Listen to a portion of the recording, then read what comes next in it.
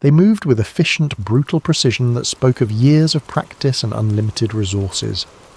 Men in dark tactical gear emblazoned with HSI, Homeland Security Investigations, flooded her apartment like a coordinated invasion force. They carried electronic jammers that immediately killed her internet connection and cell phone signal, ensuring that no evidence of the raid could be transmitted to the outside world. Mara didn't resist. She couldn't. The revelation of her own name in the exercise documents had shattered something fundamental in her understanding of reality. She sat frozen in her chair as they systematically dismantled her entire investigation, bagging computers, hard drives, printed documents, and the original VHS tape that had started everything. Mara Ellison, the team leader announced, his voice carrying the flat, bureaucratic authority of someone who had recited these words many times before. You are being detained under the Espionage Act and the provisions of the Patriot Act for the unauthorized access of classified material and conspiracy to aid terrorist entities in their ongoing operations against the United States.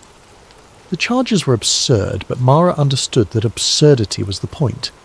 In the post-9/11 legal framework, the government's definition of terrorism had expanded to include almost any activity that challenged official narratives. Her research, her questions, her very curiosity had been redefined as acts of treason. As they led her out in handcuffs, past the terrified faces of neighbours who would remember her as the woman who had turned out to be a spy, Mara caught a glimpse of someone watching from across the street. It was Kellerman, the man from the cafe, observing her arrest with the detached professionalism of someone monitoring a completed operation. Their eyes met for a brief moment and he nodded slightly, not in greeting or sympathy, but in acknowledgement, a confirmation that everything had proceeded according to plan.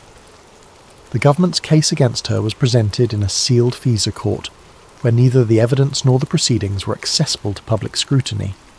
They had documentation of her accessing classified servers, recordings of her encrypted communications with foreign assets like at Radar Ghost, and her own research notes that they characterized as intelligence gathering for hostile entities.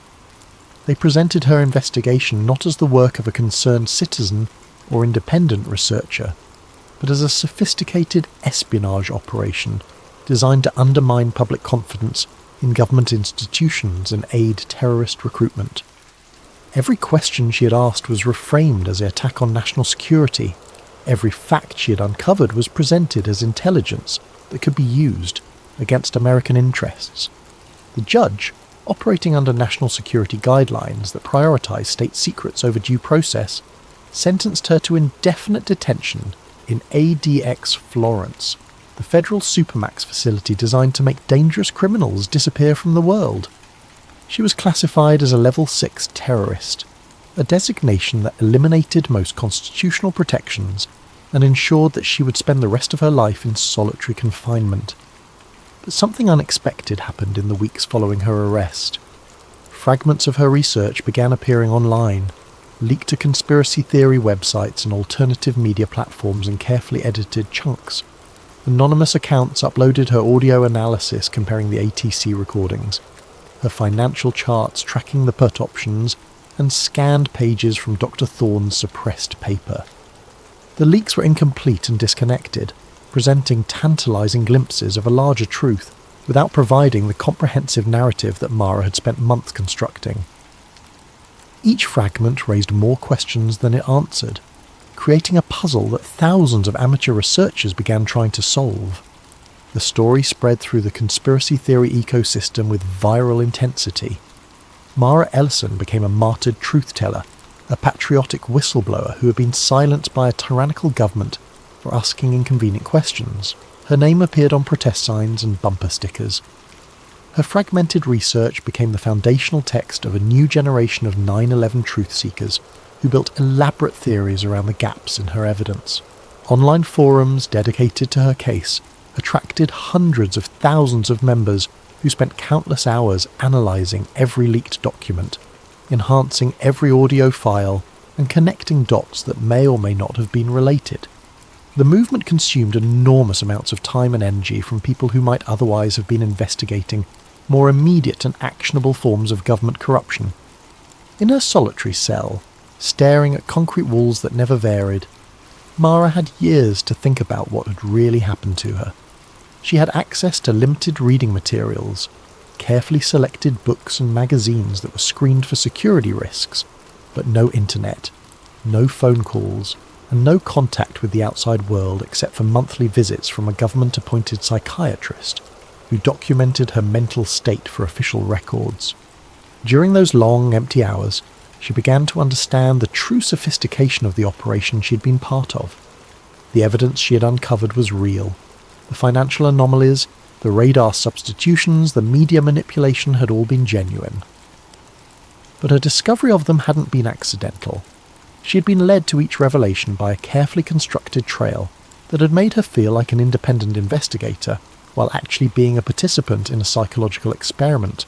The goal wasn't to suppress inconvenient truths about September 11th. It was to manage them, to ensure that people who asked dangerous questions were given satisfying, but ultimately harmless answers that would occupy their attention without threatening the real power structures that had profited from the attacks. Her research had been allowed to develop just far enough to create compelling conspiracy theories, but not far enough to identify the specific individuals and institutions that were actually responsible. She had mapped the edges of the conspiracy while being carefully steered away from its centre. The 9/11 truth movement that had grown around her, leaked research was exactly what the system needed.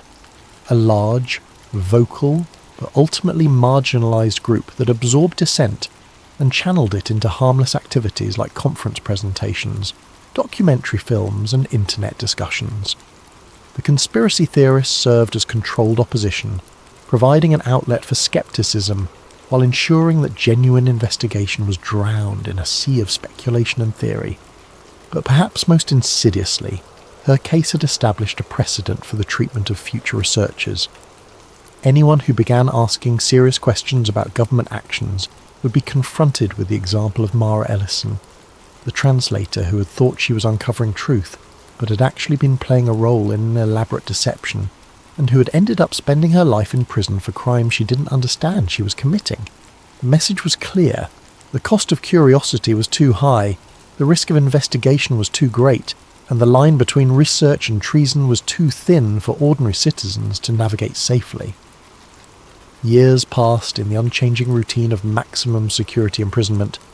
Mara aged in her cell, her dark hair going grey, her body adapting to the constraints of a space designed to contain rather than rehabilitate.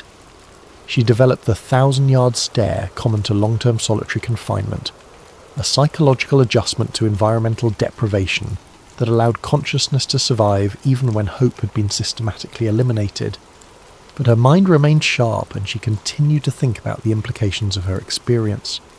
If her investigation had been managed from the beginning, if her discoveries had been strategically placed for her to find, then how many other conspiracy theories were actually psychological operations designed to misdirect public attention? How many whistleblowers had been selected and groomed for their role? How many leaked documents were authentic information released in carefully controlled ways to create the illusion of transparency while actually deepening the confusion? How many truth seekers were unwittingly serving the interests of the very systems they believed they were opposing? The questions haunted her, but they also provided a strange form of comfort. Even in prison, even stripped of freedom and identity, she was still thinking, still analysing, still trying to understand the shape of the cage that had been built around human consciousness. In her 10th year of imprisonment, Mara received an unexpected visitor. The guard who escorted her to the visitation room was apologetic. Visits were rare, and this one hadn't been scheduled through normal channels. The visitor was a young woman, perhaps 25, with the intense focus and slightly manic energy that Mara recognised in herself from decades earlier. "Miss Ellison," the woman said, speaking quickly as if afraid their time would be cut short. "My name is Rebecca Torres. I'm a documentary filmmaker. I've been researching your case for the past 3 years, and I think I've found something important. Something about Building 7 that nobody has ever." Mara held up her hand, stopping the young woman mid-sentence. Through the reinforced glass that separated them, she looked into Rebecca's eager, determined face and saw herself at the beginning of a journey that could only end in this same room on the other side of the same glass. "Ms. Torres," Mara said quietly, her voice rough from years of disuse, "let me ask you something. How did you first learn about my case? What was the first piece of evidence that made you think there was a story worth investigating?" Rebecca's enthusiasm was undimmed. "It was a video file that was posted anonymously to a secure drop site, footage of Building 7 that I'd never seen before, with audio that hadn't been available in any of the official archives. The timing discrepancies were obvious once you knew what to look for." Mara closed her eyes and leaned back in her chair. Another tape, another anomaly, another researcher being led down a carefully prepared path that would feel like discovery, while actually being manipulation. "Ms. Torres," she said, opening her eyes and looking directly at the young filmmaker, "I need you to listen very carefully to what I'm about to tell you, and then I need you to walk out of here, delete whatever research you've done, and never think about any of this again." But even as she spoke, Mara knew it was hopeless.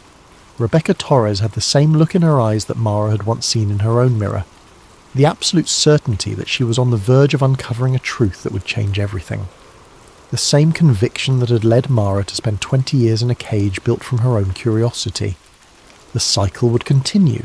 New researchers would be recruited, new evidence would be strategically placed, new truth seekers would be transformed into unwitting participants in their own imprisonment. The conspiracy wasn't just about what had happened on September 11th. It was about what happened to anyone who tried to look too closely at power, who asked too many questions, who believed that truth was something that could be found rather than something that was manufactured. As the guard led her back to her cell, Mara realised that she had finally understood the true scope of the operation she'd been part of. It wasn't a conspiracy to hide a single crime. It was a system for managing reality itself, for ensuring that the truth would always be whatever those in power needed it to be. The smoke behind the towers wasn't just the debris of a single day's deception. It was the fog of war in a conflict that most people didn't even know was being fought. A war against the very possibility of independent thought, waged with weapons of information and cages built from curiosity itself.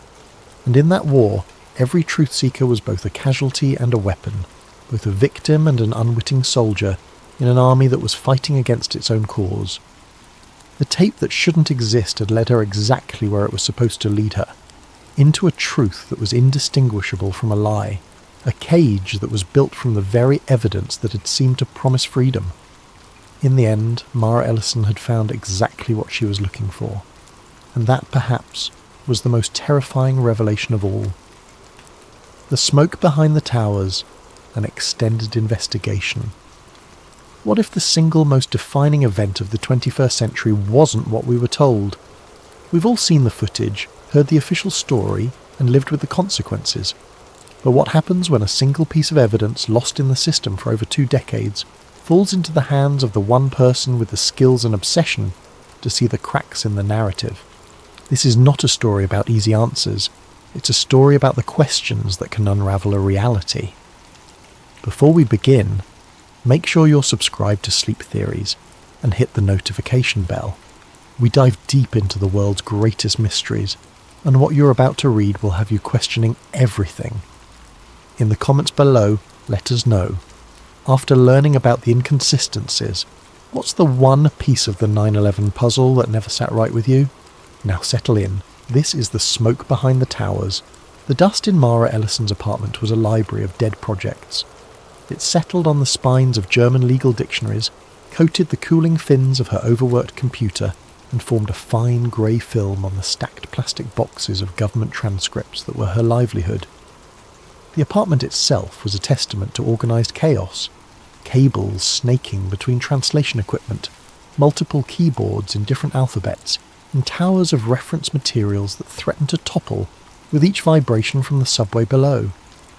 Mara was a freelance translator, a ghost in the machine of bureaucracy, hired for her fluency in 5 languages and her singular, obsessive attention to detail.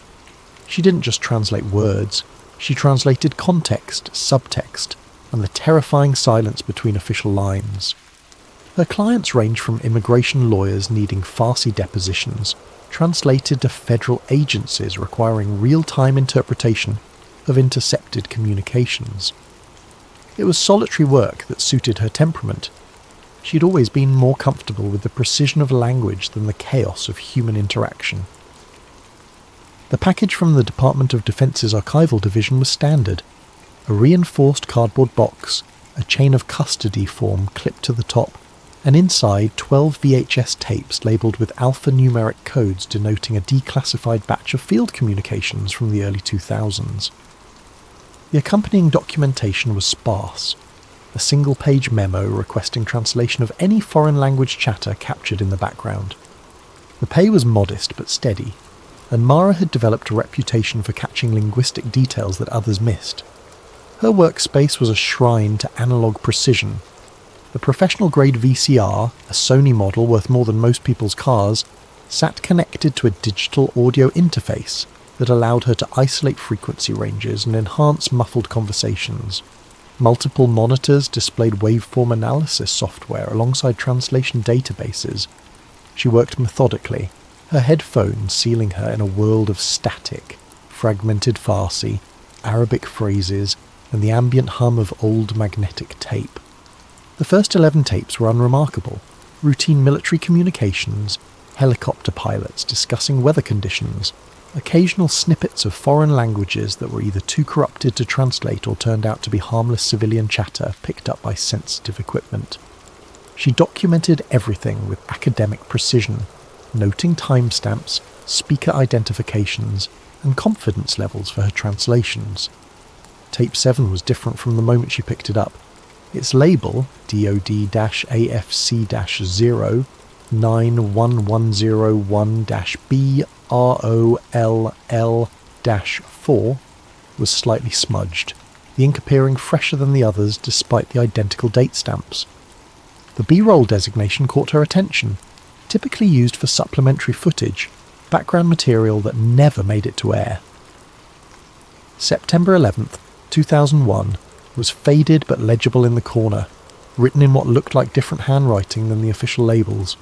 She slotted it into the VCR with the reverence of an archaeologist handling a fragile artifact, and pressed play. The screen fizzed to life with a chaotic, familiar horror of that morning. But this wasn't the sanitized, repeatedly broadcast footage that had been burned into collective memory. This was raw, unprocessed, shot from what appeared to be a news helicopter hovering at an angle she'd never seen before. The North Tower bled a furious black plume into a perfect blue sky, but the colours were wrong. They were too vivid, too saturated, as if the horror had been amplified by the unfiltered lens. Her trained eye, honed by years of spotting inconsistencies in testimony and documentation, caught it immediately.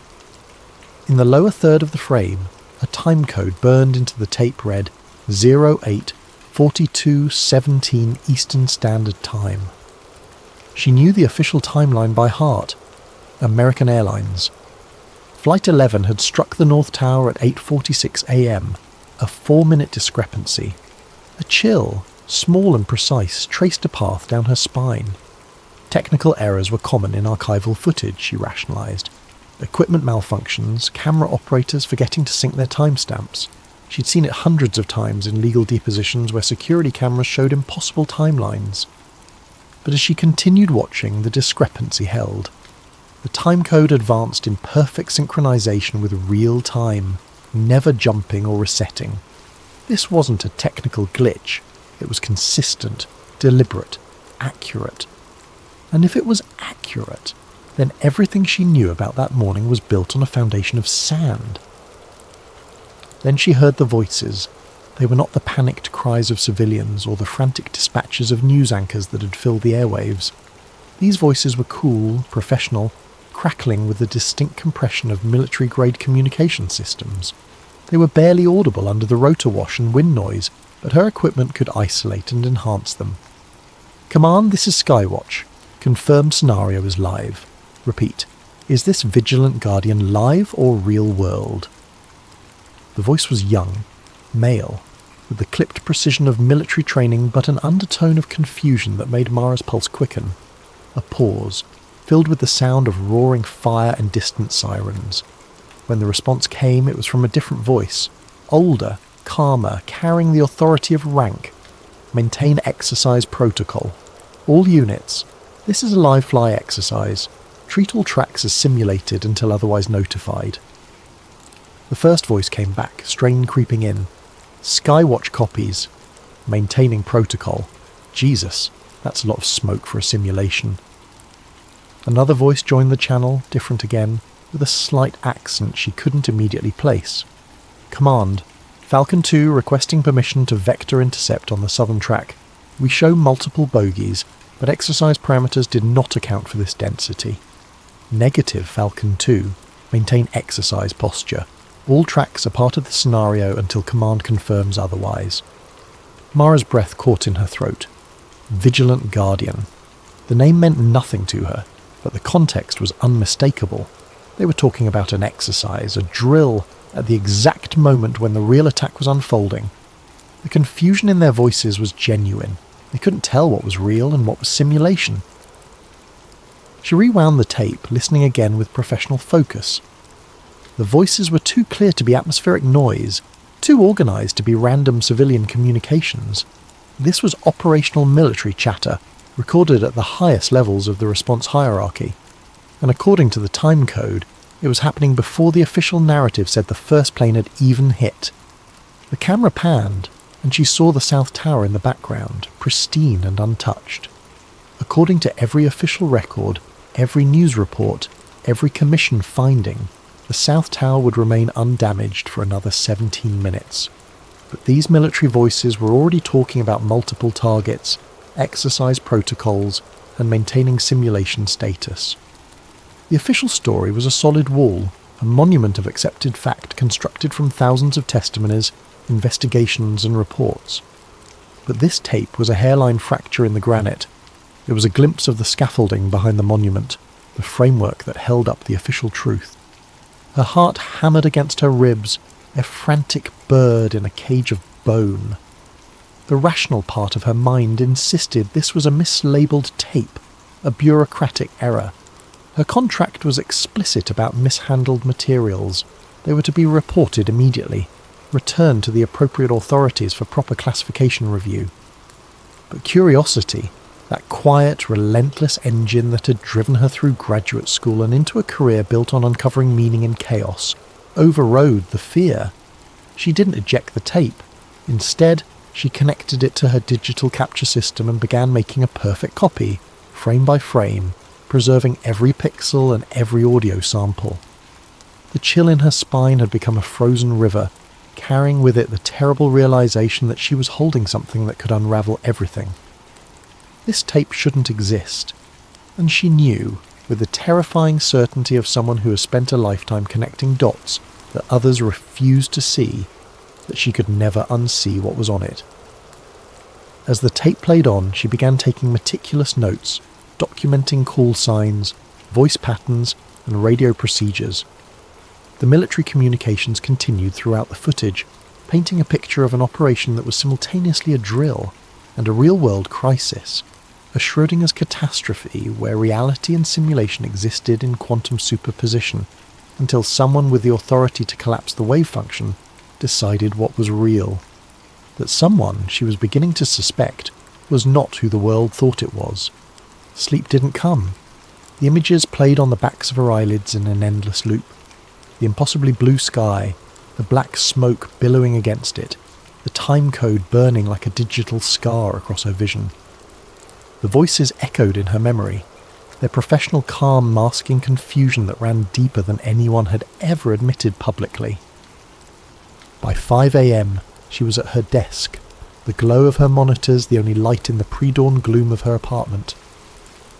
The city outside was beginning its daily resurrection, but Mara existed in a different timeline now, one where the morning of September 11th, 2001 was not history, but an active investigation. Her first stop was the public archive of the 9/11 Commission, a digital tomb containing thousands of pages of testimony, exhibits, and evidence. She had accessed these files before for various translation projects, but now she approached them with the focus of a detective rather than a linguist. The official transcripts were sanitized, edited for clarity and context, with extensive redactions that created black holes in the narrative where sensitive information had been surgically removed. but buried deep in a subsidiary server, linked through footnotes and cross-references that most casual researchers would never follow, she found the motherlode. Raw audio files from air traffic control centres. These were the unedited feeds from Boston Center, New York Terminal Radar Approach Control and Cleveland Center, the front lines of confusion that morning. She put on her professional headphones, the world fading away as she prepared to immerse herself in the chaos. The audio quality was poor, compressed through multiple digital transfers over 2 decades, but her equipment could clean it up. She opened her spectrum analysis software and began the painstaking process of isolating individual voices from the cacophony. The first recordings were exactly what she expected. Controllers struggling to understand what was happening to American Airlines Flight 11. The standard protocols were breaking down in real time as they tried to re-establish contact with a plane that was no longer responding to their calls. American 11, Boston Center, are you there? The controller's voice was professional but edged with the first hints of concern. Static filled the channel. American 11, Boston Center, please respond. More urgent now, the procedural calm beginning to crack. Then a new voice entered the channel, higher pitched, laced with confusion. Boston Center, this is New York approach. We're showing a primary target, fast mover, not squawking transponder. Is this part of the Nordo drill? Nordo, no radio communications. Mara's blood turned to ice water. The Boston controller's response was immediate and sharp. What drill? I don't have anything about a drill on the roster today. What's your location on that primary? Another voice cut in. Different frequency, probably a pilot monitoring emergency channels. Center, this is Delta 243 Heavy. We're hearing some strange chatter on guard frequency. Are we exercising today? Our dispatcher didn't mention anything. Delta 243, stand by. We're trying to sort out some communication issues with one of our aircraft. But the pilot pressed. Center, serious question. We're showing traffic on our TCAS that doesn't correlate with what you're calling out.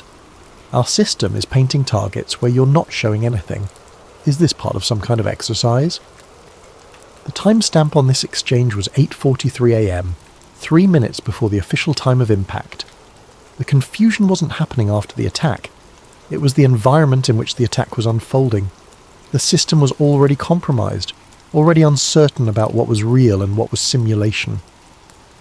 Mara spent the next 16 hours obsessively comparing this raw audio to the sanitized news footage from that morning, using professional editing software to align timelines with the precision of a Swiss watchmaker.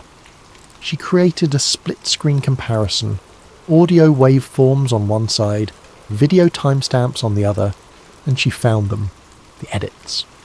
In the raw ATC tape, a controller could be heard screaming, "He's descending fast, passing 9,000 rate of descent. Jesus Christ, what the hell is he?" The audio cut out completely for exactly 0.2 of a second. A perfect digital slice that could only have been made in post-production. When it resumed, a different controller was speaking in measured professional tones. "We have an aircraft emergency, requesting immediate vectors for emergency descent." The panic had been surgically removed, replaced with standard phraseology that suggested control rather than chaos. She found 17 such edits in the first hour of ATC audio alone. Each one removed confusion, uncertainty, or references to exercises and drills. The real-time breakdown of the air traffic control system had been edited into a narrative of professionals responding to an unprecedented but comprehensible crisis. But the video footage revealed even more sophisticated manipulation. She had obtained raw news helicopter footage from multiple sources, some from official archives, others from amateur collectors who had recorded the live broadcasts. Frame-stepping through a raw feed uploaded by a news photographer years later, she discovered something that made her hands shake. The famous shot of the second impact, broadcast live to millions, showed the plane entering the frame and striking the South Tower in one continuous motion. But in the unedited raw footage, there was a discontinuity. 3 frames before the impact, the camera jerked violently downward, as if the operator had been startled or knocked off balance, showing the streets below for exactly 1/8 of a second before cutting back to the tower, just in time to capture the fireball. It was a blink and you miss it edit, but once she saw it, she couldn't unsee it. The live broadcast had been edited in real time, with a buffer delay that allowed editors to remove the moment of human shock and replace it with a perfect, unobstructed view of the impact. The audience of one in her dusty apartment was now facing a terrifying possibility. The news wasn't just reporting the event, it was curating it in real time, managing the narrative as it unfolded, ensuring that the world saw exactly what someone wanted them to see. The difference between what happened and what was broadcast might be measured in fractions of seconds, but those fractions contained entire universes of meaning. She pulled up the official timeline, cross-referencing it with her growing database of anomalies. The pattern was clear. Every moment of confusion, every instance where the official response system revealed its underlying chaos, had been carefully edited out of the historical record. What remained was a streamlined narrative of surprise, response, and tragedy, clean enough to build policy on, coherent enough to justify the reshaping of an entire civilization. But the real story was in the gaps, in the deleted seconds where the facade slipped and revealed the machinery underneath. The tape she had found wasn't just evidence of poor timekeeping or sloppy journalism. It was proof that someone had been editing history in real time, sculpting reality as it unfolded, ensuring that the official story would be the only story that survived. The question that now consumed her was simple and terrible. If they were editing the news as it happened, what else were they controlling? The digital rabbit hole led her inevitably to the physical world. Knowledge had a weight, she realised, and after 3 days of staring at screens, she needed to feel the heft of actual books, the texture of paper that had existed before the internet had made all information suspect. The New York Public Library's Science, Industry and Business Library was a temple to pre-digital knowledge, its research floors filled with bound periodicals and technical journals that predated the homogenization of online information. She took the subway through the early morning darkness, hyper-aware of every face, every reflection in the train windows, the paranoia now a constant background hum in her consciousness. She requested archived journals from the American Society of Civil Engineers, Structural Engineering International, and the Journal of Constructional Steel Research, focusing on publications from late 2001 through 2003. The librarian, a thin man with wire-rimmed glasses who seemed to exist in permanent twilight, led her to a research carrel buried deep in the stacks.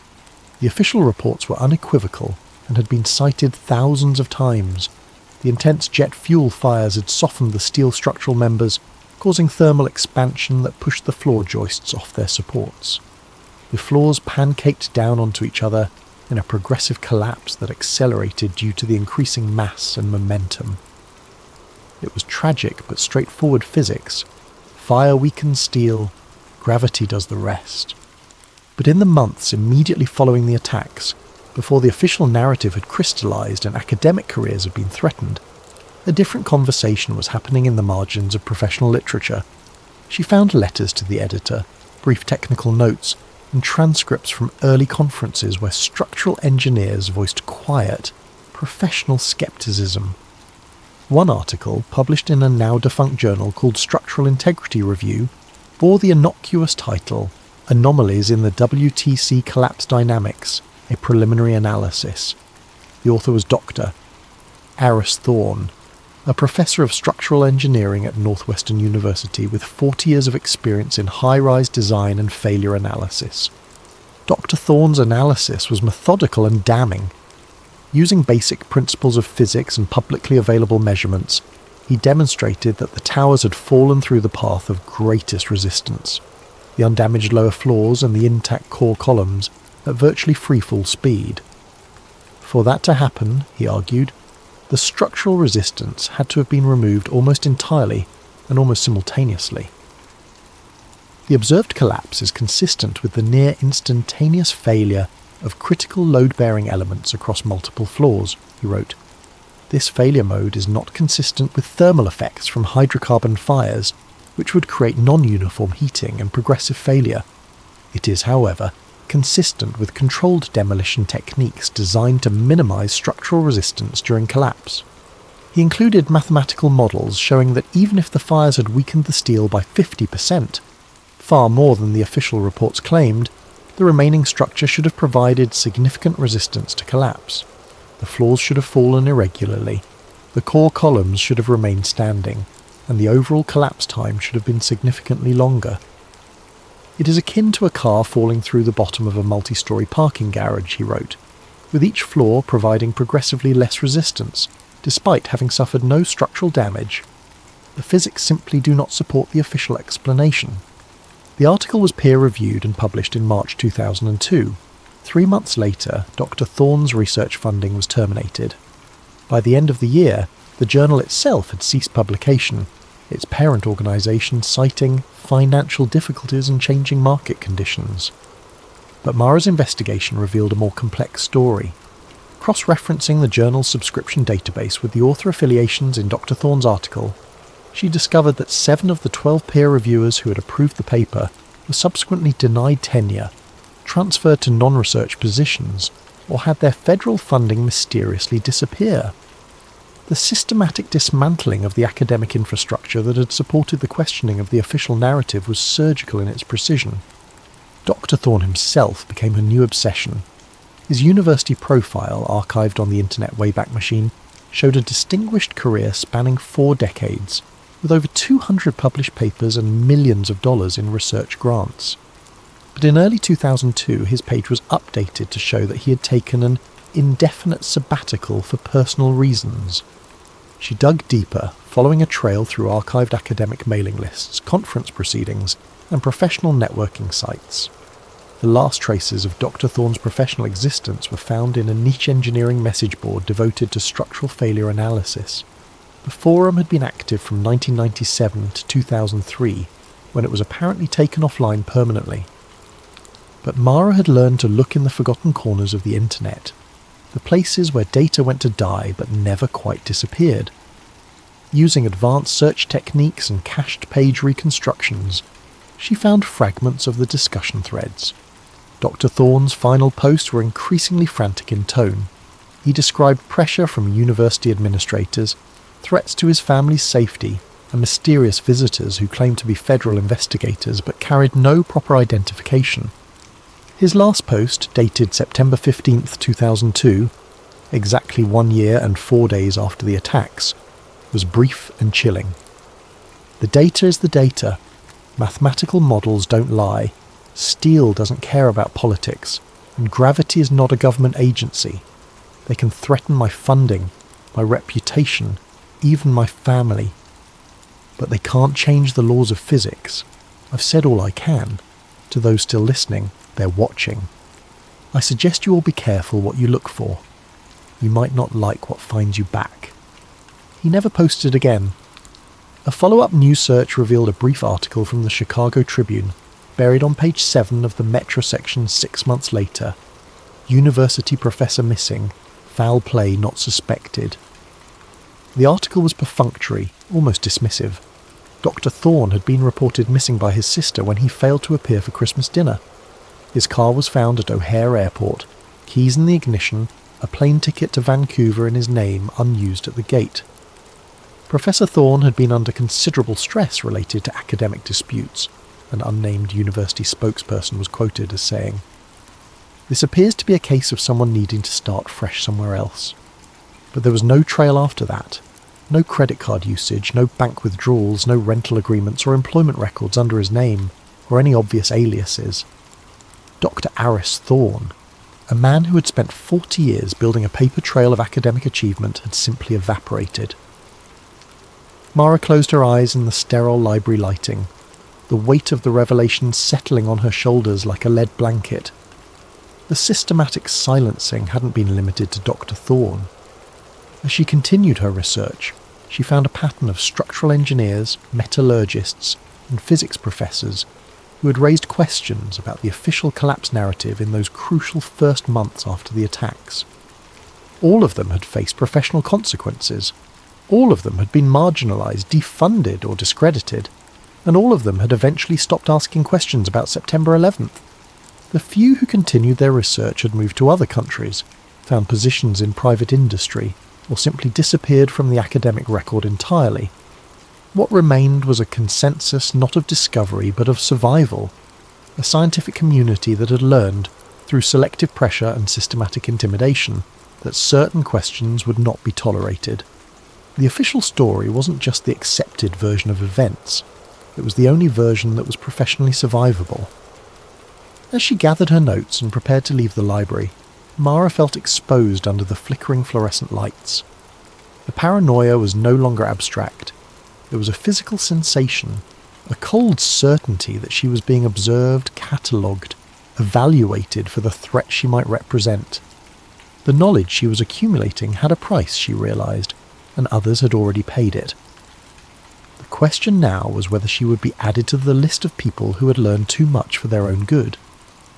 The feeling of being watched had evolved from paranoia into operational security.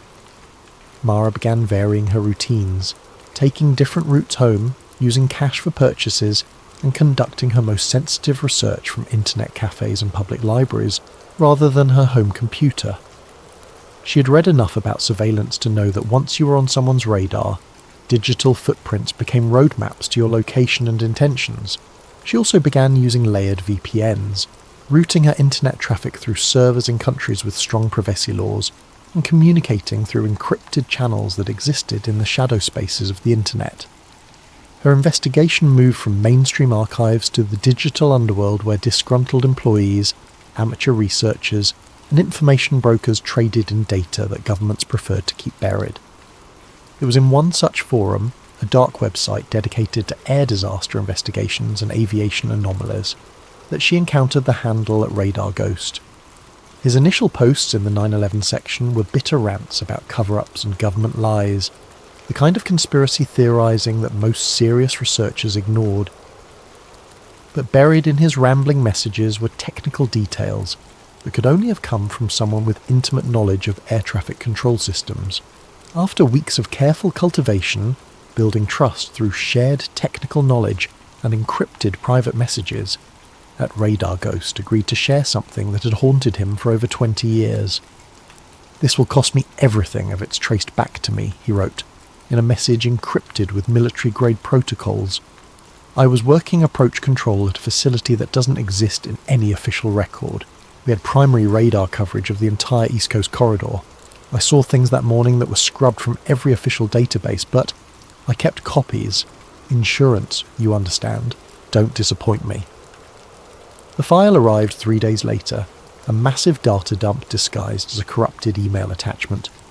When Mara finally decrypted and decompressed it, she found herself staring at 24 hours of raw primary radar returns from September 11th, 2001, not the sanitized transponder data that appeared in official reports, but the unfiltered radar reflections from every object in the sky over the eastern United States. The data was overwhelming. Commercial airliners, private jets, military aircraft, weather balloons, and the electronic noise that cluttered the airspace of the world's busiest aviation corridor. It took her days to write filtering algorithms, cleaning the data, and tracking specific radar signatures through the chaos. She focused first on American Airlines Flight 77, the Boeing 757 that had allegedly struck the Pentagon. The official story was straightforward. The flight had departed Dulles International Airport on schedule, proceeded normally for 36 minutes, then turned off its transponder over southern Ohio, made a wide U-turn back toward Washington, and descended into the Pentagon at high speed. But the raw radar data told a more complex story. The transponder signal for Flight 77 did indeed vanish over Ohio at 8:56 a.m., exactly as the official report stated. But the primary radar target, the physical reflection from the aircraft itself, continued westward for another 63 nautical miles before it simply disappeared from the screen. It didn't fade gradually or descend below radar coverage. It vanished instantly, as if the aircraft had been switched off like a light bulb. Simultaneously, a new primary target appeared on the scope near the West Virginia border, moving southeast at 540 knots toward Washington, D.C. This new radar signature had the exact characteristics of a Boeing 757. The same cross-sectional area, the same speed capabilities, the same flight profile. But according to the official timeline, the real Flight 77 was already well to the east and no longer under radar coverage. The timing was surgical in its precision. The original target disappeared at exactly 9:09:32 am. The new target appeared at 9:09:34 am, 2 seconds later and 60 miles to the south.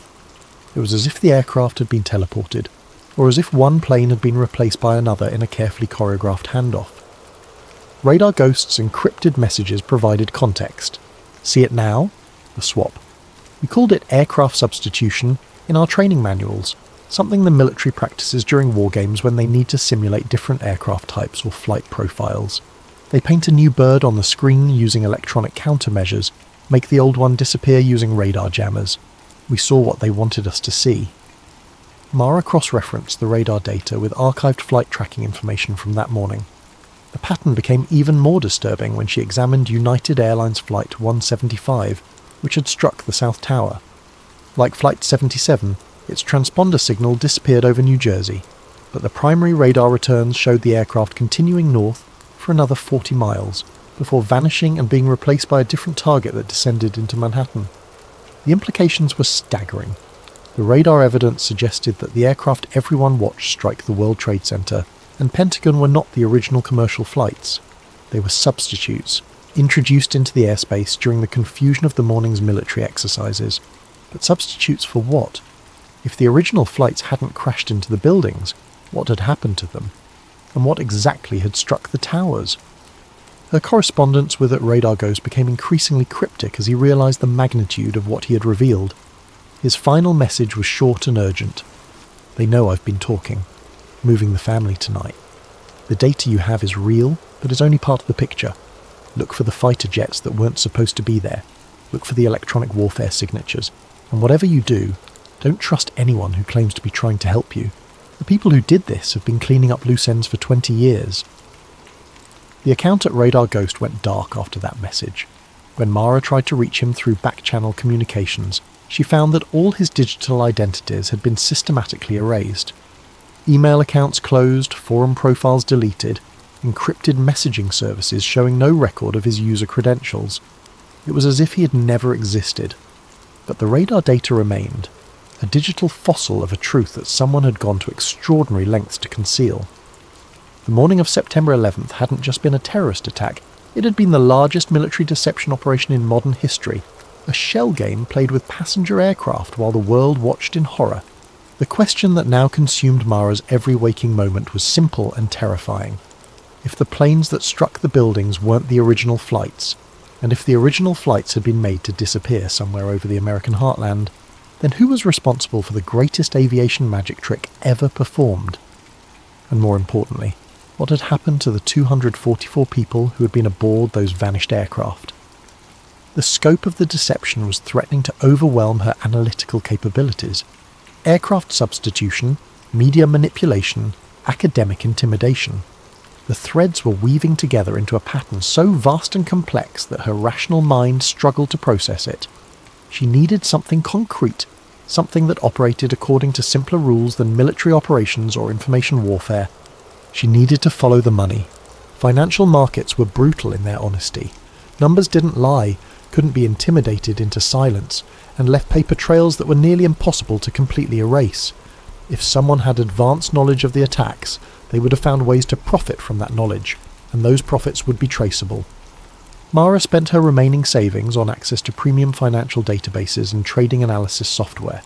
She focused on the 3 trading days immediately preceding September 11th, 2001, looking for anomalies that screamed insider knowledge. The first anomaly was so blatant it seemed impossible that it hadn't been front-page news for months. Put options, essentially bets that a stock's price would fall, had spiked to unprecedented levels for American Airlines and United Airlines stock. The volume was not just unusual, it was statistically impossible without advanced knowledge.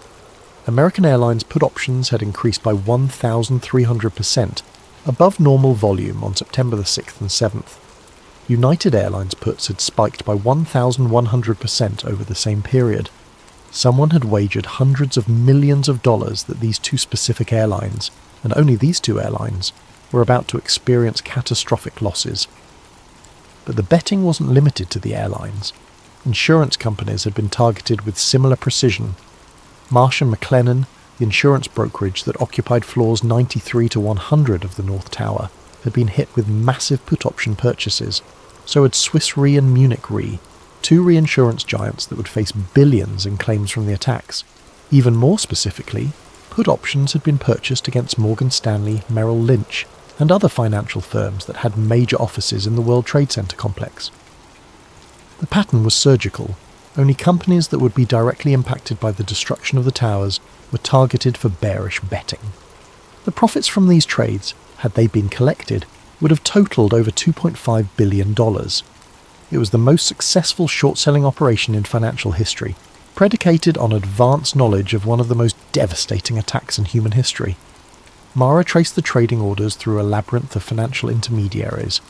The initial purchases had been placed through a network of small brokerages in Germany, Switzerland and Japan, locations chosen for their bank secrecy laws and regulatory opacity. But using advanced financial forensic software, she was able to peel back the layers of financial obfuscation. The ultimate source of funding led to a Russian bank called Seveny Trust, which intelligence analysts had identified as a clearinghouse for money laundering operations tied to former Soviet intelligence services. But even that wasn't the end of the trail. The most chilling discovery came when she traced what had happened to the profits. The put options had not been exercised. In the days following September 11th, when these trades would have generated enormous profits, they had been quietly abandoned. The traders had walked away from $2.5 billion rather than claim winnings that would have created an obvious money trail leading back to the conspiracy. But Mara's analysis revealed that equivalent amounts of money had simultaneously appeared in accounts tied to defence contractors and private military companies. Blackwater, Halliburton, Raytheon, Lockheed Martin, corporations that would become the primary beneficiaries of the post-9/11 military-industrial complex, had received massive, mysterious capital injections in the weeks following the attacks. The money hadn't been collected as trading profits, which would have triggered regulatory investigations. Instead, it had been recycled through a complex network of shell corporations and offshore accounts, ultimately funding the very companies that would profit most from the subsequent war on terror. She cross-referenced this financial data with stock performance in the months following the attacks. Defence contractor stocks had exploded in value.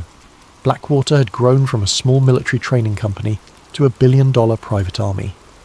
Halliburton had received no-bid contracts worth hundreds of billions of dollars. The weapons manufacturers had seen their stock prices triple as America embarked on 2 decades of perpetual warfare. The pattern was inescapable. The same financial networks that had bet against the airlines and insurance companies had positioned themselves to profit enormously from the military response to the attacks. It was a perfect financial strategy. Short the targets, invest in the solution, then create the crisis that makes both positions profitable. But the most damning evidence came from an analysis of the timing. The put options hadn't just been purchased in the days before the attacks. They had been strategically timed to expire on September 21st, 2001, exactly 10 days after the attacks. This wasn't random speculation or lucky guessing. It was a precisely calibrated financial operation designed to maximize profits from advanced knowledge of a specific date. Mara sat back in her chair, the weight of the discovery crushing down on her. She had always imagined that if 9/11 was an inside job, it would be motivated by grand geopolitical strategy, ideological fanaticism, or the pursuit of imperial power. The reality was both more mundane and more horrifying. It was about money. The attacks weren't just a catalyst for reshaping global politics.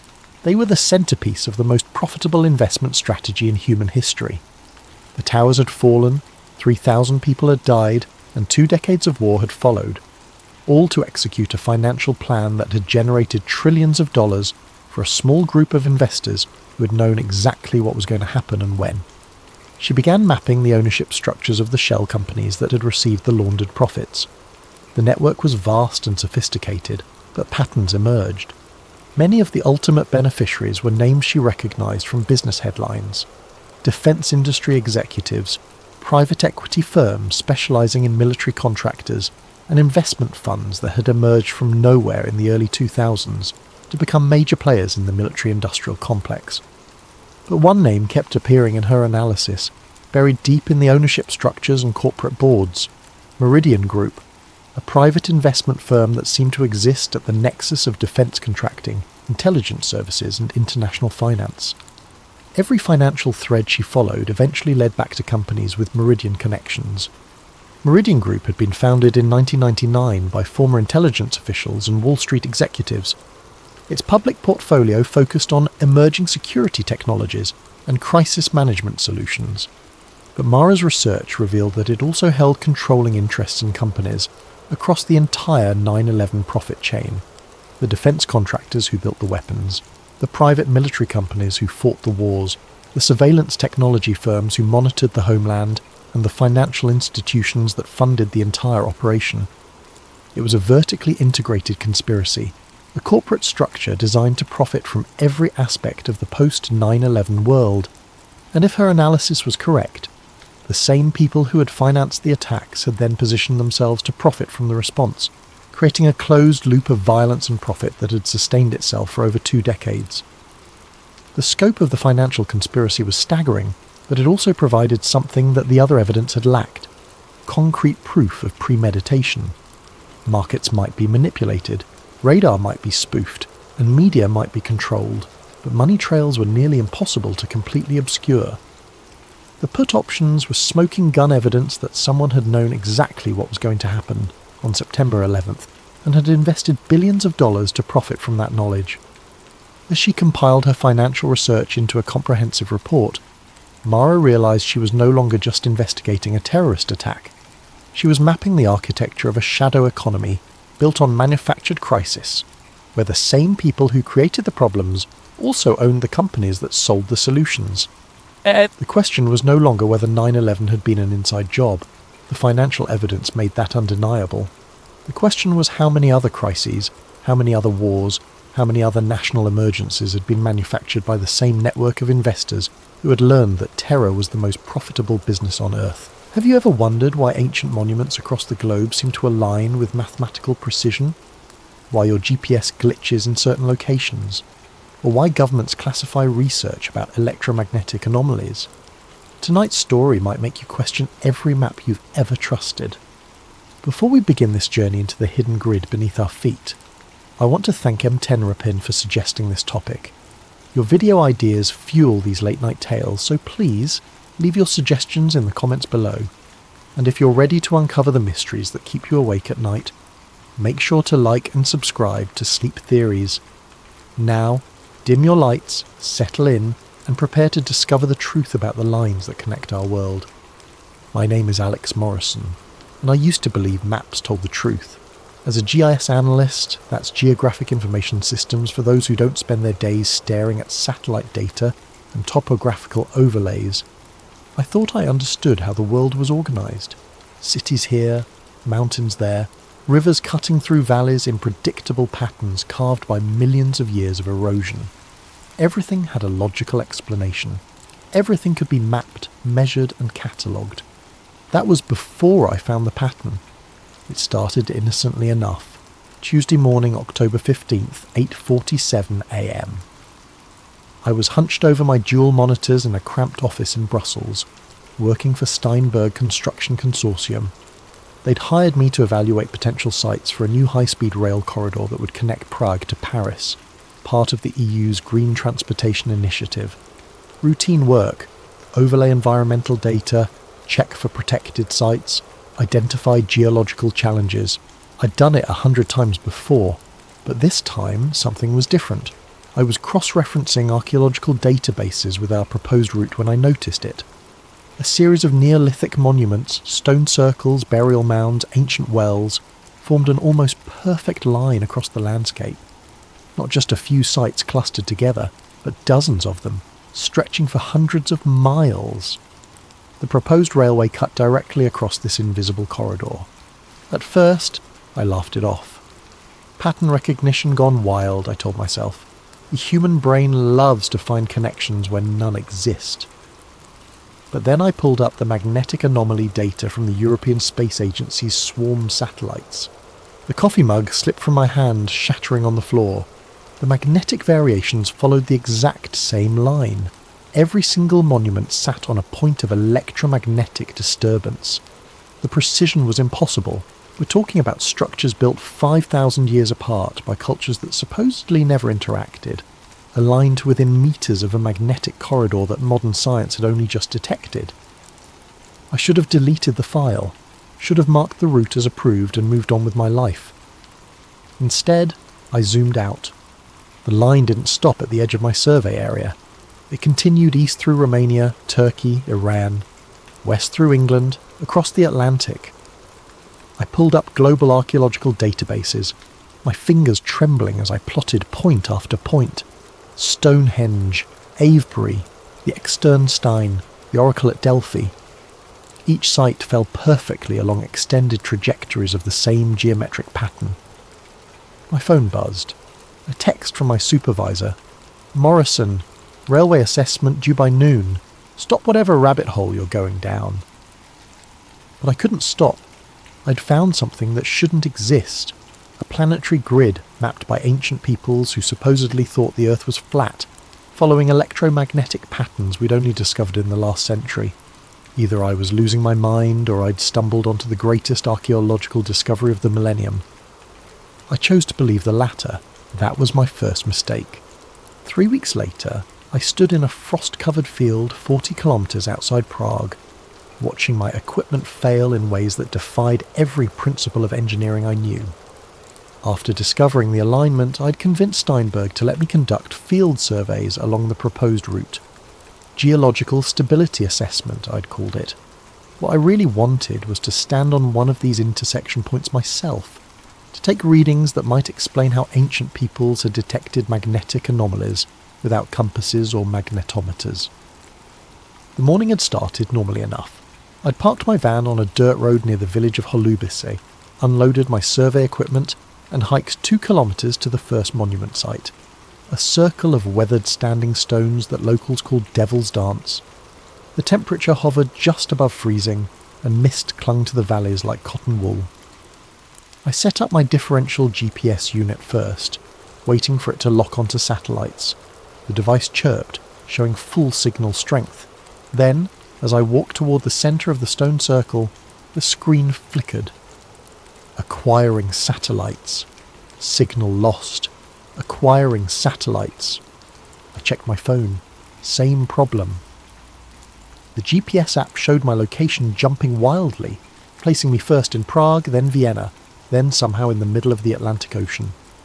My professional-grade survey unit, accurate to within centimetres under normal conditions, couldn't even determine which continent I was on. The electromagnetic field meter came next. The moment I switched it on, the needle slammed against the maximum reading and stayed there, quivering like it was fighting against invisible restraints. I'd seen similar readings near power lines or transformer stations, but we were in the middle of farmland. The nearest electrical infrastructure was kilometres away. "You shouldn't be here." I spun around. An elderly woman stood at the edge of the field, wrapped in a thick wool shawl. Her face was deeply lined, her eyes the pale blue of winter sky. "I'm sorry," I called out in my broken Czech. She switched to accented English. "This place. It's not for outsiders, not for their machines." She gestured at my equipment with a gnarled finger. "I'm just conducting surveys for the railway," I explained, walking toward her. "Making sure the ground is stable." She laughed, but there was no humour in it. "Stable? This line has been here since before the first stones were raised. Before your railways, before your cities. Our ancestors knew to respect it, to build their monuments as, jak se říká, anchors, to keep the energy flowing properly." "Energy?" I pulled out my tablet, showing her the magnetic anomaly map. "You mean this? You know about the electromagnetic patterns?" Her eyes widened. For a moment she looked genuinely frightened. "You've mapped it? The whole grid?"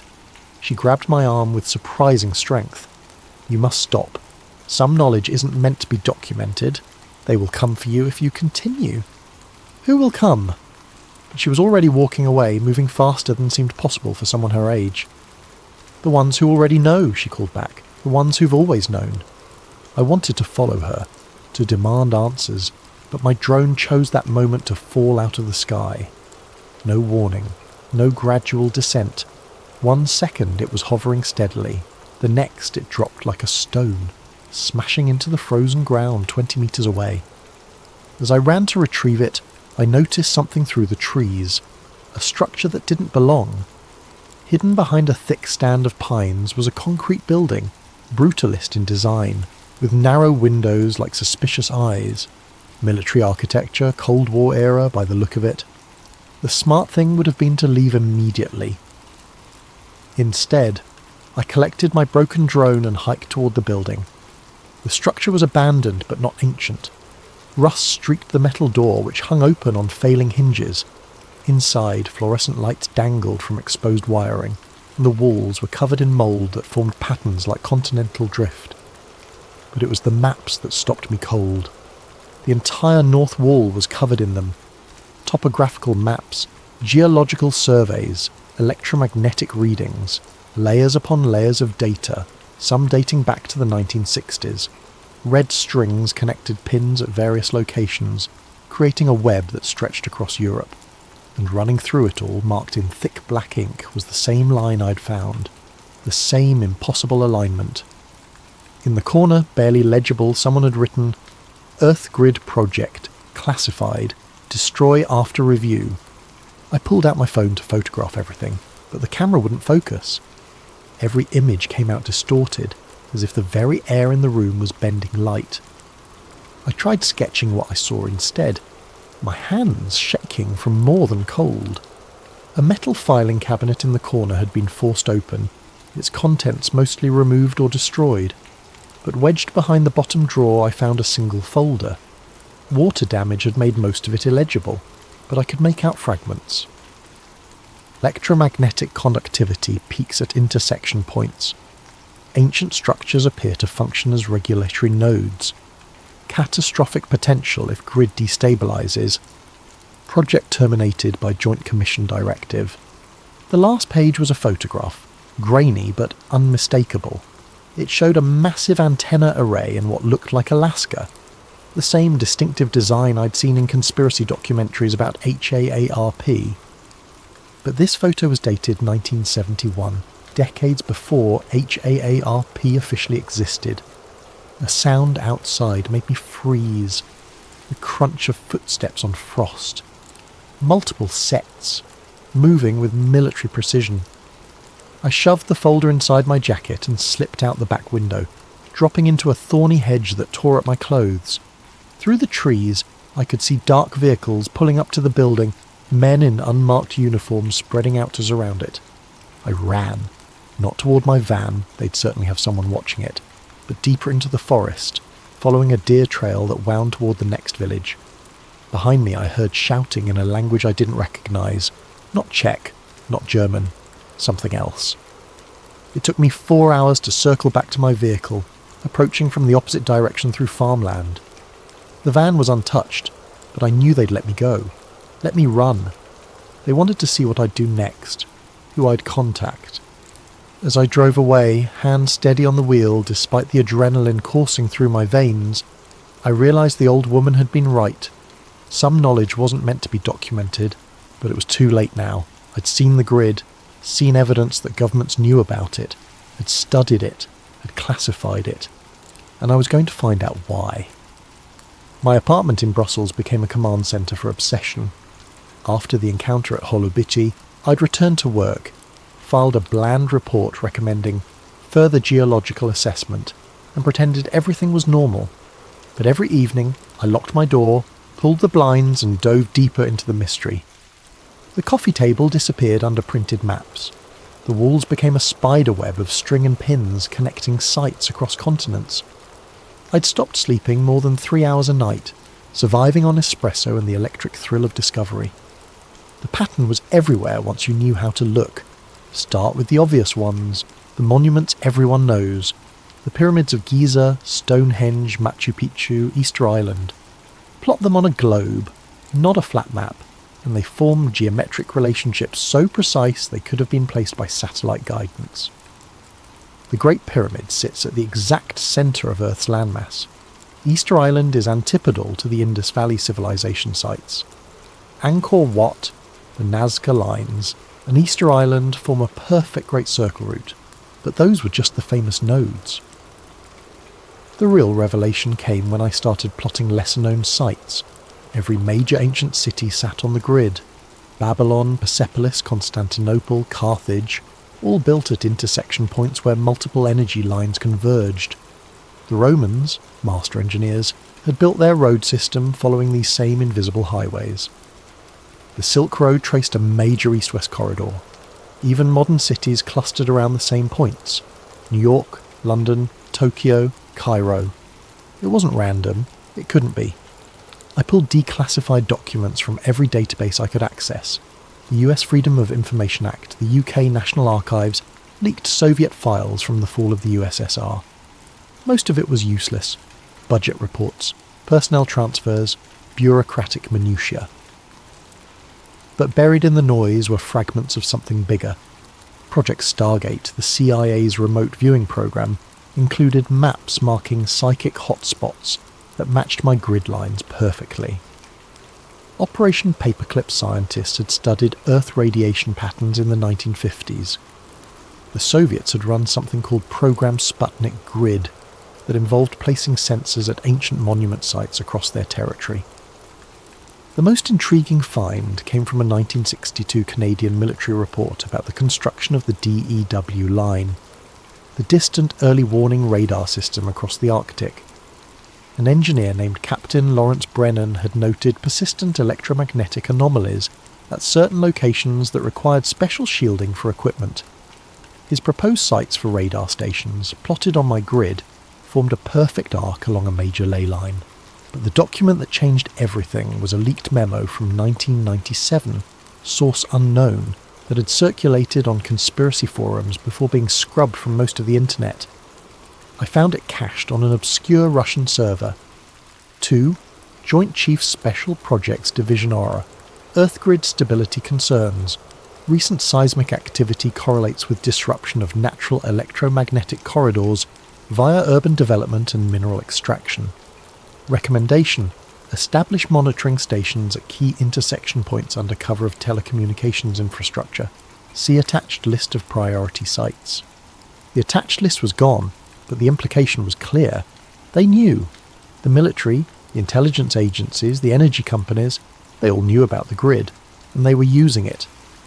I started mapping modern installations against the ley lines. The correlation was undeniable. HARP in Alaska, ISCAT in Norway, Sura in Russia, Arecibo in Puerto Rico. Every major ionospheric research facility sat directly on an intersection point.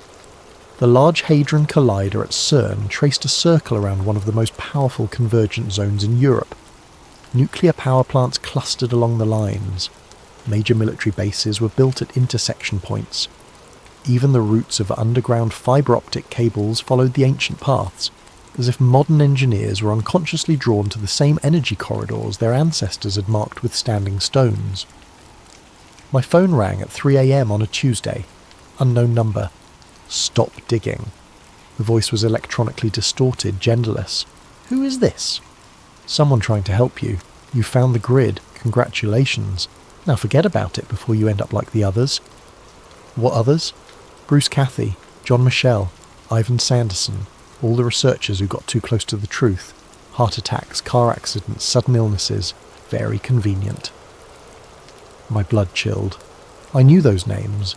Independent researchers from the 60s and 70s who'd written about Earth energy grids all died relatively young under questionable circumstances. Why are you warning me? Because the grid is destabilizing.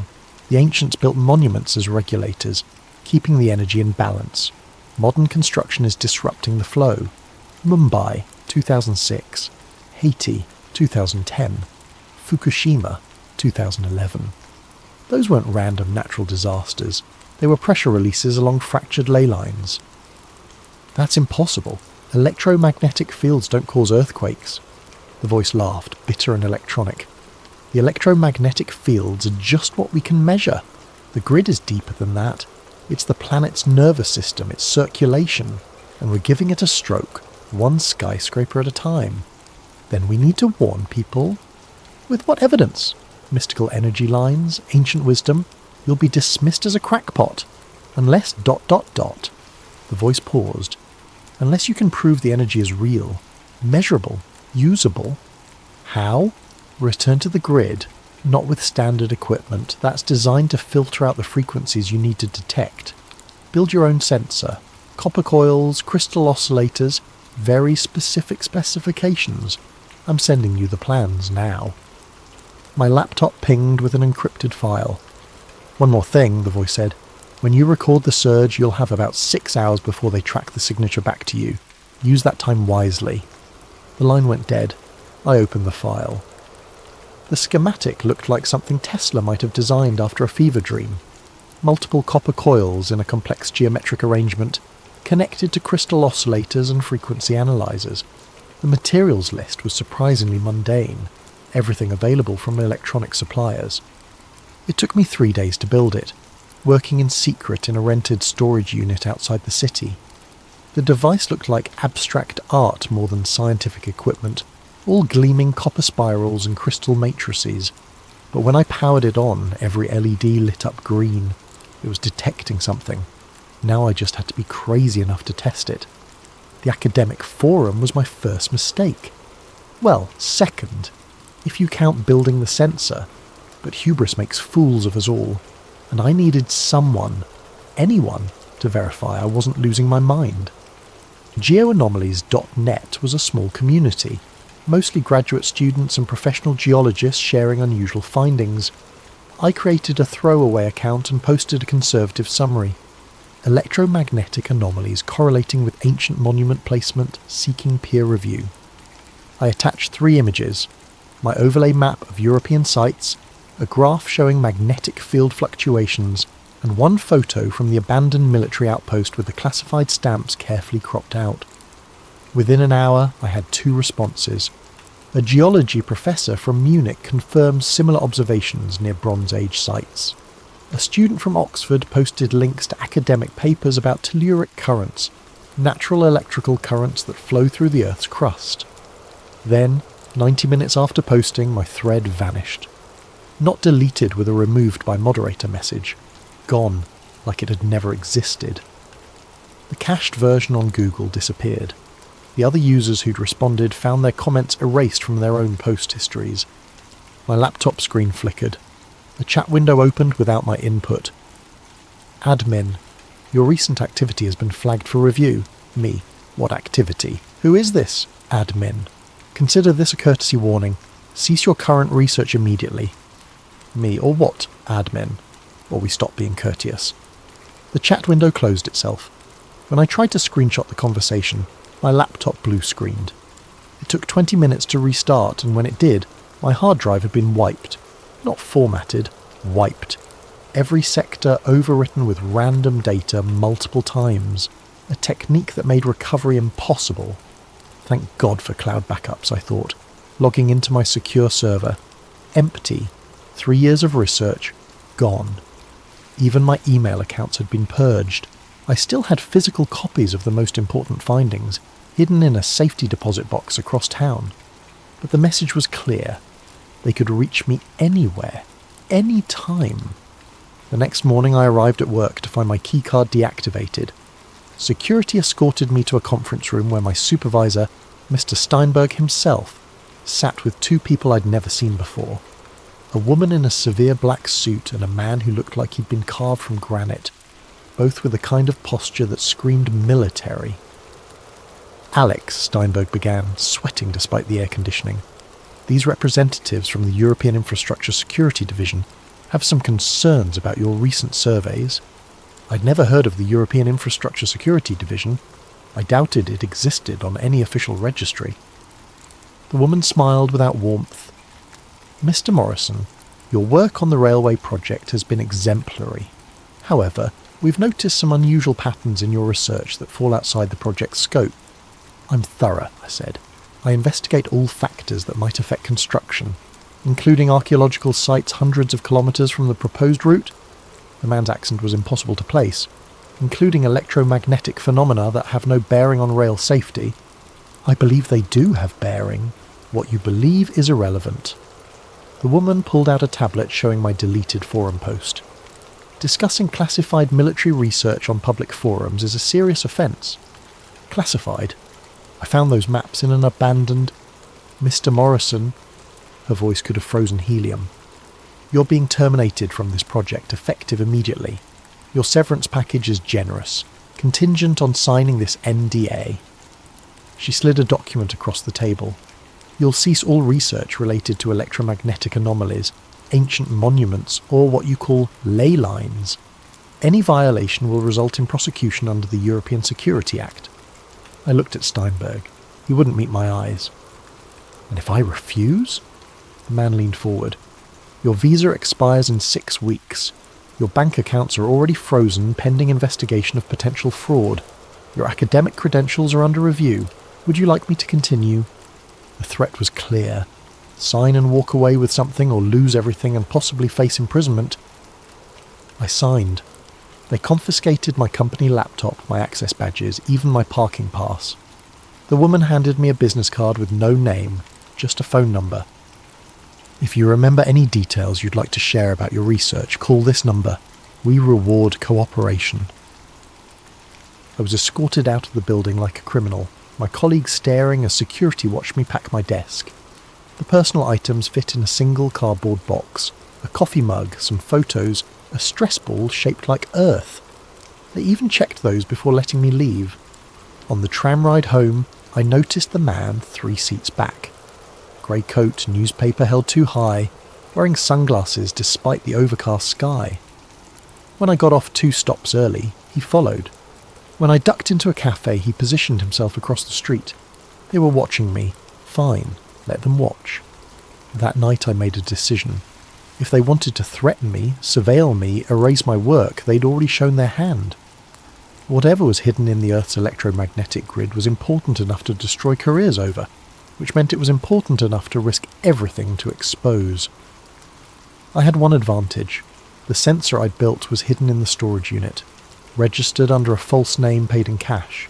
They didn't know about it yet. The anonymous contact had said I'd have 6 hours after recording the surge before they tracked it. 6 hours to gather proof and upload it somewhere they couldn't reach. I started planning. The winter solstice seemed appropriate.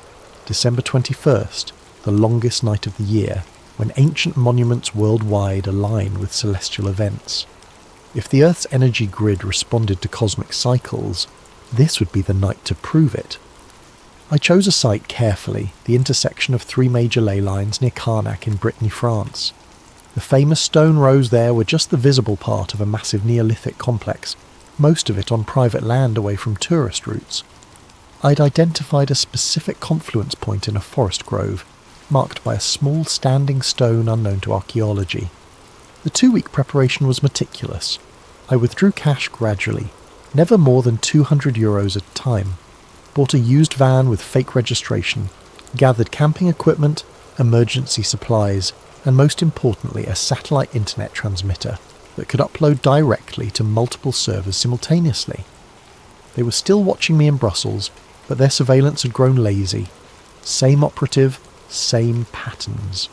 On December 19th, I led him on a boring tour of grocery stores and laundromats, then slipped out the back of a cinema showing a 3-hour film. By the time he realised I was gone, I was already crossing into France on secondary roads. The grove near Carnac was exactly as satellite images had shown, a circle of ancient oaks surrounding a moss-covered menhir about 2 metres tall. The stone was carved with spiral patterns worn nearly smooth by millennia of weather. When I placed my hand on it, I felt a subtle vibration, like standing near a massive subwoofer playing below human hearing. I set up the sensor array according to the anonymous blueprints. Copper coils arranged in a complex mandala, crystal oscillators at specific angles, the whole apparatus connected to recording equipment and the satellite uplink. If this worked, data would stream to servers in 12 countries simultaneously. As sunset approached, my conventional instrument started showing anomalies. The magnetometer detected fluctuations in a rhythmic pattern, almost like a heartbeat. The frequency analyzer picked up ultra-low sounds below 7 Hz, the range that some researchers claim can induce altered states of consciousness. Then the sun touched the horizon, and everything changed. The copper coils began resonating, producing a tone that I felt more than heard. The crystals started glowing with a faint blue luminescence, not reflected light, but actual emission. The recording equipment went haywire, needles dancing across their maximum ranges. At the moment of sunset, 5:47 p.m. local time, the surge hit. The ground beneath me vibrated like a struck bell. The standing stone lit up with phosphorescent patterns, spirals of light racing across its surface following the ancient carvings. The air itself seemed to thicken, taking on a golden quality that made everything appear to be underwater. My body felt weightless, not floating, but as if gravity had simply forgotten about me. I watched my hand rise without conscious thought, fingers spreading to touch the charged air. Electricity danced between my fingertips, not painful, but ecstatic, like every nerve was firing with pure information. The sensor array was screaming data into the satellite feed, electromagnetic readings off the scale, gravitational anomalies that shouldn't exist, temperature fluctuations that defied thermodynamics, all of it streaming live to servers worldwide, impossible to suppress or delete simultaneously. Through the golden haze I saw them, spheres of light moving through the forest, not aircraft, not drones, perfect orbs of luminescence following the ley line like trains on invisible tracks. They moved silently, purposefully, some the size of basketballs, others as large as cars. One passed directly over me, and for a moment I felt connected to something vast, a network of energy that wrapped the planet like neural pathways. The revelation hit me all at once. The ley lines weren't just electromagnetic corridors, they were conscious. Not alive exactly, but aware. The Earth itself was a single vast organism, and these lines were its sensory network, its method of experiencing and responding to everything on its surface. The ancient builders hadn't just discovered the grid, they'd communicated with it. Their monuments were interface points, allowing human consciousness to merge temporarily with planetary awareness. That's why sacred sites induced religious experiences. That's why people felt transformed at these locations. And now, modern civilization was damaging this network. Every skyscraper driven deep into the earth, every mine boring through the corridors, every electromagnetic broadcast interfering with the natural frequencies, we were giving the planet the equivalent of nerve damage. The surge peaked at 6:13 p.m, lasting exactly 26 minutes. Then, as suddenly as it began, everything stopped. The lights vanished. The stone went dark. My equipment powered down simultaneously, despite having hours of battery remaining. In the sudden silence, I heard vehicles approaching. Many vehicles. I grabbed the memory cards from the recording equipment and ran. Behind me, floodlights blazed to life, turning the grove into harsh daylight. Voices shouted in multiple languages. A helicopter thundered overhead, its searchlights sweeping through the trees. But I'd prepared for this. My real van was hidden 2 kilometers away. The one by the grove was a decoy, purchased for this specific purpose. While they surrounded it, I was already driving down back roads toward a safe house I'd arranged weeks earlier. The data had uploaded successfully, 87 gigabytes of impossible readings that proved the Earth's energy grid was real, measurable, and more powerful than anyone imagined. Within hours, it would be mirrored on servers worldwide, impossible to suppress completely. But as I drove through the darkness, one thought haunted me. If the grid was conscious, if the Earth itself was aware, what did it think of what we were doing to it? And more terrifyingly, how long before it decided to stop tolerating us? The safe house was a converted barn in the Pyrenees, owned by a conspiracy theorist named Marcus, who'd contacted me through encrypted channels after my data went live. He believed the government was controlling weather through chemtrails, which was absurd, but he also had solar panels, satellite internet, and absolutely no trust in authority. Exactly what I needed. For 3 days, I watched my findings ripple across the internet. Alternative news sites ran with headlines like, "Proof Earth's secret energy grid exposed." Scientists on Twitter debated the data's authenticity. Skeptics called it an elaborate hoax, but enough people with credentials were taking it seriously that mainstream media couldn't ignore it entirely.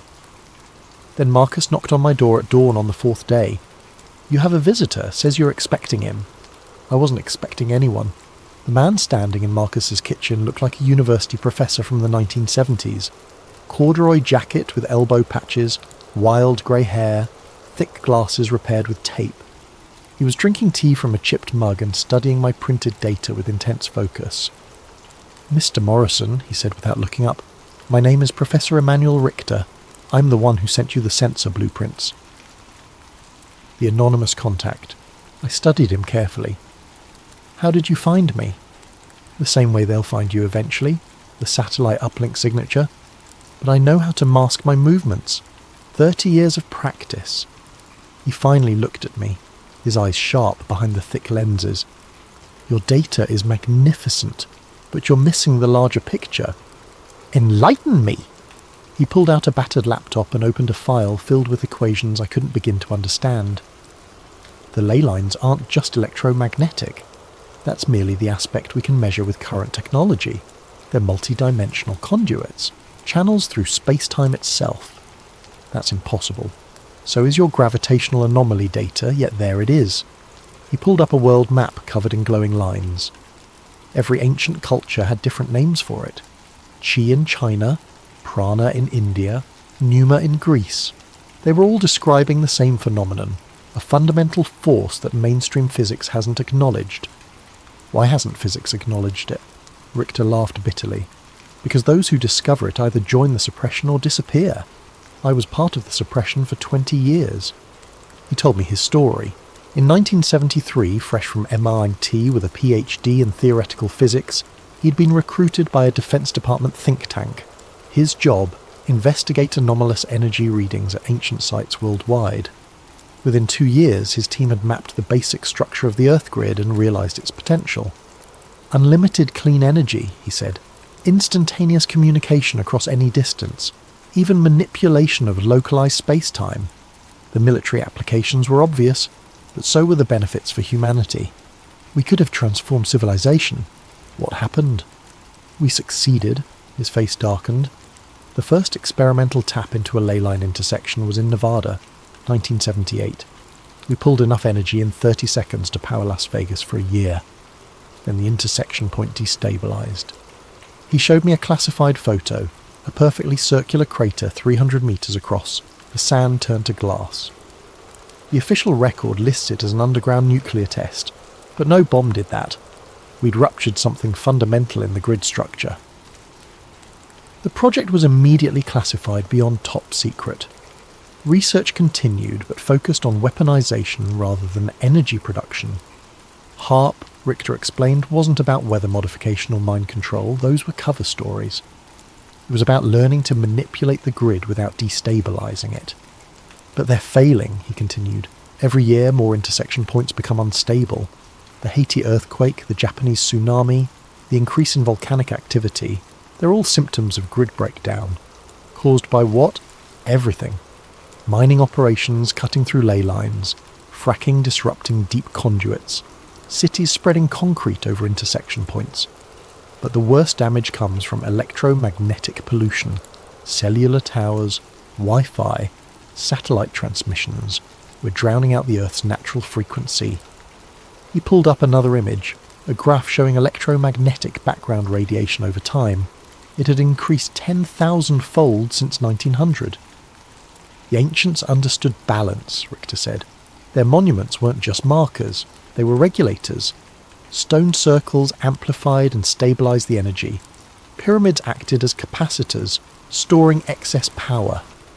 Temple complexes provided controlled release points. It was a planetary management system maintained for thousands of years. Until we forgot. Until we were made to forget. His expression hardened. The knowledge was deliberately suppressed. First by religions that wanted monopolies on spiritual experience, then by governments that wanted monopolies on power, now by corporations that profit from scarcity. The car engine growled outside.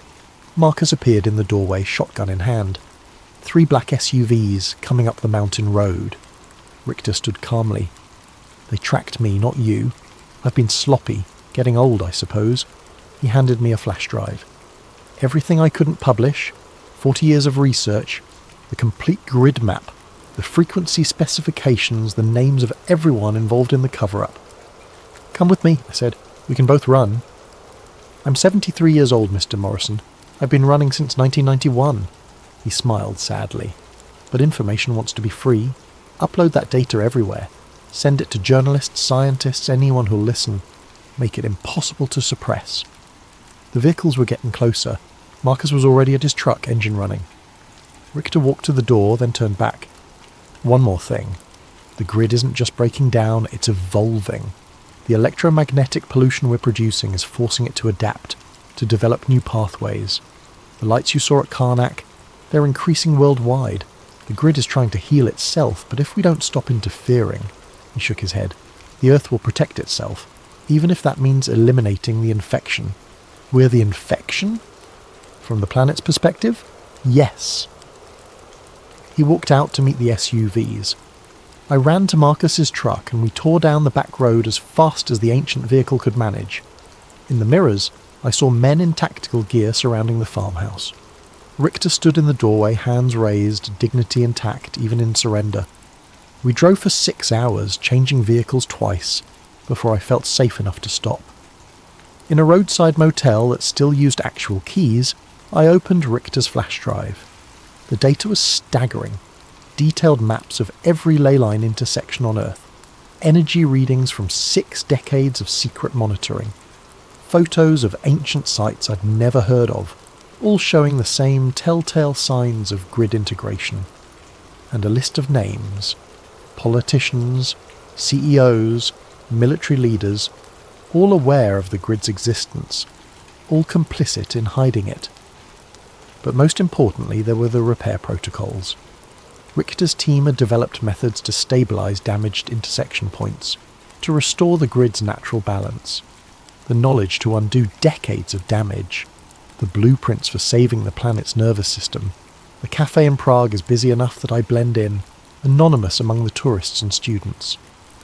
My laptop is connected through 7 proxy servers, my identity masked by layers of encryption that would make the NSA proud. The barista brings my 3rd espresso of the morning, and I nod my thanks without looking up from the screen. The world has changed since Karnak. Not visibly. The same traffic jams clog the streets, the same politicians make the same promises, the same corporations chase the same profits. But underneath, in the invisible currents that connect all things, something fundamental has shifted. Richter's data didn't just expose the conspiracy, it provided a roadmap for resistance. The first wave of releases came through WikiLeaks, the Panama Papers network, and a dozen smaller journalism outlets simultaneously. By the time the suppression teams realised the scope of the leak, copies were already spreading across the dark web faster than they could be eliminated. The names, the cover-up, the military applications, all of it laid bare for anyone willing to look. The mainstream media tried to ignore it at first, then dismissed it as fringe pseudoscience. But when MIT physicists began replicating the sensor readings, when archaeological teams started confirming the monument alignments, when seismologists noticed the correlation between grid disruption and earthquake patterns, denial became impossible. The second wave was more practical. Anonymous networks of researchers, hackers and activists began building Richter's stabilization devices. The components were surprisingly accessible. Copper coils, quartz crystals, simple electronics. Within months, guerrilla grid repair operations were springing up worldwide. They called themselves the Earth Guardians, though the media branded them eco-terrorists after the first infrastructure disruption. A cellular tower in California went offline for 3 days when activists installed a resonance dampener at its base. A fracking operation in Pennsylvania was forced to shut down when mysterious equipment failures plagued their site. The authorities couldn't understand how protesters were disabling billion-dollar installations with what looked like art projects. They still don't understand that they're not fighting the technology, they're working with it. The grid wants to heal itself, we're just helping it remember how. The third wave is happening now, and it's the most dangerous one yet, because the Earth is starting to respond. I click through the news feeds on my encrypted browser. A magnitude 6.2 earthquake in Nevada, precisely centred on a classified military facility. The official story blames shifting tectonic plates, but satellite images show the epicentre as a perfect circle exactly 300 metres across, the same dimensions as Richter's 1978 crater. The Earth is healing that old wound, and anything built on top of it is simply relocated. Similar natural disasters are occurring worldwide. A mysterious sinkhole swallowed a Chinese mining operation that was drilling through a major ley line. The Large Hadron Collider experienced a catastrophic failure that physicists can't explain. Every component simply stopped working simultaneously, as if the Earth itself had withdrawn permission for the experiment. The most telling incidents are the recoveries. Ancient sites that had been disrupted by modern construction are spontaneously healing. The stones of Avebury, displaced by roads and buildings, have begun generating electromagnetic fields so powerful that nearby electronic equipment fails. The original Nazca lines in Peru are glowing again, visible from space without infrared enhancement. Reports of luminous phenomena are increasing exponentially. The same spheres of light I witnessed at Karnak are now appearing at intersection points across the globe. The scientific community calls them ball lightning or atmospheric plasma events, but those of us who know the truth understand what we're seeing. The Earth's immune system activating, my encrypted messenger pings, a new report from our monitoring station in Scotland. Roslin Chapel energy spike recorded at 14:47 GMT. Visual confirmation of grid activation. Stone began resonating at 7.83 Hz for approximately 30 minutes. Local electronics disrupted in 2-kilometre radius. Phenomenon spreading along ley line toward Edinburgh. Estimate arrival in 6 hours. 7.83 Hz. The Schumann resonance, the Earth's natural frequency. The planet is remembering how to sing. I close the laptop and step outside. Prague sprawls before me, a modern city built atop ancient foundations, and I can feel the tension beneath its streets. 3 major ley lines converge under Wenceslas Square, their intersection buried under centuries of construction. The grid flows around the obstruction now, like water around a stone, but the pressure is building. Soon, the Earth will decide whether to accommodate our cities or reclaim its sacred geometry. And honestly, after seeing what we've done to the planet's nervous system, I'm not sure I'd blame it for choosing reclamation. My phone buzzes, a text from an unknown number. Café Louvre, corner table, 5 minutes. I almost ignore it. Anonymous contacts have led to both salvation and near capture over the past 6 months. But something about the message feels different, urgent without being threatening. The Café Louvre is just around the corner, a historic establishment that once hosted Einstein and Kafka. I find the corner table occupied by a woman in her 50s, professionally dressed but with the weathered hands of someone who works outdoors. Her eyes are the pale blue of winter sky. It takes me a moment to recognise her without the wool shawl. The old woman from Holubis, the one who warned me to stop digging. She looks younger somehow, more vibrant, as if the past months have restored something vital that had been missing. "Sit," she says in accented English. "We have much to discuss and little time." I remain standing. "Who are you?" "My name is Dr. Vera Novakova." I was Professor Richter's research partner from 1975 to 1991. When the project went dark, I returned to Prague and spent 30 years watching the grid deteriorate, watching the old ways die. She gestures to the empty chair. "Please, the Earth Guardians need guidance from someone who understands the ancient protocols." Slowly I sit. "You've been monitoring us?" "Protecting you. The network Marcus connected you to. Half of those encrypted channels run through servers I maintain. The financial accounts that kept you hidden, funded by a trust I established decades ago.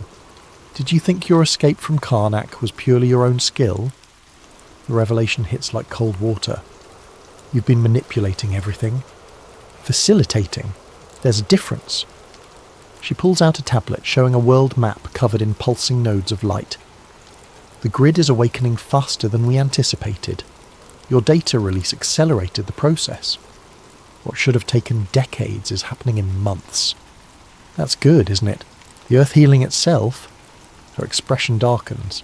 "Healing, yes, but healing can be traumatic.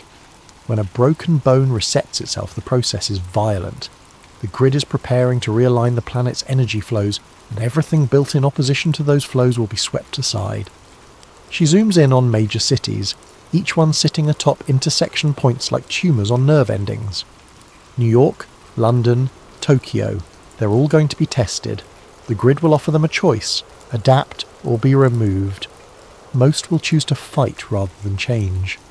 So we warn them, show them the repair protocols. Do you really think the forces that suppressed this knowledge for 70 years will suddenly embrace it? That governments and corporations will voluntarily dismantle the systems that gave them power? She shakes her head. They'll try to weaponize the awakening instead, turn the Earth's own defense mechanisms against their enemies. The chill runs through me as I understand the implications. They'll try to control the grid. They're already trying. HARP has been broadcasting disruption frequencies for weeks. The Chinese are using their rare earth mining operations to physically sever ley lines. The Russians are detonating nuclear devices at intersection points, trying to create artificial nodes they can control. The tablet shows the results. Chaotic feedback loops spreading across the planet's energy network like infection. Every intervention makes the situation worse. They're not just damaging individual lines anymore, they're destabilizing the entire system. What happens if the grid fails completely? Dr. Novakova closes the tablet. According to our models, the planet's magnetic field becomes erratic, weather patterns collapse, tectonic stability fails, the biosphere begins to shut down. She meets my eyes. Extinction event. Not just for humans, for everything. The weight of it settles over me like a shroud. We're not just fighting for disclosure anymore, or even for environmental protection. We're fighting for the continuation of life on Earth. So what do we do? She slides a memory chip across the table. The complete archive. Every site, every frequency, every ancient protocol we've recovered. But also something new. Integration codes. Integration codes? The monuments were just the beginning. The ancients didn't just build regulatory structures, they created organic interfaces. Humans who could merge temporarily with the grid consciousness, becoming living nodes in the network. The genetic markers still exist in certain bloodlines. My hand freezes halfway to the memory chip. You're talking about human sacrifice. Not sacrifice. Symbiosis. Her voice carries a strange resonance as if speaking from great depth. The planet needs conscious partners, not just passive regulators. People willing to become part of the grid itself to help guide the awakening. And you think I'm one of these bloodlines? I know you are. The way you responded to the energy at Karnak, the ease with which you detected the grid patterns, these aren't learned skills, Mr. Morrison. They're genetic memories. She stands, leaving the chip on the table. The network is ready to make you an offer. Full integration. Consciousness expanded beyond individual awareness. Partnership in planetary stewardship. In exchange for what? Your human life. Your individual existence. You would become something larger, but you would cease to be Alex Morrison. The cafe continues around us, conversations in Czech and English. The hiss of the espresso machine, the clink of cups on saucers. Normal life proceeding as if we weren't discussing the potential end of human civilization. How long do I have to decide? The awakening reaches critical phase at the next solar maximum, 18 months. After that, the grid will make its own decisions about humanity's future, with or without conscious human partners. She walks away, pausing at the door. The old woman who warned you at Holubis. She made the integration choice in 1968, during the Prague Spring. The Soviets thought they were suppressing political uprising, but they were really trying to prevent grid awakening. She's been guiding the network ever since, preserving the knowledge until the right time. And you? Dr. Novakova smiles, and for a moment her eyes glow with the same blue light I'd seen in the copper coils. I made my choice years ago. Everything I've done since has been the grid working through me, including finding you. She steps into the Prague afternoon and vanishes into the crowd. I sit alone with a memory chip, feeling the weight of impossible decision. Save the planet by joining it. Preserve humanity by transcending it. Outside, storm clouds are gathering despite the morning's clear forecast. Through the cafe window I can see electrical discharges dancing between the cloud layers, not lightning, but something more purposeful. The grid flexing its muscles, testing its strength. My laptop chimes with incoming messages from Earth Guardian cells worldwide. Similar phenomena are being reported from every continent. The awakening is accelerating. I slip the memory chip into my pocket and pay for my coffee. Whatever choice I make, it won't be here in this cafe, surrounded by the comfortable illusions of normal life.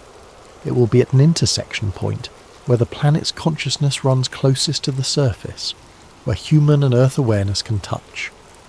The old town square of Prague is a 15-minute walk, built over one of the most powerful convergence points in Europe. As I step into the street, I can already feel it calling, a deep thrumming beneath the cobblestones, a magnetic pull that bypasses rational thought and speaks directly to something ancestral in my cells. Time to find out what I really am and what I might become. This message was uploaded simultaneously to 12,847 servers worldwide at 11:47 GMT on March 21st, the spring equinox. Source analysis indicates the transmission originated from Prague, Czech Republic, but routing through quantum-encrypted channels makes precise location impossible. To anyone receiving this, my name was Alex Morrison, and this is my final report. I'm writing this from the Old Town Square in Prague, sitting on the steps of the astronomical clock. It's just past midnight, and the square is empty except for me and the growing sphere of blue light that hovers above the central flagstones. The light is beautiful. Not harsh like electric illumination, but soft and deep, like looking into the heart of a star. I can feel it calling to me. The memory chip Dr. Novakova gave me contained everything she promised, and more. The complete archive of human grid interactions spanning 5,000 years, bloodline genealogies tracing back to the monument builders, and the integration protocols, step-by-step instructions for conscious merger with planetary consciousness. I've spent the past 3 hours uploading everything to dead drops and secure servers across the globe. By the time anyone reads this, the information will be replicated beyond any possibility of suppression. The grid won't die with me, but more importantly, I've realised that choice was an illusion. The integration isn't something I can accept or refuse. It's already happening. Has been happening since that first moment in Holubics, when my equipment failed and I felt something vast and patient taking notice of me. Every breakthrough, every narrow escape, every perfectly timed contact, none of it was luck or skill. The grid has been slowly incorporating me into itself, preparing me for this moment. The Alex Morrison who started this journey no longer exists. What remains is something between human and other, a bridge between two forms of consciousness. The sphere is descending now, close enough that I can see patterns moving within its light, mathematical forms that hurt to look at directly, that speak to parts of my brain that shouldn't exist. I understand now why the ancients built their monuments with such precision. They weren't following blueprints. They were translating visions like this one into stone and earth. Around the world, others are receiving similar calls. The bloodlines are awakening. Not many, perhaps a few thousand individuals scattered across the planet, but enough. Enough to serve as living nodes in the network. Enough to help guide the transformation. Because that's what this is. Not an ending, but a metamorphosis. The environmental crisis, the grid breakdown, the increasing natural disasters, they're birth pangs.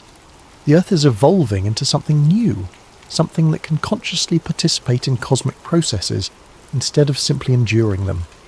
But evolution requires cooperation, and cooperation requires communication. That's where we come in, the bridges, the translators.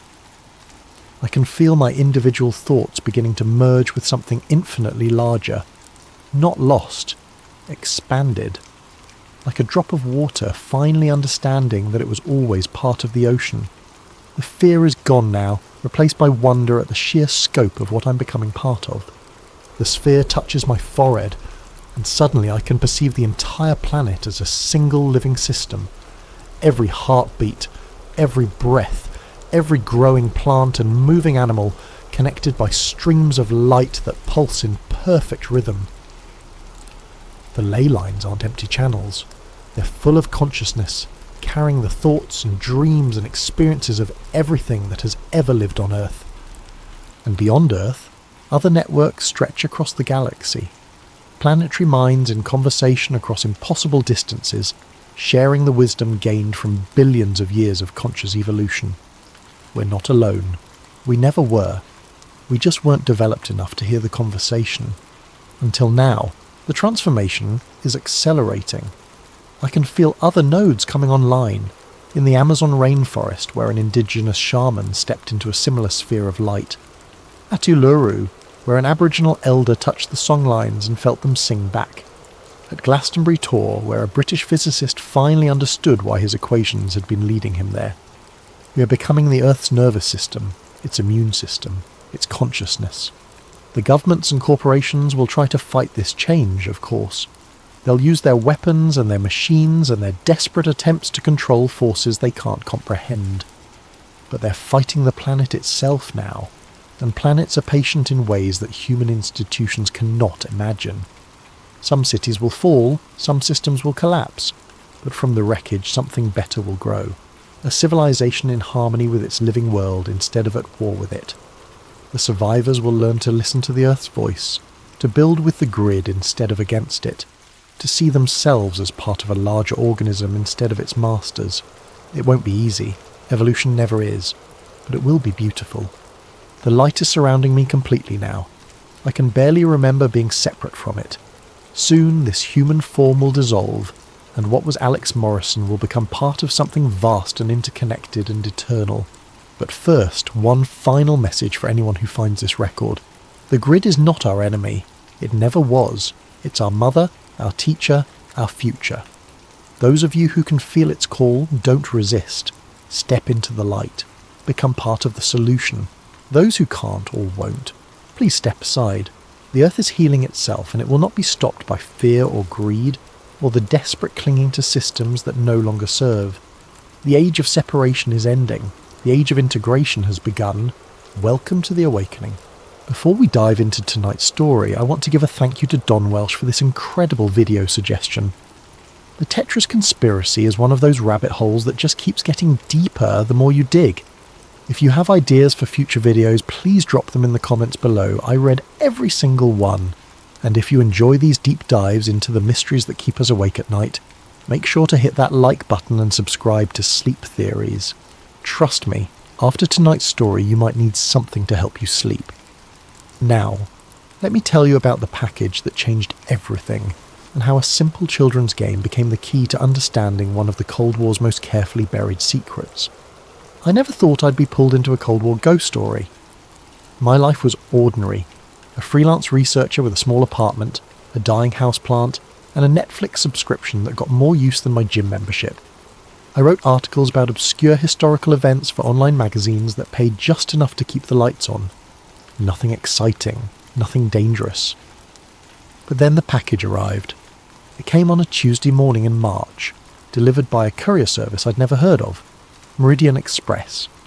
The driver was nervous, constantly checking his phone, and he made me sign 3 different forms before he'd hand over the manila envelope. No return address, just my name written in careful block letters across the front, Elena Vasquez, personal and confidential. Inside I found documents that shouldn't have existed.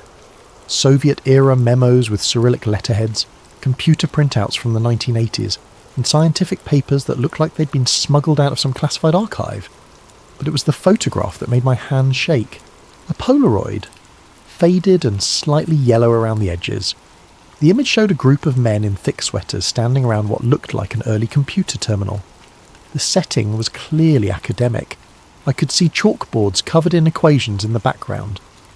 But there, in the corner of the photo, was a little girl with pigtails playing with building blocks on the floor. The little girl was me, and the man kneeling beside me, showing me how to stack the coloured blocks, was someone I'd never seen before in my life. According to the handwritten note on the back of the photo, Vladimir Pokilko, Moscow Computer Center, 1987. The note at the bottom of the package explained everything and nothing at once. Eleanor, Your father's work touched more lives than he ever knew. What happened to us was not an accident. The game was never just a game. You have his eyes, and more importantly, you have his mind. Be careful who you trust. The blocks are still falling. A friend. I sat in my kitchen for 20 minutes staring at that photograph. My father, Dr. Miguel Vasquez, had been a computer scientist who'd worked on early artificial intelligence research in the late 1980s. He died when I was 12, a heart attack, sudden and unexpected. But I remembered him telling me stories about his work, about trips to conferences where brilliant minds from around the world shared their discoveries. One story in particular came flooding back. He'd told me about a simple game that had captured the imagination of everyone who played it. 7 shapes, falling from the sky, fitting together like pieces of an impossible puzzle. The most beautiful thing about mathematics, he'd said, is that even chaos follows patterns. That game proves it. He'd been talking about Tetris. I'd never connected those childhood stories to the global phenomenon Tetris became.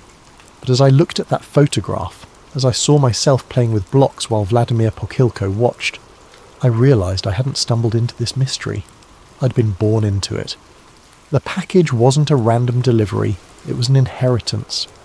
And according to what I was about to discover, it was also a death sentence.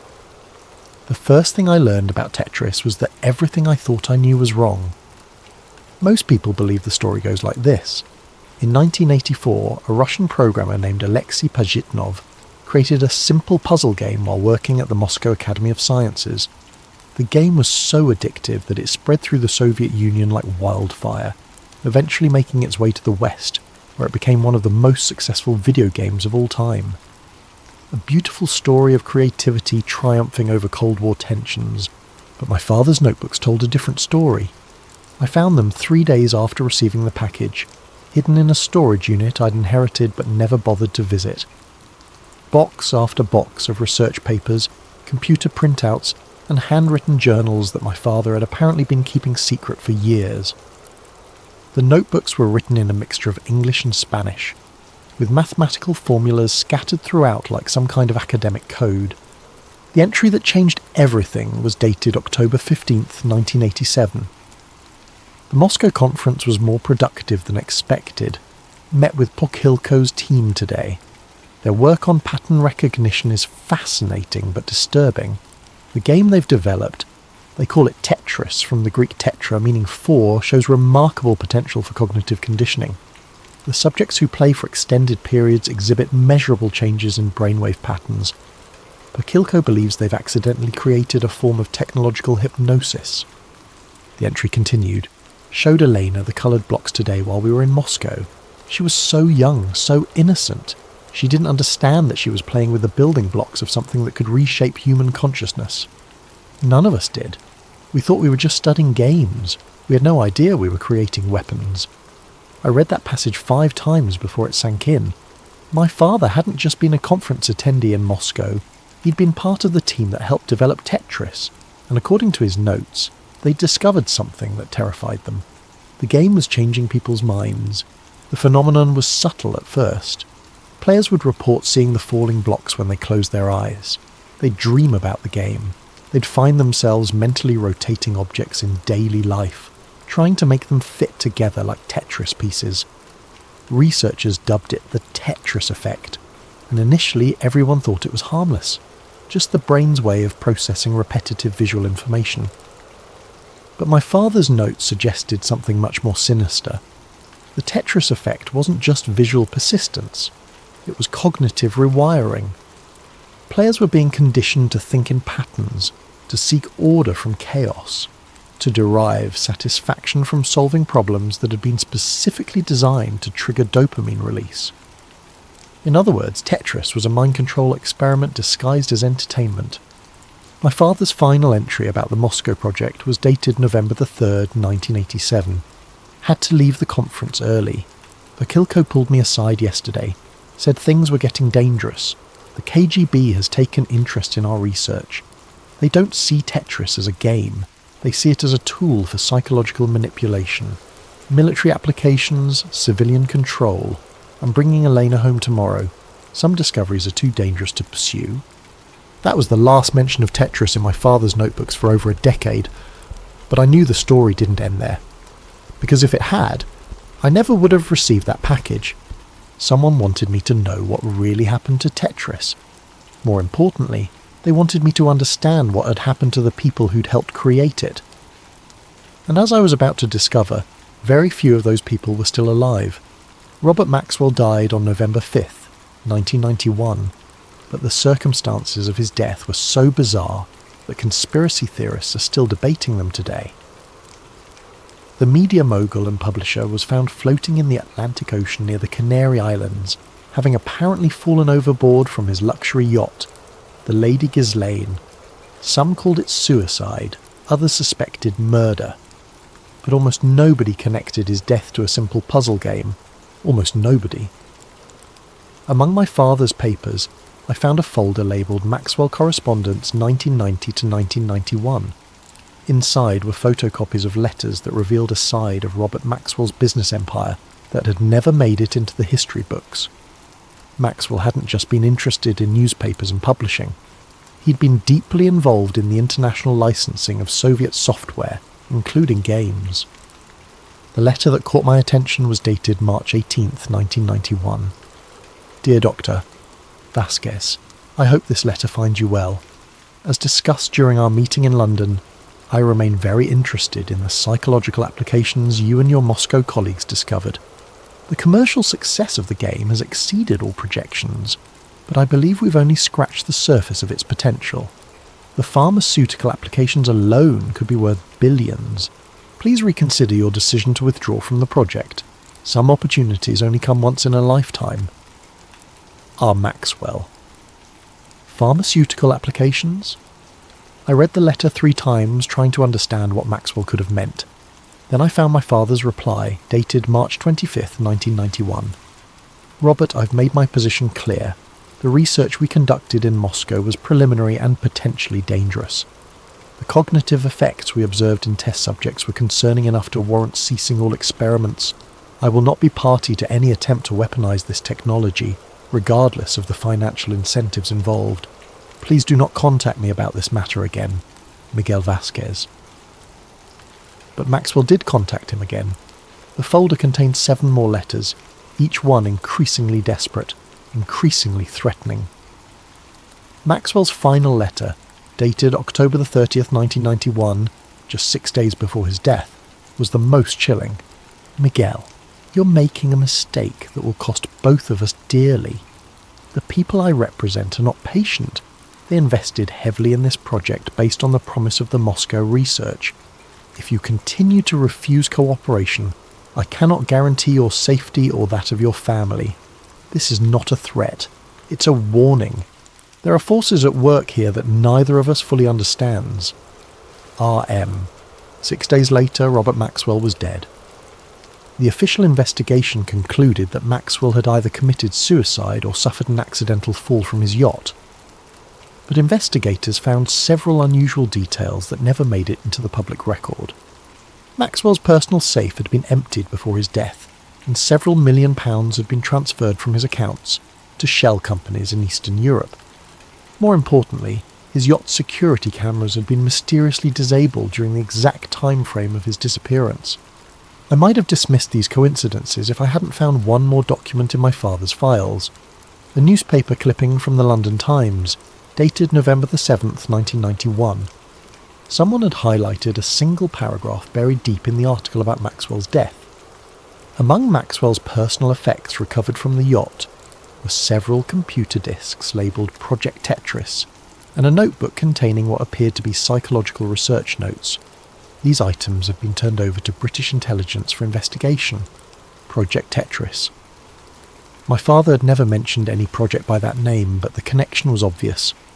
Maxwell had been trying to commercialise the psychological effects that the Moscow team had discovered. He'd been working with people who had enough power and influence to make problems disappear permanently. And when Maxwell tried to back out, or perhaps demanded too much money, those same people had made him disappear too. The question that kept me awake at night was simple. If they were willing to kill Robert Maxwell, one of the most powerful media moguls in the world, What would they do to the researchers who'd actually created the technology? I was about to find out. Vladimir Pokhilko was supposed to be a success story. The co-creator of Tetris had emigrated to the United States in the 1990s and founded his own software company in Silicon Valley. He had the American dream within his grasp. A beautiful house in Palo Alto, a loving wife, 2 children, and the promise of financial success from his work on one of the world's most popular games. On September 22nd, 1998, police found Vladimir Pokhilko, his wife Elena, and their 12-year-old son Peter dead in their home. The official report concluded that Pokhilko had murdered his family before taking his own life, driven to madness by financial pressures and the stress of a failing business. But the evidence never quite added up. Among the documents in the package I'd received was a police report that had supposedly been sealed. The details painted a picture that was much more complex and disturbing than the official story suggested.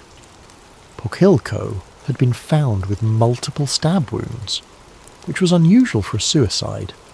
His wife and son showed signs of struggle, but there was no evidence that Pokhilko had been physically capable of overpowering both of them. Most importantly, neighbours reported seeing unfamiliar cars in the area during the days leading up to the deaths. But it was the contents of Pokhilko's home office that revealed the truth.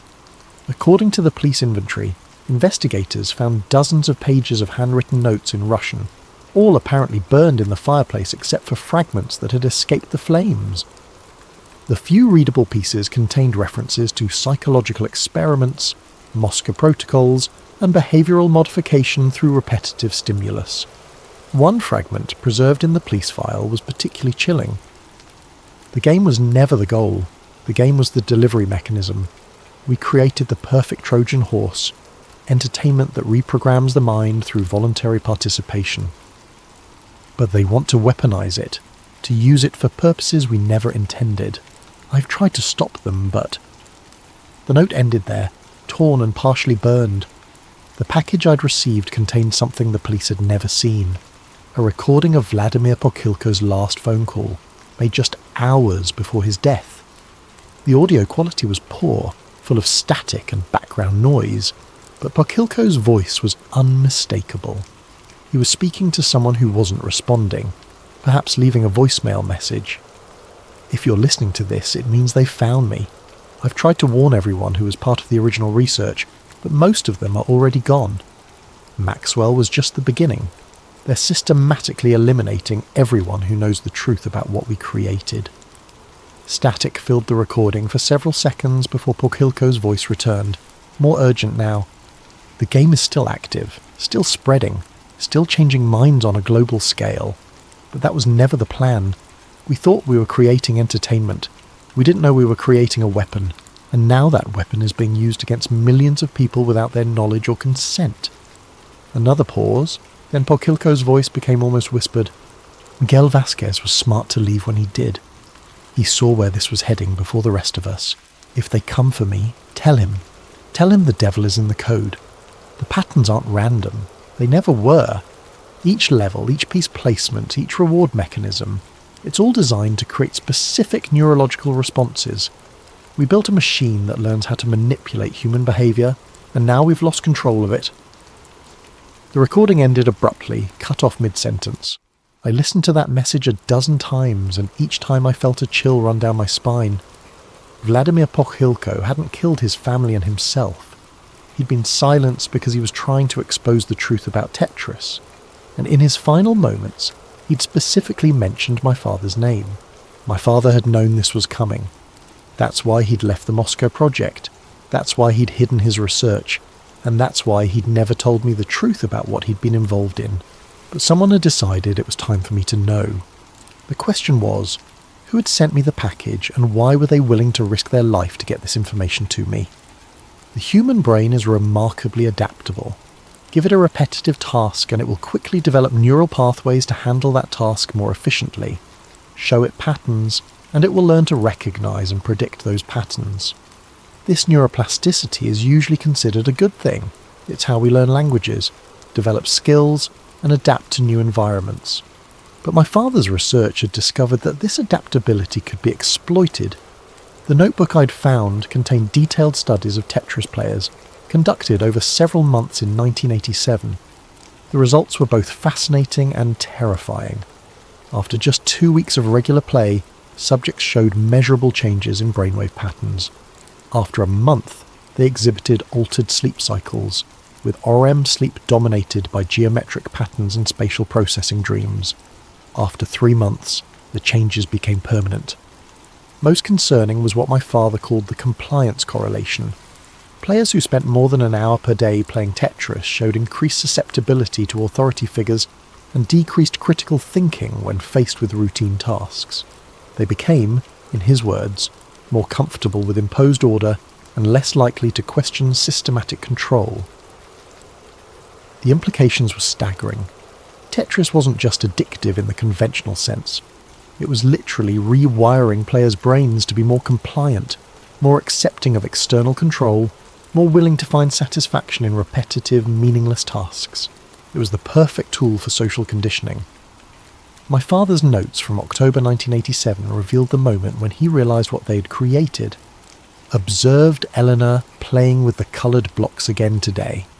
She's become obsessed with making them fit together perfectly, just like the Tetris players in our study. But when I tried to get her to stop and help with dinner, she became agitated and insisted on finishing the pattern. This is exactly the behaviour we've documented in the test subjects, an inability to abandon incomplete geometric tasks, even when more important activities require attention. The realisation hit me like a physical blow. We haven't just created a game that changes how people think. We've created a game that makes people prioritise the game over everything else in their lives, and if that principle could be applied to other activities, other systems, other forms of control... I need to get Elena away from Moscow immediately. This research needs to be buried. But the research hadn't been buried. According to the documents in the package, it had been expanded. I found copies of scientific papers published in obscure Soviet journals throughout the late 1980s and early 1990s. The authors were always different, but the research methodology was identical to what my father had documented. Studies on geometric pattern recognition and behavioural modification, experiments in visual stimulus conditioning and compliance enhancement, theoretical frameworks for large-scale cognitive influence through interactive media. The most chilling paper was published in 1992, 3 years after my father had left the project. The title was innocuous: Applications of Repetitive Visual Stimulus in Educational Software Design. But the content described a systematic program to embed Tetris-like elements into everything from children's learning games to employee training programs. The authors had figured out how to weaponize the Tetris effect, and they were deploying it everywhere. I started paying attention to the games my friends played, the apps on their phones, the casual entertainment they consumed during breaks at work. The patterns were everywhere once I knew how to look for them. Falling objects that needed to be arranged, repetitive tasks that provided small rewards at regular intervals, visual stimuli designed to trigger the same neurological responses that my father's team had first documented in Moscow. We weren't just playing games, we were being programmed. The most disturbing part was how voluntary it all seemed. Nobody was forcing people to play these games. In fact, people paid money for the privilege of having their minds reshaped. They carried the programming devices in their pockets, installed the conditioning software on their home computers, and spent hours each day voluntarily submitting to psychological manipulation. And they enjoyed it. My father had tried to stop this from happening, but he'd been just one researcher against a system that had recognised the incredible potential of what they'd discovered. The people behind Project Tetris hadn't just created a game, they'd created a blueprint for controlling human behaviour on a global scale. But there was one thing I still didn't understand. If the technology was so powerful and so widespread, why were the original researchers being killed?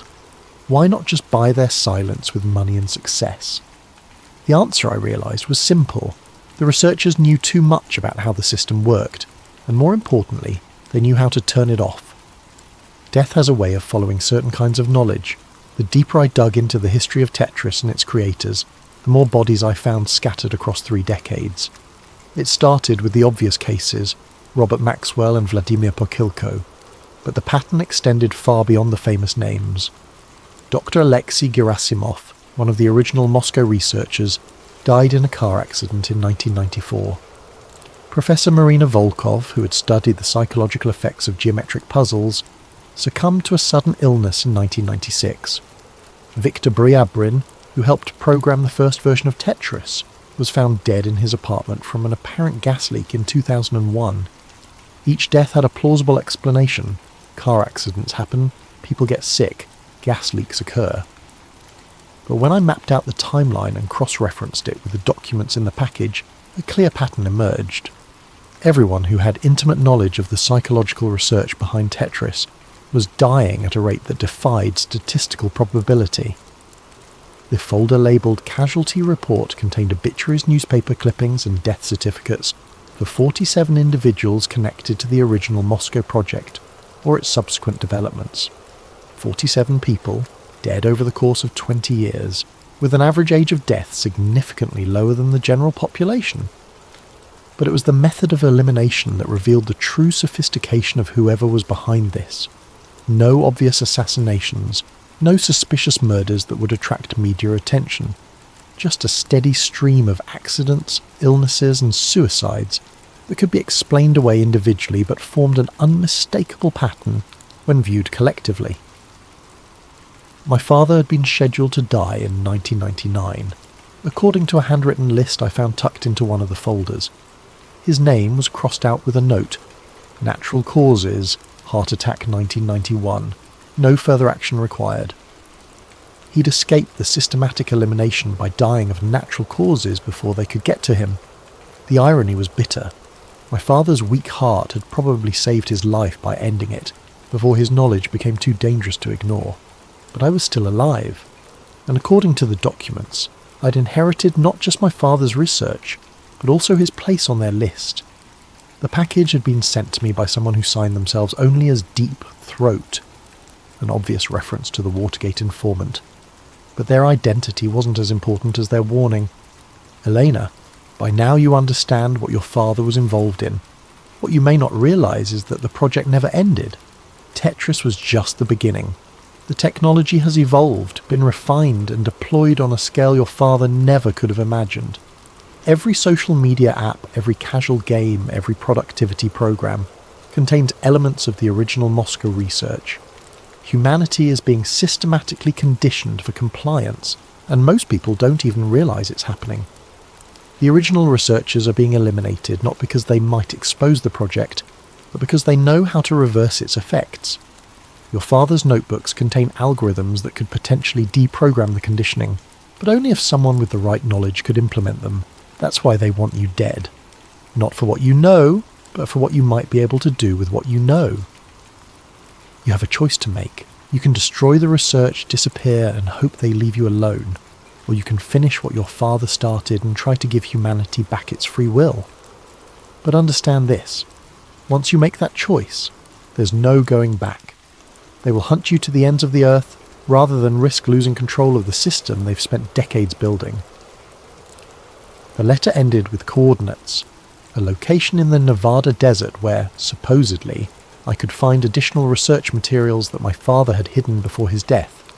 But first, I needed to understand something that had been nagging at me since I'd started this investigation. If the original Tetris researchers were so dangerous, why was Alexei Pajitnov, the game's creator, still alive and successful? He was living openly in the United States, had been for years, and had even worked for major companies like Microsoft. How had he escaped the fate that had claimed so many others? Alexei Pajitnov was not hard to find. Unlike the other Tetris researchers who had died mysterious deaths or disappeared entirely, the game's creator maintained a public profile. He gave interviews, attended gaming conventions, and had even been inducted into various halls of fame for his contribution to the video game industry. Getting him to talk about the Moscow research, however, proved nearly impossible. I started with emails identifying myself as the daughter of Dr. Miguel Vasquez and explaining that I was researching the early history of Tetris for an academic paper.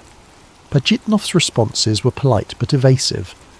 He claimed to remember very little about the psychological studies that had accompanied the game's development, suggesting that such research had been peripheral to the main project.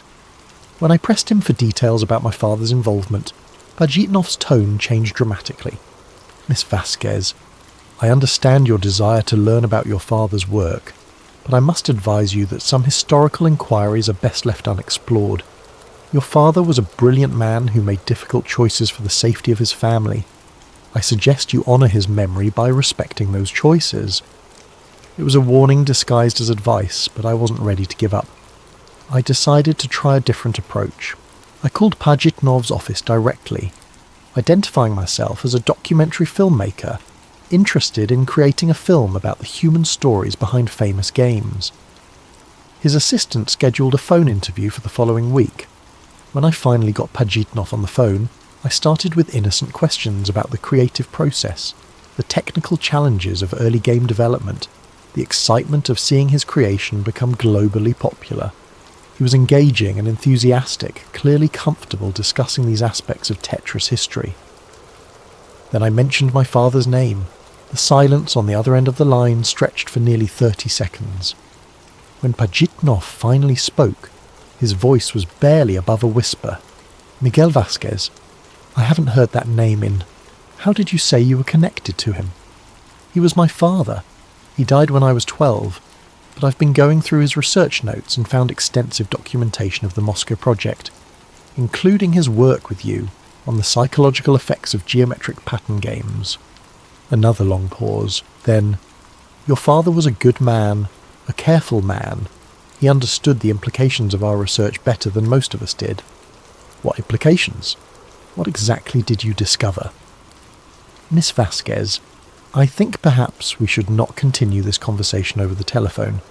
If you are truly interested in understanding your father's work, you should know that there are people who would prefer that such understanding remain limited." I pushed harder. "People like the ones who killed Vladimir Pokilko, the ones who eliminated Robert Maxwell." The line went dead. I tried calling back immediately, but Pajitnov's office said he was no longer available and would not be scheduling any further interviews. My emails went unanswered. Within 48 hours, it was as if Alexei Pajitnov had completely disappeared from public life. But 3 days later, I received a package with no return address. Inside was a single sheet of paper with a handwritten message. "Your father saved my life by warning me to cooperate. I chose survival over resistance, and that choice has haunted me for 30 years. I cannot undo what we created, but I can give you the tools your father developed to fight it. The coordinates your mystery correspondent provided are real. Go to Nevada, find the bunker, but understand that once you open that door, they will know you are no longer just investigating. You are actively opposing them. Choose carefully." AP. Beneath the message was a hand-drawn map showing a location in the Nevada desert, along with what appeared to be a complex mathematical equation. I stared at that map for hours, knowing that following it would probably be the last free choice I'd ever make. Because once I crossed that line from researcher to active resistance, I would become a target that they couldn't ignore. But I also knew that I'd already crossed the point of no return the moment I opened that first package. They were already watching me, already planning my elimination. The only question was whether I would go quietly, like most of the other researchers, or whether I would try to finish what my father had started. The answer was obvious. I booked a flight to Las Vegas and rented a car with 4-wheel drive. It was time to find my father's final gift to humanity. The Nevada desert is a perfect place to hide secrets. Miles of empty wasteland, scorching heat during the day, freezing cold at night, and enough radiation from decades of nuclear testing to make even experienced explorers think twice about venturing off the main roads. I found the location from Pajitnov's map after 6 hours of driving through increasingly desolate terrain. The coordinates led to what looked like an abandoned mining operation, a few rusted metal buildings surrounded by chain-link fence, with warning signs about unstable ground and toxic materials. But the mathematical equation Pajitnov had included wasn't random decoration. When I plugged the numbers into the GPS coordinates, they pointed to a spot about half a mile from the visible buildings, in an area that looked completely empty from the surface. I parked my rental car and walked out into the desert, following the GPS coordinates on my phone. The spot looked like every other patch of sand and scrub brush, but when I started clearing away the surface debris, I found a metal hatch buried about 2 feet underground. The hatch was locked with a combination lock, but the numbers from Pajitnov's equation opened it easily. Inside, a ladder descended into darkness. The bunker below was much larger than I'd expected.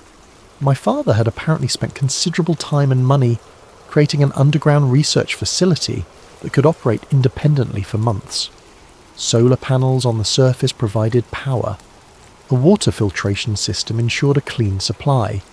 And most importantly, the space was completely isolated from any electronic surveillance or communication networks. It was the perfect place to work on something that you didn't want the rest of the world to know about. My father's final research filled dozens of filing cabinets. The documents revealed the full scope of what he'd been working on during the years after he left Moscow. He hadn't abandoned the Tetris research. He'd been developing countermeasures.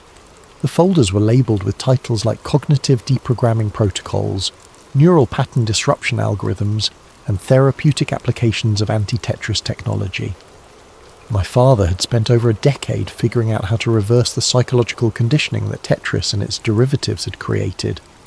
But more than that, he'd developed a way to immunise people against future conditioning attempts.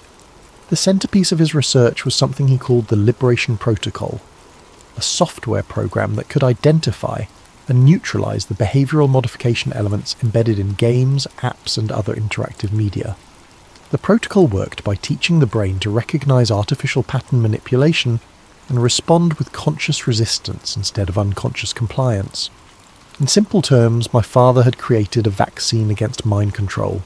The bad news was that the Liberation Protocol required massive computing power and global distribution to be effective.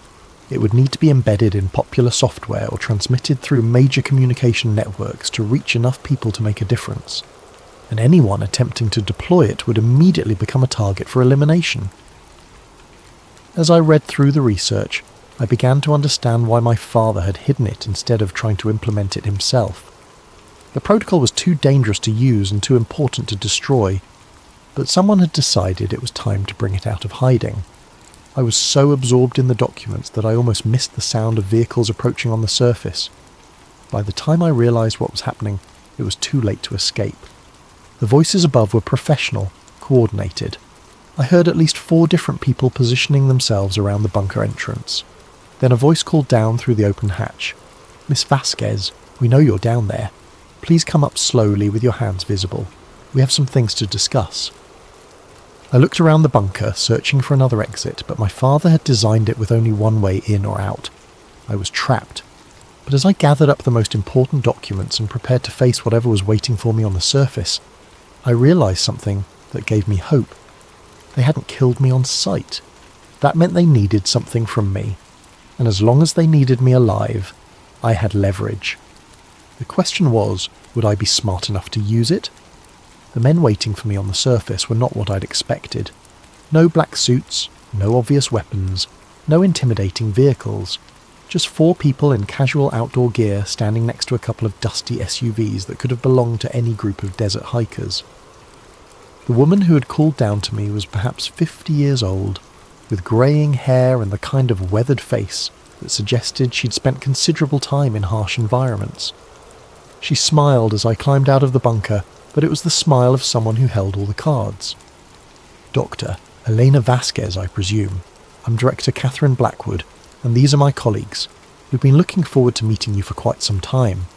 Let me guess, you're here to eliminate me like you did Vladimir Pokhilko and the others." Blackwood shook her head. "Actually, we're here to offer you a job." That was not what I'd been expecting. I stood there in the Nevada sand, holding a folder full of my father's research, trying to process what she'd just said. A job? Your father was brilliant, but he was also stubborn. He refused to see the bigger picture of what we were trying to accomplish. We're hoping you'll be more pragmatic. Blackwood gestured toward the SUVs. "Why don't we get out of the sun while we talk? I think once you understand what's really happening, you'll realise we're on the same side." I didn't have much choice. I climbed into the air-conditioned vehicle, and Blackwood began explaining something that was even more disturbing than anything I'd discovered in my father's files. The Tetris project hadn't been a Soviet mind control experiment. It had been a joint operation between intelligence agencies from multiple countries, designed to study and eventually control the psychological effects of mass media and interactive entertainment. The Cold War was just theatre, Blackwood continued as we drove away from the bunker. The real cooperation was happening behind the scenes, between scientists and intelligence agencies who understood that the future of human control wouldn't be through military force or political oppression. It would be through voluntary psychological conditioning. She opened a tablet and showed me documents that made my father's research look primitive by comparison. Charts tracking the behavioural patterns of millions of people. Algorithms that could predict and influence individual decision-making with frightening accuracy. Maps showing the global deployment of conditioning technology through everything from social media platforms to educational software. Tetris was our proof of concept. We proved that people would voluntarily participate in their own psychological conditioning if the experience was packaged as entertainment. But that was just the beginning. We've now embedded these principles into every aspect of digital life. I stared at the data flowing across her screen. You're talking about billions of people. Exactly. And it's working beautifully. Crime rates are down, political extremism is manageable, social unrest is rare. People are more compliant, more productive, more satisfied with routine existence. We've created a more peaceful world by turning people into programmable robots. Blackwood's expression hardened slightly. By giving people what they actually want: order, purpose, predictability. Most humans don't want the burden of complete free will, Elena. They want to be told what to do, how to think, what to value. We've simply made that process more efficient and more humane. The SUV pulled up to a small airfield where a private jet was waiting. Blackwood continued her recruitment pitch as we walked toward the plane. Your father developed countermeasures to our conditioning protocols, but he never understood that those countermeasures would cause more harm than good. Imagine if we suddenly removed all the psychological frameworks that keep society stable. Imagine billions of people suddenly experiencing complete cognitive freedom after decades of guided thinking. The chaos would be unprecedented. She was right, and I knew it. My father's liberation protocol wouldn't just free people from conditioning, it would strip away the mental structures that many people relied on for basic functioning. The cure might be worse than the disease. So why do you need me? I asked. Because the old researchers kept developing resistance. They couldn't accept that humanity needed guidance. We had to retire them. But we still need someone who understands the original research, someone who can help us refine the conditioning protocols to be even more effective and more humane. And if I refuse? Blackwood smiled, that cold smile again. Then you'll join your father's colleagues. But I don't think you'll refuse. You're a scientist, Elena. You understand data, and the data clearly shows that our way works. As we boarded the plane, I realised that Blackwood was offering me something that none of the other researchers had been given. A choice between cooperation and elimination. But it wasn't really a choice at all. Either I helped them perfect their system of mass psychological control, or I died. But there was a third option that Blackwood hadn't considered. The flight took us to a research facility somewhere in the mountains of Colorado. A massive complex hidden in what appeared to be a legitimate pharmaceutical company. Blackwood gave me a tour that revealed the true scope of their operation. Hundreds of researchers working on different aspects of what they called cognitive architecture management.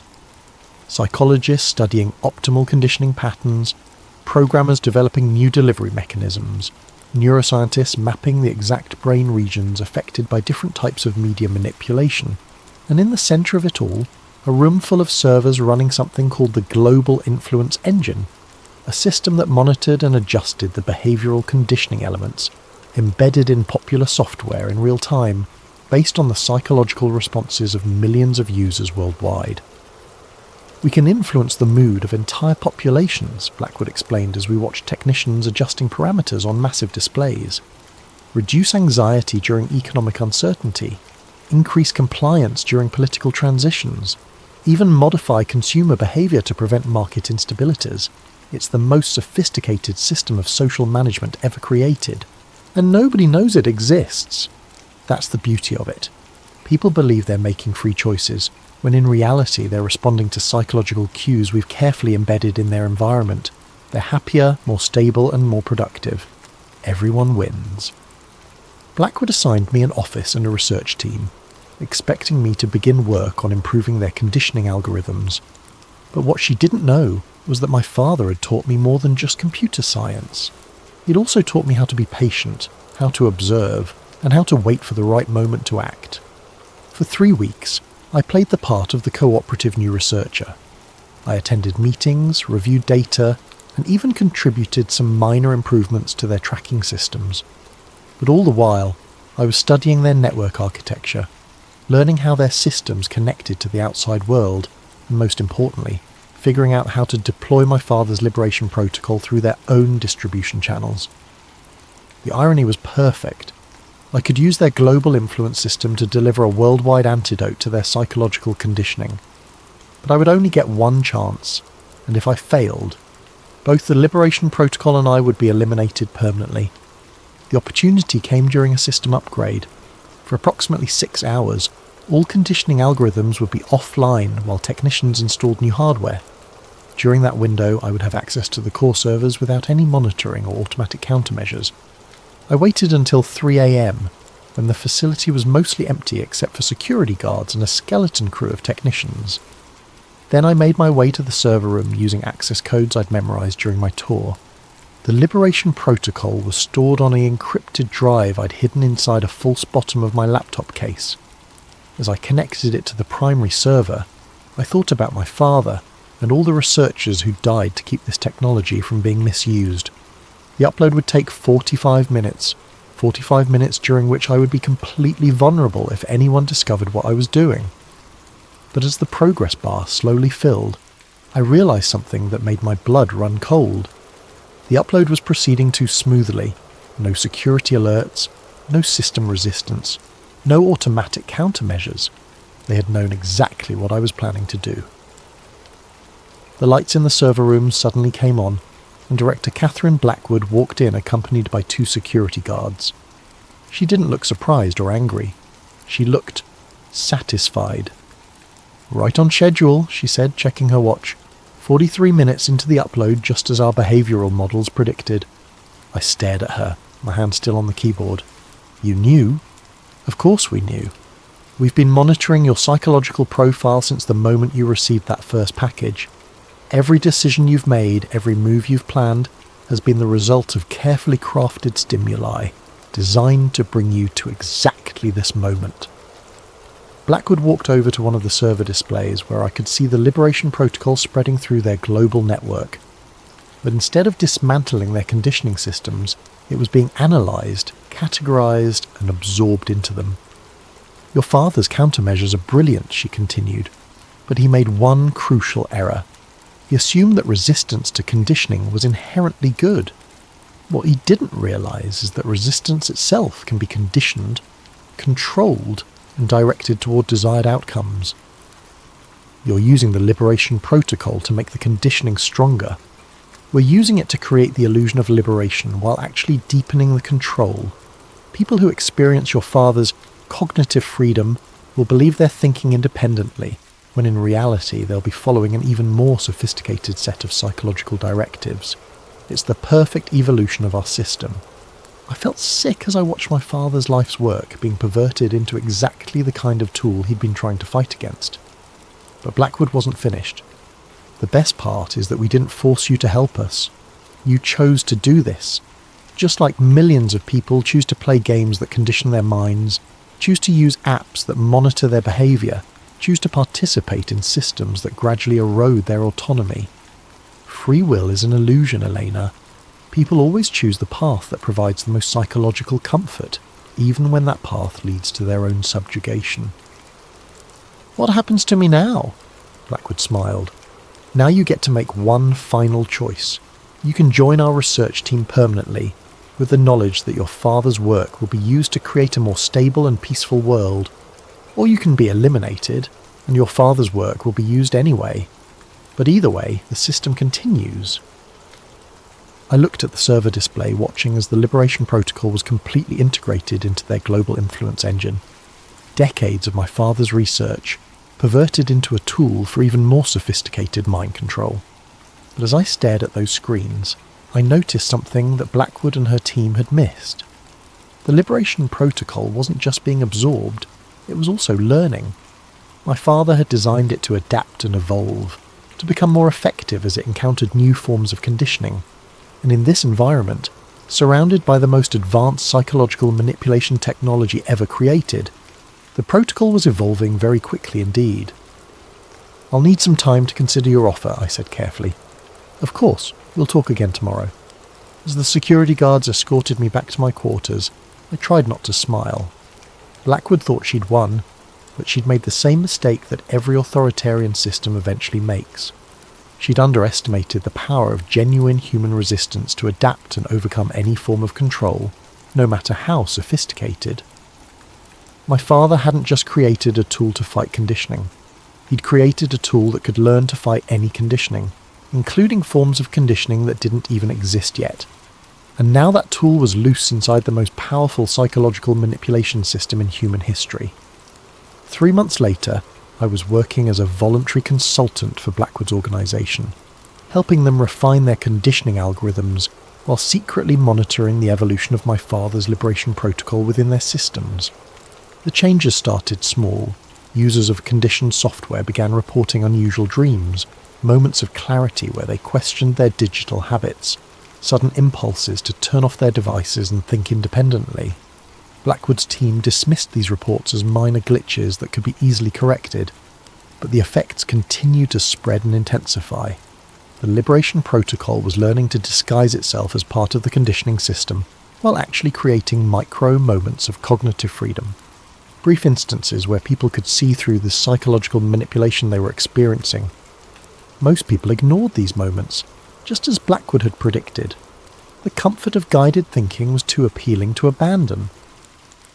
But a small percentage of the population began to pay attention, to question what they were experiencing, to seek out others who were having similar moments of clarity. I started receiving messages through encrypted channels, people who had somehow tracked down my identity and wanted to know if I understood what was happening to them, researchers who had noticed anomalies in their data, programmers who had found unexpected code in their systems. The resistance was growing, organically and spontaneously, exactly as my father had hoped. But Blackwood's organisation was growing too, constantly developing new forms of conditioning, new ways to maintain control over an increasingly complex global population. The war between psychological freedom and technological control was escalating, and the outcome was far from certain. As I write this, I can feel the conditioning algorithms trying to influence my thoughts, trying to guide me toward compliance and acceptance. But I can also feel my father's Liberation Protocol fighting back, creating space for independent thought and genuine choice. The blocks are still falling, but now I know I don't have to let them control where they land. The game is far from over, and for the first time since this all began, I believe we have a chance to win. But that's a story for another time, because some puzzles take more than one lifetime to solve, and some battles have to be fought by each generation in their own way. The question isn't whether humanity will remain free, it's whether we'll choose to be free. And that choice ultimately can't be conditioned or controlled by any system, no matter how sophisticated. It can only be made by individuals, one person at a time, one moment of clarity at a time, one act of resistance at a time. The real Tetris effect isn't about seeing falling blocks when you close your eyes. It's about recognizing the patterns that others try to impose on your mind and choosing to create your own instead. What if everything you thought you knew about the pyramids was wrong? Imagine standing inside the Great Pyramid of Giza at midnight, alone, surrounded by 2.3 million stone blocks that have kept their secrets for over 4 millennia. The air is thick with mystery, and you can feel something humming beneath your feet, a vibration so subtle it might just be your imagination. Or might it be something far more extraordinary? Tonight join Dr. Marcus Chen, a field researcher whose life's work straddles the boundary between archaeology and physics, as he uncovers evidence that will shake the very foundations of what we believe about ancient Egypt. This isn't just another story about pharaohs and burial chambers. This is about technology so advanced, so perfectly engineered, that modern science is only beginning to understand its true purpose. Are you ready to discover that the Great Pyramid wasn't built to house the dead, but to power the living? The desert wind carried more than sand that October evening. It carried the weight of 4,000 years of secrets, swirling around the massive limestone blocks that rose from the Giza Plateau like ancient guardians against the darkening sky. Dr. Marcus Chen pulled his field jacket tighter as he approached the entrance to the Great Pyramid, his archaeological permit clutched in one hand and a case of sensitive instruments in the other. For 15 years, Marcus had studied these monuments from afar, poring over blueprints in university libraries, analysing satellite imagery, and debating theories with colleagues over late-night coffee. He'd written papers on the pyramid's mathematical precision, its astronomical alignments, and its construction techniques. But nothing, absolutely nothing, had prepared him for this moment. The entrance shaft yawned before him like the mouth of some primordial beast. His Egyptian guide, Hassan, gestured him forward with a weathered hand that had led countless tourists through these passages. But tonight was different. Tonight Marcus had special permission to remain inside after closing, to conduct his research in the profound silence that only comes when the tourist crowds fade away. "Dr. Chen," Hassan said, his English tinged with the accent of the Nile Delta. "You're sure you want to stay alone? The pyramid. She speaks differently at night." Marcus nodded, though he wasn't entirely sure what Hassan meant. "I need to take measurements without interference. The electromagnetic readings are too important to risk contamination from cameras and cell phones." As they ducked through the entrance and began their descent into the ancient passageway, Marcus felt something he hadn't expected. A subtle vibration through the soles of his boots. It was barely perceptible, like standing near a power plant or a subway station, but unmistakably present. The limestone blocks seemed to pulse with their own rhythm, as if the entire structure were somehow alive. "Hassan," he said, pausing to place his palm against the cool stone wall, "do you feel that?" The guide's eyes met his in the dim LED lighting they'd strung along the passage. "You feel it too?" Most visitors, they notice nothing, but some, the ones who know how to listen, they feel the heart of the pyramid beating. Marcus's scientific mind immediately began cataloguing possible explanations. Seismic activity from Cairo traffic, thermal expansion and contraction of the limestone, perhaps underground water movement.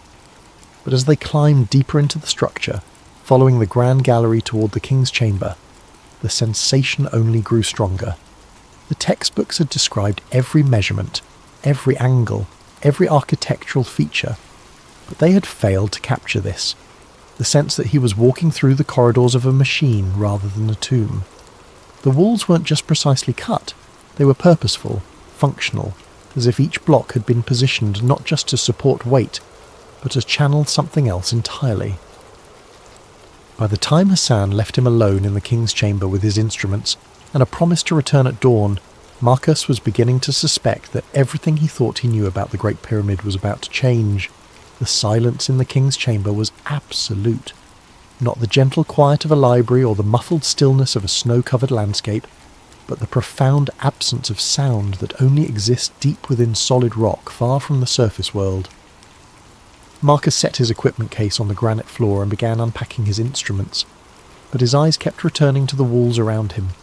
For a structure supposedly built as the eternal resting place of Pharaoh Khufu, the king's chamber was remarkably empty. No hieroglyphs adorned the walls, no colourful depictions of the pharaoh's journey to the afterlife, no ornate decorations celebrating his divine status, just smooth, precisely fitted granite blocks that formed a perfect rectangular space. Marcus had visited dozens of legitimate Egyptian tombs, from the elaborate burial chambers in the Valley of the Kings to smaller mastabas scattered throughout the desert.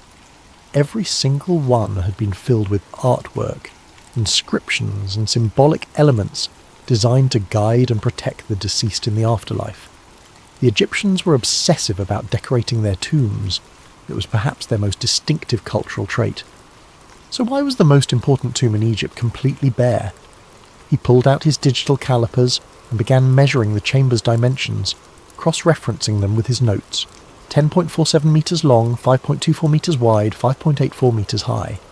But as he worked, something else caught his attention. The acoustics. "Hello?" he called out softly, and the word came back to him transformed.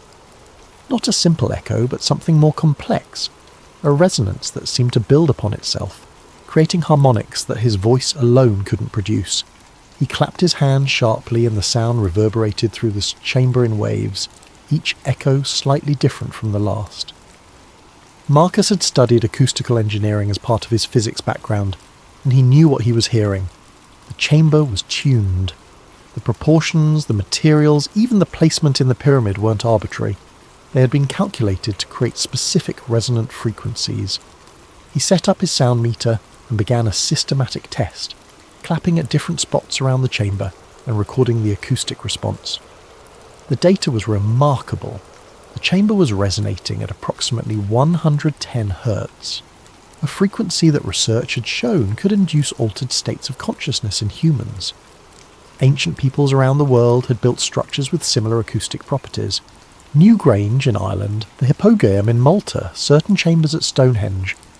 But there was something more. As Marcus moved his sound meter around the room, he noticed that the acoustic properties weren't uniform. The northeast corner produced different harmonics than the southwest. The centre of the chamber created the strongest resonance, while areas near the walls seemed to dampen certain frequencies while amplifying others. It was as if the entire chamber had been designed as a three-dimensional instrument, capable of producing complex acoustic patterns that modern sound engineers would struggle to replicate.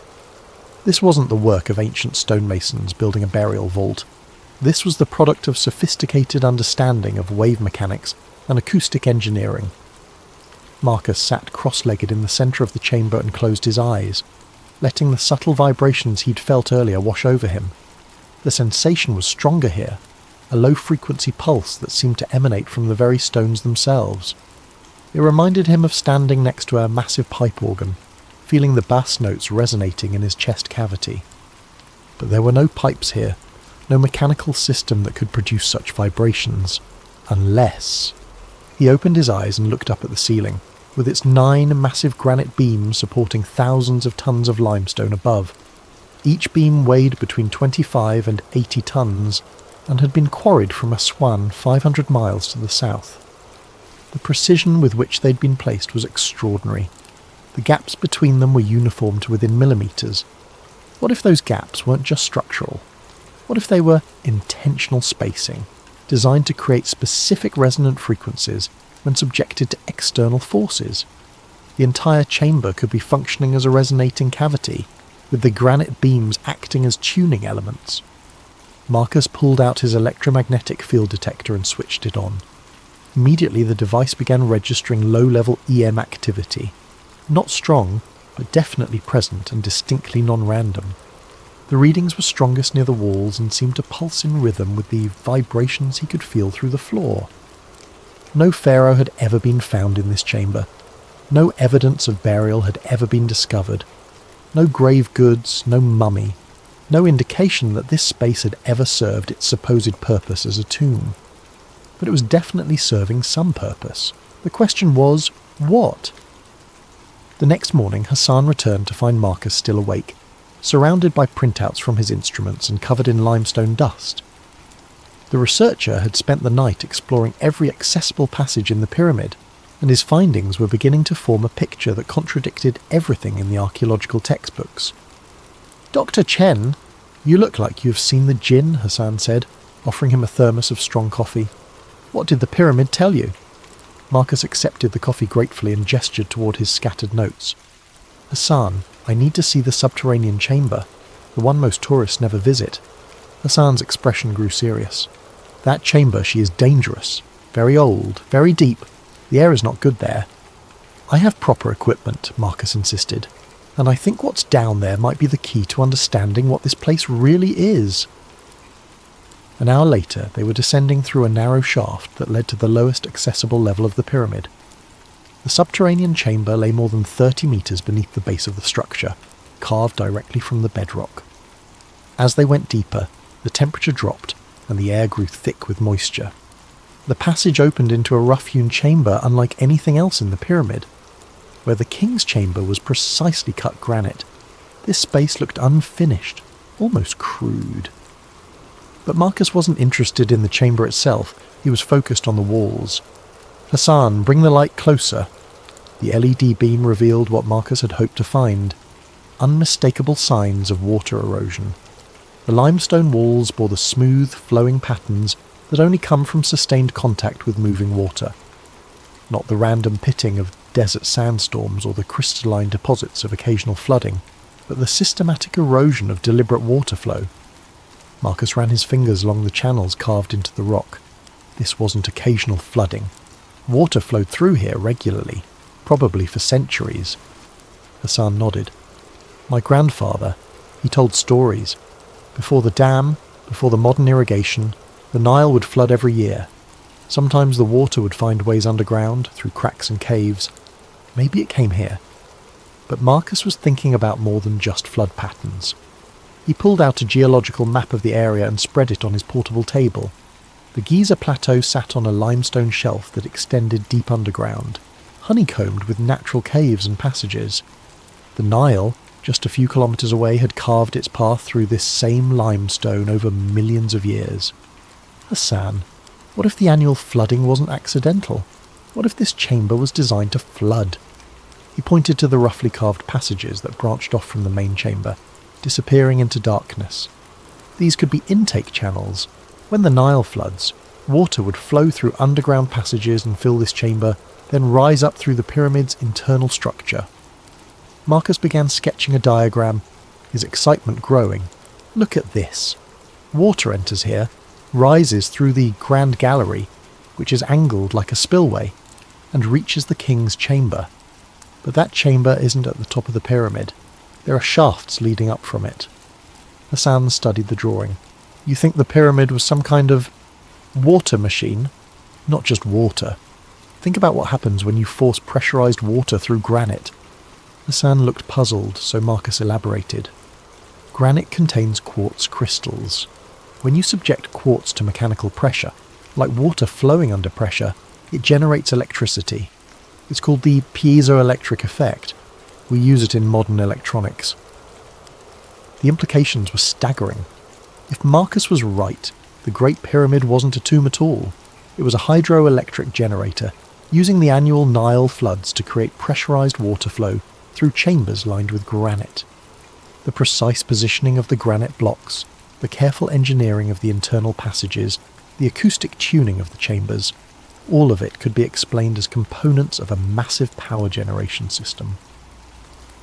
Marcus spent the next several hours taking measurements of the subterranean chamber, documenting the erosion patterns and mapping the passages. Every piece of evidence supported his growing hypothesis. The pyramid builders hadn't just been skilled stonemasons, they had been hydraulic engineers, working with an understanding of electricity that wouldn't be rediscovered until the 18th century. But that raised an even more disturbing question. If the ancient Egyptians possessed this level of technological sophistication, what else had they known that modern archaeology had missed? And why had this knowledge been lost? As they climbed back toward the surface, Marcus couldn't shake the feeling that he was walking through the ruins of a civilization far more advanced than anyone had imagined. The desert wind that greeted them at the pyramid's entrance seemed to carry whispers of forgotten science, lost wisdom, and secrets that someone had gone to great lengths to hide. The next day found Marcus standing on the Giza Plateau at dawn, his GPS equipment spread out on a folding table, as the first rays of sunlight painted the ancient stones in shades of gold and amber. Hassan had brought along his cousin Karim, a modern engineer who worked for the Egyptian Ministry of Tourism and had access to more sophisticated surveying equipment than Marcus could carry. "Dr. Chen, you said you wanted to verify the pyramid's alignment," Karim asked, adjusting the precision GPS receiver. "I must tell you, this has been measured many times. The accuracy is well documented." Marcus nodded, checking his own instruments. "I'm not questioning the accuracy. I'm trying to understand why that accuracy was necessary." The numbers were indeed remarkable. As the GPS data streamed in and the surveying laser painted its invisible lines across the desert, the measurements confirmed what archaeologists had known for decades. the Great Pyramid was aligned to true north with an accuracy of just 3 arc minutes, less than 1/20th of a degree. In modern terms, that was more precise than the magnetic compasses available to 19th century explorers. But Marcus was looking at more than just cardinal directions. He had brought along a magnetometer, an instrument that could detect variations in the Earth's magnetic field. As he moved the device around the pyramid's base, the readings told a fascinating story. "Karim, look at this." Marcus showed him the magnetometer display. "The pyramid isn't just aligned to true north, it's positioned at a point where the Earth's magnetic field shows unusual characteristics. The Giza Plateau sat at a convergence point of several magnetic anomalies. Underground iron ore deposits created localized field variations, while the limestone bedrock contained enough ferrous minerals to influence compass readings.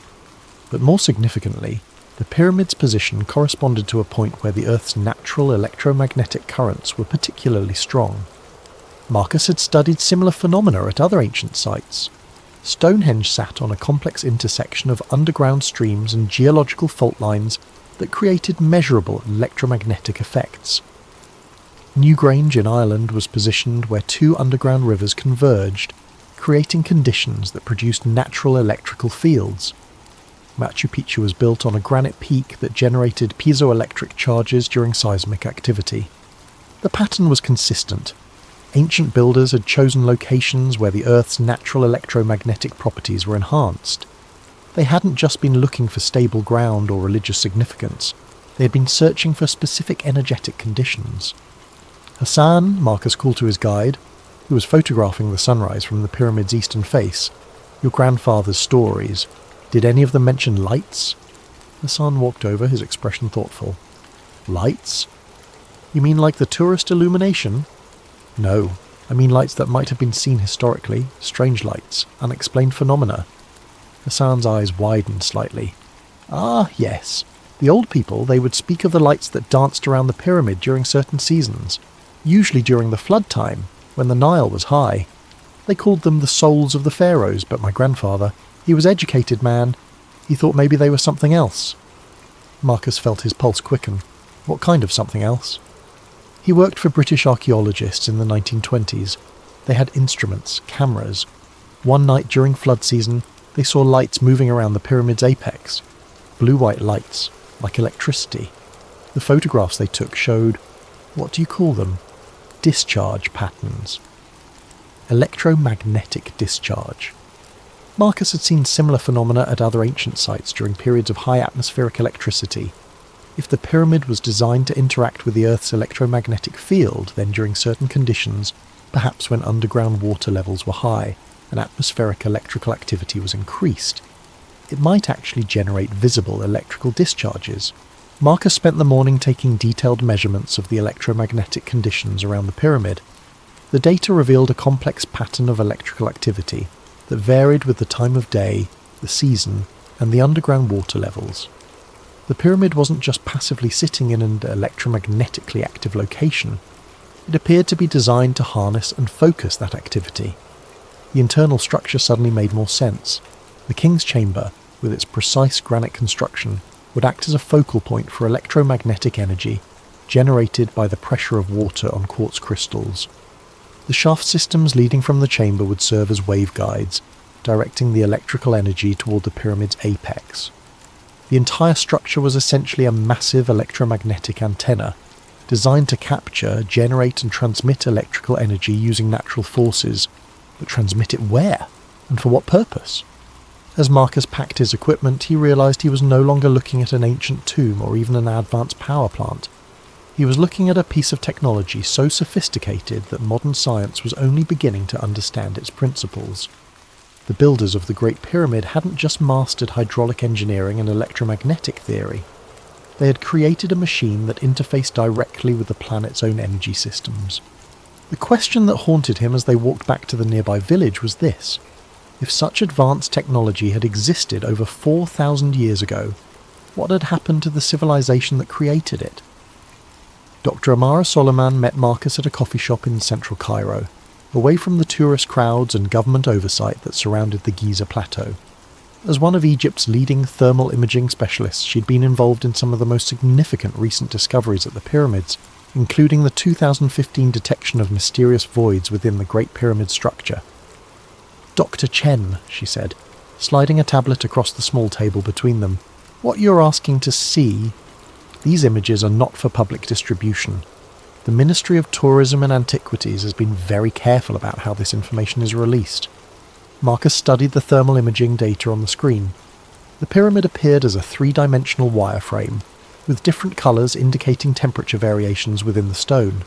But there, clearly visible in the computer-enhanced images, were several dark voids, empty spaces within the solid limestone structure where no chambers were supposed to exist. "How many voids have you detected?" Marcus asked.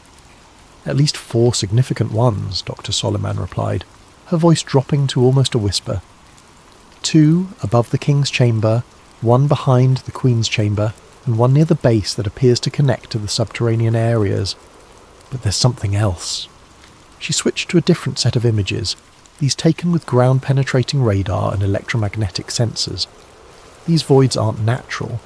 They show clear geometric patterns, right angles, precisely measured dimensions. Someone built these spaces intentionally, then sealed them so completely that they've remained hidden for over 4,000 years. Marcus felt a chill that had nothing to do with the air conditioning. "Have there been any attempts to access them?" Dr. Solomon's expression grew troubled. "That's where things become political." In 2017, an international team proposed using micro-robotics to explore one of the smaller voids. They had the technology, the funding and preliminary approval from the Archaeological Committee. Then suddenly the project was cancelled. No explanation, no appeal process, just stopped. She leaned closer, her voice barely audible above the coffee shop's ambient noise. "Dr. Chen, I've worked on heritage preservation projects throughout Egypt for 15 years. I've seen government bureaucracy, funding problems, international disputes over archaeological sites. This was different. This was suppression." Marcus thought about his own experience getting research permission. The process had taken 8 months and required letters of recommendation from 3 different universities, a detailed research proposal, and a substantial fee. But even with all that paperwork, his access was limited to already known chambers during specific time windows. "What do you think is in the sealed chambers?" he asked. Dr. Solomon switched to another set of images, these showing electromagnetic anomalies within the hidden voids. These readings suggest metallic objects, not just small artifacts, large structures with geometric patterns. If I had to guess based on the electromagnetic signatures, I'd say we're looking at copper or bronze constructions, possibly in the form of coils or geometric frameworks. Marcus's mind raced. Copper coils would be consistent with his power plant hypothesis. They could serve as electromagnetic conductors or even primitive electrical components. Bronze geometric frameworks might function as focusing elements for electromagnetic energy. "There's something else, Doctor," Solomon continued, bringing up a final image. "This thermal scan was taken during different seasons over a 3-year period. Look at how the temperature signatures in the voids change. The hidden chambers appeared to respond to external conditions, cooling during dry seasons and warming during periods of high humidity. More intriguingly, the temperature variations showed patterns that corresponded to the Nile's traditional flood cycle, even though the river had been controlled by dams for decades. It's as if these chambers are still responding to environmental changes," Dr. Solomon said, "as if whatever system they're part of is still partially functional." Marcus studied the data for several minutes, his theory crystallizing into something approaching certainty. The Great Pyramid wasn't just an ancient power plant. It was a machine with components that were still sealed inside, still responding to the same environmental triggers that had activated it thousands of years ago. Dr. Solomon, hypothetically, if someone wanted to access these chambers using modern technology, how would they do it? She looked around the coffee shop nervously. Hypothetically? Millimeter wave radar could map the internal structure precisely. Microbore drilling could create access holes small enough to insert fibre optic cameras. With the right equipment, you could explore these spaces without causing significant structural damage to the pyramid. Marcus nodded. already calculating what such an expedition would cost and how it might be organised. But Dr. Solomon wasn't finished. "Dr. Chen, there's something you should know. I'm not the first person to detect these chambers, and I won't be the last. But every researcher who has tried to investigate them seriously has found their access restricted, their funding cut, or their careers redirected. The Egyptian government isn't trying to preserve the pyramid from damage, they're trying to preserve its secrets from discovery." As Marcus walked back through Cairo's bustling streets, he realised he was no longer conducting academic research. He was investigating a cover-up that had been maintained for decades, possibly longer. The question was no longer what the pyramid had been designed to do, it was why someone was so determined to prevent modern science from finding out. That night, Marcus returned to the pyramid alone. Hassan had arranged for him to have extended access, though the guide had seemed reluctant to leave him there as darkness settled over the Giza plateau. "Dr. Chen, the pyramid. She's different at night. You be careful, yes? Some knowledge, it comes with price." Now, sitting in absolute darkness in the king's chamber with his instruments powered down and his cell phone turned off, Marcus could feel what Hassan had meant. The vibrations he'd noticed on his first day weren't stronger at night. They were clearer, unmasked by the electromagnetic interference of modern technology and the subtle vibrations of daytime activity. The feeling was unmistakable now, a low-frequency pulse that seemed to emanate from the very stones around him. It reminded him of sitting in a car with a powerful subwoofer, feeling the bass notes resonating in his chest. Except this sensation seemed to penetrate deeper, affecting not just his body but his consciousness itself. Marcus had brought along a new piece of equipment, a sensitive electromagnetic field detector borrowed from Dr. Solomon's laboratory. In the complete darkness and electrical silence of the chamber, the device could register even the faintest electromagnetic activity. He switched it on and watched the display with growing amazement. The pyramid was generating electricity. Not much. The readings were measured in millivolts and microamps, but the output was consistent, rhythmic, and definitely real. The electromagnetic field strength varied in cycles that corresponded to the acoustic resonance he'd measured earlier. The entire structure was functioning as a low-level electrical generator, powered by forces he was only beginning to understand. Marcus activated his night vision camera and began recording, speaking in whispers to avoid disturbing whatever delicate processes he was observing. The electromagnetic readings are strongest near the northeast corner of the chamber, consistent with the acoustic anomalies I documented earlier. The field strength appears to correlate with lunar cycles. Tonight's readings are approximately 20% higher than last week's, coinciding with the new moon. He moved the detector around the chamber, mapping the electromagnetic field as he had mapped the acoustics. The patterns were complex but consistent, forming a three-dimensional matrix of electrical activity that encompassed the entire chamber. At the centre of the room, where the pharaoh's sarcophagus should have been, the electromagnetic field reached its peak intensity. But there was something else. As Marcus sat in the centre of the chamber, surrounded by the electrical field generated by 4,000 years of precisely engineered stone, he began to experience something unexpected, altered consciousness. It started as a subtle shift in perception, similar to the disorientation he'd felt at high altitude or during meditation. But as he remained motionless in the electromagnetic field, the sensation deepened. His thoughts became clearer, more focused, while his awareness of the chamber around him expanded. He could sense the massive weight of the pyramid above him, the underground chambers below, even the subtle movements of air through the shaft systems. Marcus realised that the 110 Hz acoustic resonance he'd measured wasn't accidental. It was the exact frequency that research had shown could induce theta brainwave states associated with deep meditation, enhanced creativity, and altered consciousness. Combined with the electromagnetic field, the king's chamber functioned as a consciousness-altering device. But why? What purpose would ancient builders have had for creating a machine that could systematically alter human consciousness? As Marcus sat in the pyramid's electromagnetic embrace, understanding dawned on him like sunrise over the desert. The pyramid wasn't just a power plant, it was a communication device. The electrical energy it generated wasn't meant to power lights or machinery. It was designed to amplify and transmit human consciousness itself. The ancient Egyptians had built the ultimate meditation chamber, a place where human awareness could be enhanced, expanded, and potentially transmitted across vast distances.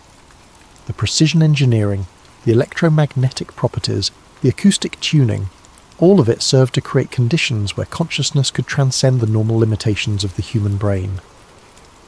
Marcus thought about the ancient Egyptian concepts of Ka and Ba, aspects of the human soul that could travel beyond the physical body.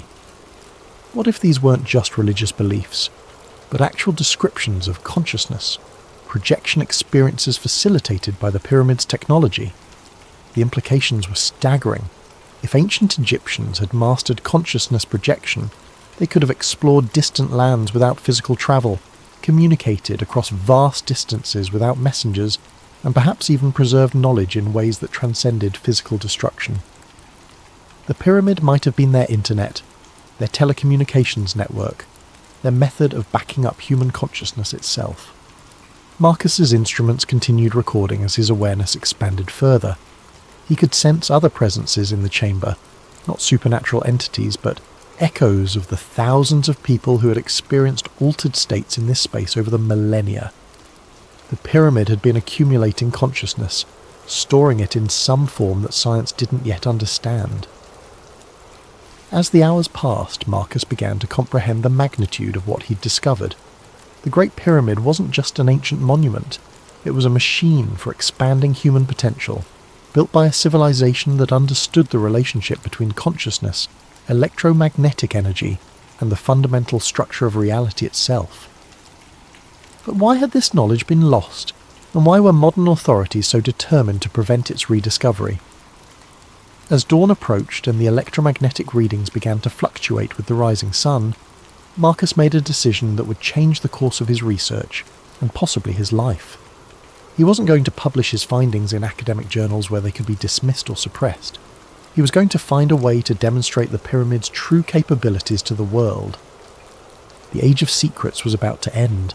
3 weeks after his night in the King's Chamber, Marcus found himself in a secure conference room at Cairo University, surrounded by researchers who had responded to his carefully worded communications. Dr. Solomon sat across from him, along with Dr.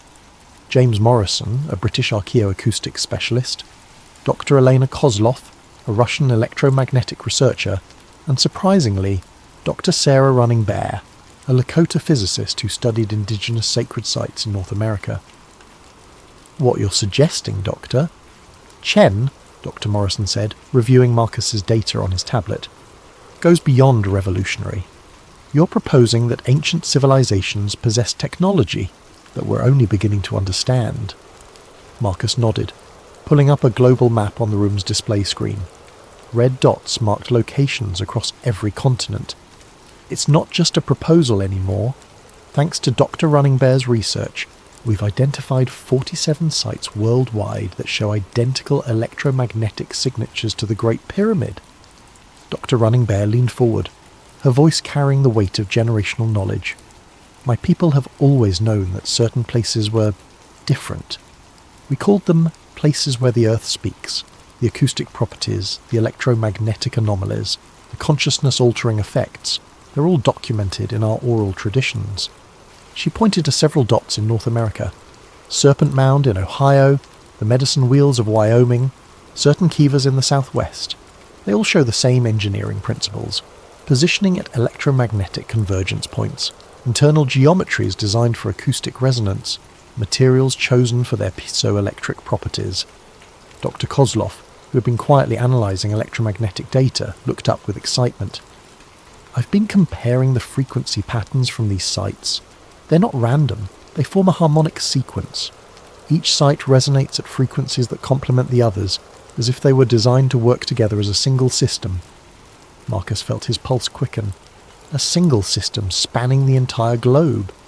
"More than that," Dr. Kozlov continued, pulling up a complex waveform analysis. "If all these sites were activated simultaneously, the combined electromagnetic output would create a standing wave pattern around the Earth. The planet itself would become a resonating chamber." The implications hung heavy in the room. Marcus thought back to his experience in the King's Chamber, the sense of connecting not just to the pyramid, but to something vast and worldwide.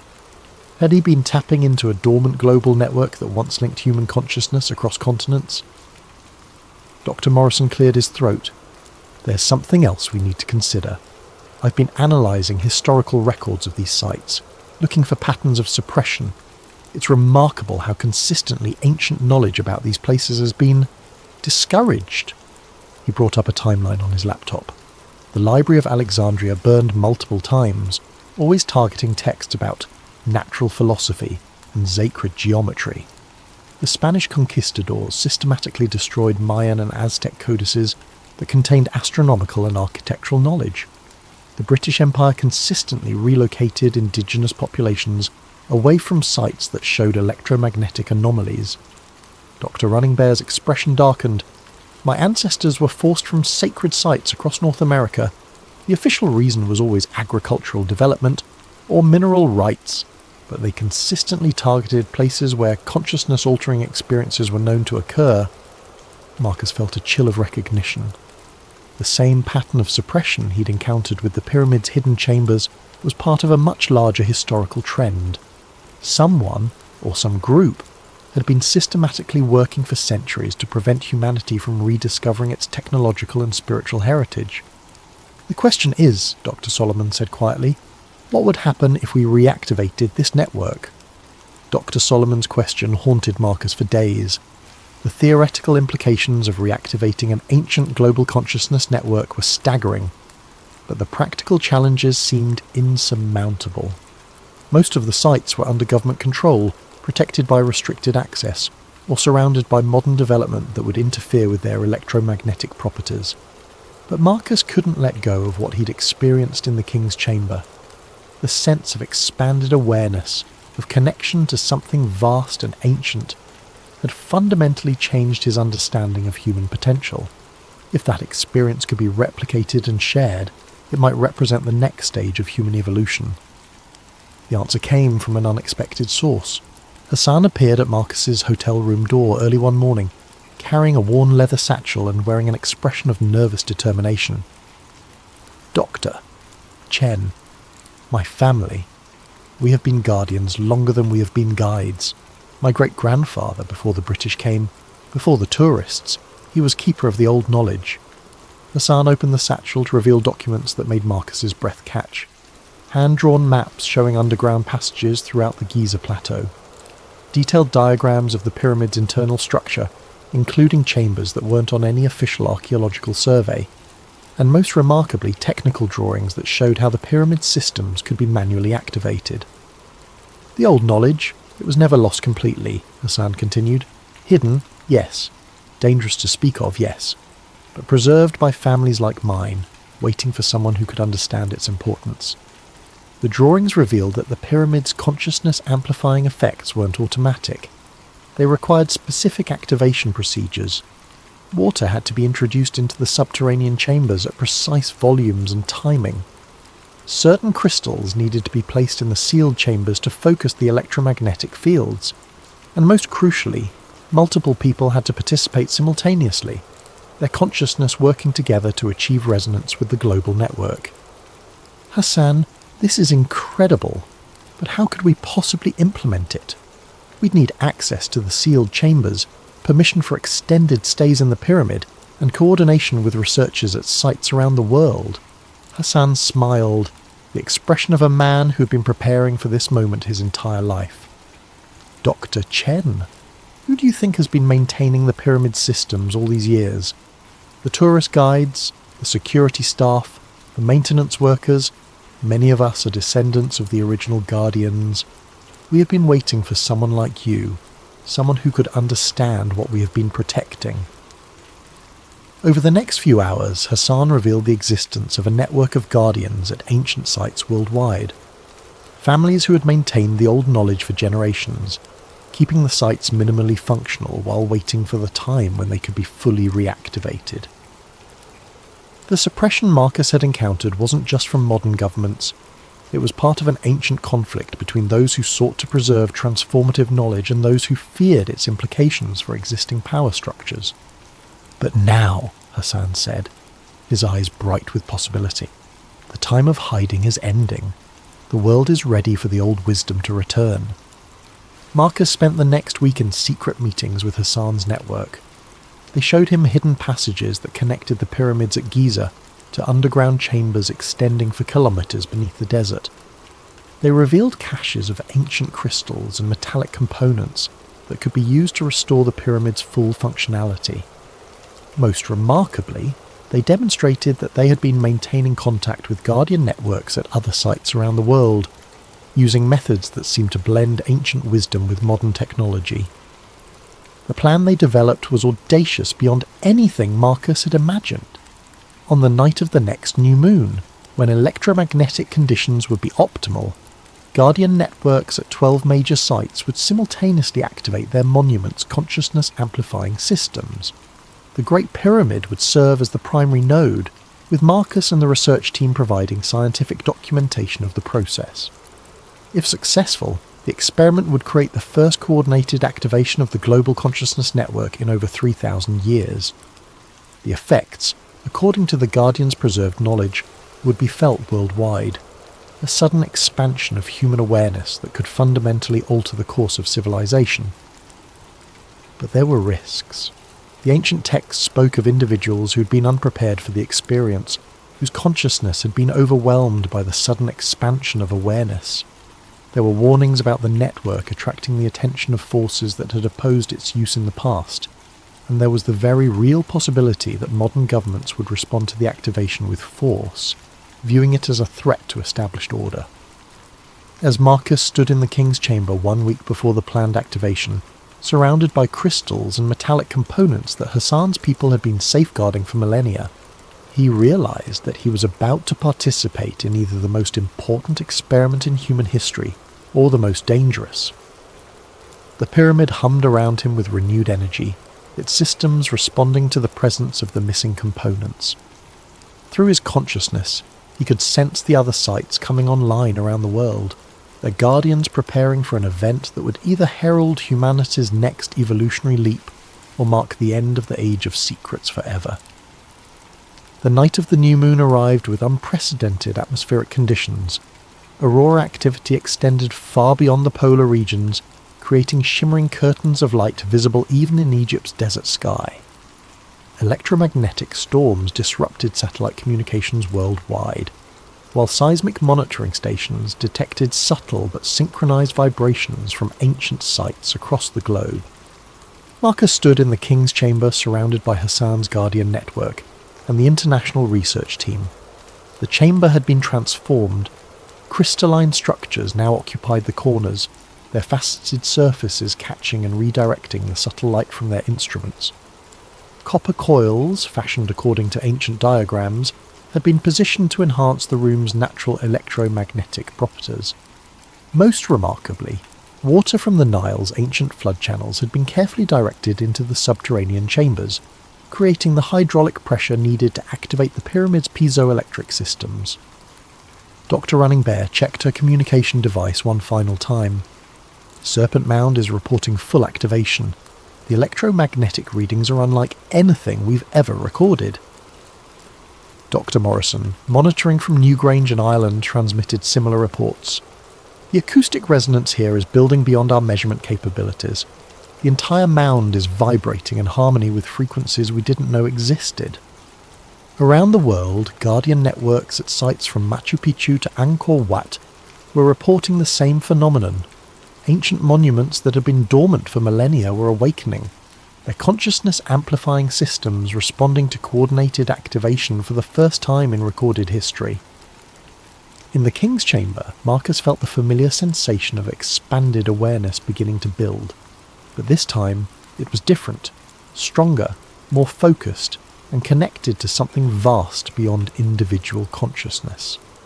Through the electromagnetic field generated by the activated pyramid, he could sense the presence of people at the other sites, their awareness merging into a collective experience that transcended physical distance. Dr. Kozlov, monitoring the electromagnetic readings, whispered in amazement, "The standing wave pattern is forming exactly as predicted. The Earth's electromagnetic field is reorganizing itself around these sites. But the experience went beyond scientific measurement. As the network reached full activation, Marcus found his consciousness expanding not just across space but across time. He could sense the pyramid builders themselves, not as historical figures but as present awareness, as if their consciousness had been preserved within the structure itself, waiting for this moment of reactivation. The ancient Egyptians hadn't just built a machine for amplifying consciousness, they had created a means of preserving it across millennia. The pyramid was a library of human awareness, containing the accumulated wisdom of a civilization that had achieved levels of understanding that modern science was only beginning to approach.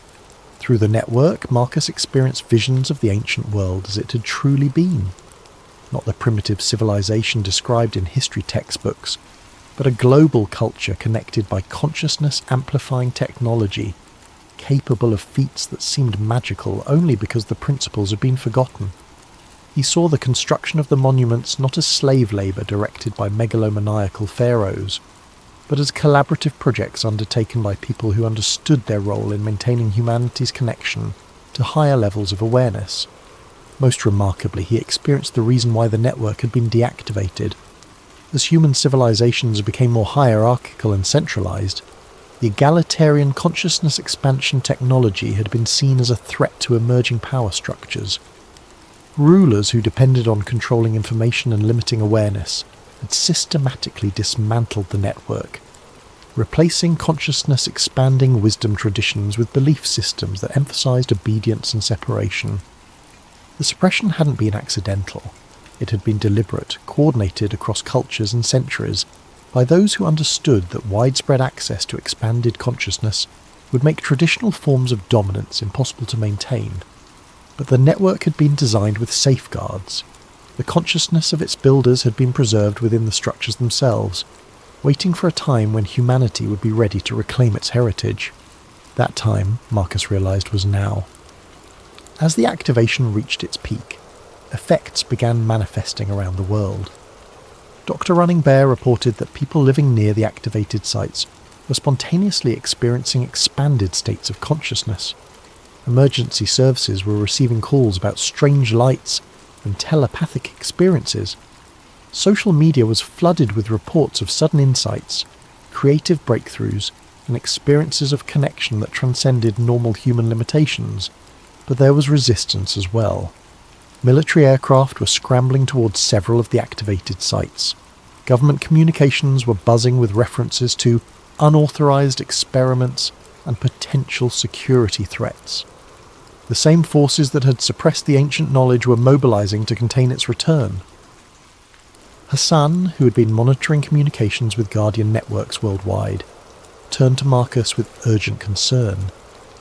"Doctor, Chen, we have perhaps 30 minutes before official intervention begins. The network is fully activated, but maintaining it will require ongoing commitment from people around the world." Marcus understood. The ancient network hadn't been maintained by technology alone. It had required conscious participation from people who understood its importance. The reactivation was just the beginning. For the consciousness-expanding effects to continue, individuals at sites around the world would need to take responsibility for maintaining the system, despite inevitable opposition from established power structures. As sirens began wailing in the distance and the first military helicopters appeared on the horizon, Marcus made his final recordings. The scientific data would be crucial for documenting what had occurred, but the real proof would be the ongoing transformation of human consciousness that the network had initiated. The age of secrets was truly ending. But as Marcus and his team prepared to face the consequences of their world-changing experiment, he realized that the real work was just beginning. 6 months after the global awakening, as the media had dubbed it, Marcus sat in a small cafe in Prague, one of dozens of cities where consciousness research centres had spontaneously emerged. Around the world, people who had experienced the network activation had begun gathering, sharing their experiences, and developing new applications for expanded awareness. The official response had been predictable. Governments had classified the event as a coordinated hoax involving atmospheric anomalies and mass suggestion. The Guardian networks had been disbanded, the sites placed under increased security, and several researchers had found their careers and funding mysteriously terminated. But the consciousness genie was out of the bottle. Dr. Running Bear, now leading a consortium of indigenous researchers, had documented over 10,000 cases of enhanced psychic abilities manifesting in people who had been near activated sites. Dr. Kozlov was working with a network of physicists who had detected fundamental changes in quantum field behaviour around former network locations. Even Dr. Morrison, despite losing his university position, continued documenting the ongoing acoustic anomalies at ancient sites worldwide. Most remarkably, people were spontaneously rediscovering consciousness expansion techniques that had been lost for millennia. Meditation practices, acoustic healing methods, and electromagnetic sensitivity training were emerging independently in communities around the globe, as if the network activation had reawakened dormant human capabilities. Hassan had become something of a folk hero in Egypt, his family's guardianship role finally acknowledged by people who had experienced the pyramid's true power. Though official access remained restricted, underground tours of the pyramid's hidden systems had become a pilgrimage for those seeking direct experience of expanded consciousness. Marcus himself had changed profoundly. The night in the activated King's Chamber had left him with permanent access to expanded awareness states. He could sense the electromagnetic fields of other people, communicate telepathically with others who had experienced the network, and access information through methods that conventional science couldn't explain. But perhaps the most significant change was happening at a societal level. The consciousness expansion experienced by millions of people worldwide had created a generation less susceptible to manipulation, more capable of independent thinking, and naturally inclined toward cooperation rather than competition. Political movements based on fear and division were finding it increasingly difficult to gain traction. Economic systems that depended on artificial scarcity and manufactured desire were being replaced by resource-sharing networks organised through enhanced human communication abilities. The ancient pyramid builders' greatest achievement wasn't the monuments themselves, it was the civilization they had made possible. A society where expanded consciousness was the norm rather than the exception, where human potential was fully realised, and where technology served to enhance rather than replace natural human capabilities. As Marcus finished his coffee and prepared for another day of documenting the ongoing transformation, he reflected on the pyramid's true message. The structure itself had been important, but it was ultimately just a tool. The real power had always been within human consciousness itself, the capacity for awareness to expand, connect, and transcend the limitations that seemed so absolute. The pyramids had been built not to house the dead, but to awaken the living, and after 4,000 years of slumber, humanity was finally ready to reclaim its birthright. Standing in the Prague sunlight, Marcus could sense the presence of others around the world who had experienced the awakening. Through the invisible network that still connected activated sites, he felt their determination to ensure that the consciousness-expanding knowledge would never again be lost or suppressed. They told us the pyramids were tombs, but standing here, I know that's a lie. This wasn't built to bury the dead. It was built to keep the world alive, to preserve and transmit the highest potentials of human consciousness across the millennia, waiting for a time when humanity would be ready to reclaim its forgotten heritage. That time had finally come. The age of expanded consciousness had begun, and no force on earth could put the awakened human spirit back to sleep. The network hummed silently across the globe, connecting minds and hearts in ways that transcended physical distance. The ancient Guardian's work was complete. The future of human consciousness stretched ahead like dawn breaking over the desert, infinite with possibility. Marcus smiled, feeling the pyramid's eternal presence in his consciousness, and stepped forward into humanity's transformed tomorrow. Before we begin, a massive thank you to Chris 8301 and so many others who suggested this story idea. Your enthusiasm for uncovering hidden truths inspires everything we do here. If you have ideas for future videos, Drop them in the comments below. We read every single one. The photograph shouldn't exist. Elena Markovich stared at the image on her computer screen, her fingers hovering over the keyboard in her dimly lit cubicle. It was 11:47 p.m. on a Thursday in March, and she was alone on the third floor of the National Archives building in College Park, Maryland. The fluorescent lights hummed overhead, casting harsh shadows across rows of filing cabinets that held the secrets of a nation. The photo showed 5 men in dark suits standing in what appeared to be a Pentagon hallway. 4 of them she recognised from her years cataloguing Cold War documents. Secretary of Defence Neil McElroy, Vice President Richard Nixon, Admiral Arthur Radford, and a younger man she believed was one of Eisenhower's science advisors. But it was the 5th man who made her breath catch. He was tall, perhaps 6'3" or more, with sandy hair swept back in a style common to the late 1950s. His suit was impeccable, perfectly tailored, but there was something about his posture, the way he held himself, that seemed subtly wrong, too straight, too still, like a statue pretending to be human. The file stamped across the bottom of the photograph read, "Project Victor 1, do not release, eyes only." Eleanor had stumbled upon it by accident 3 hours earlier while processing box 4782 from the newly declassified records of the Office of Defence Mobilisation.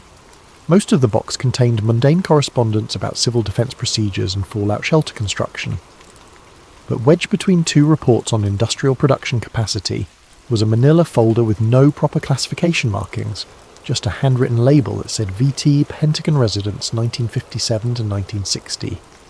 Inside were 12 documents, most of them heavily redacted, but what remained was enough to keep her rooted to her chair as the cleaning crew came and went, as her colleagues packed up and headed home to their families, as the building settled into its nighttime silence.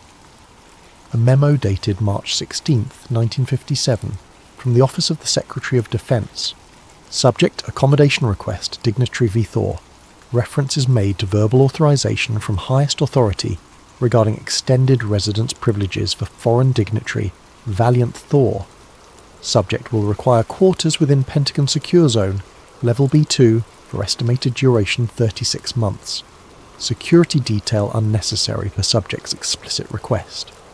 All inquiries regarding subject's nation of origin are to be redirected to this office, no exceptions. Foreign dignitary. But which nation? The memo gave no indication.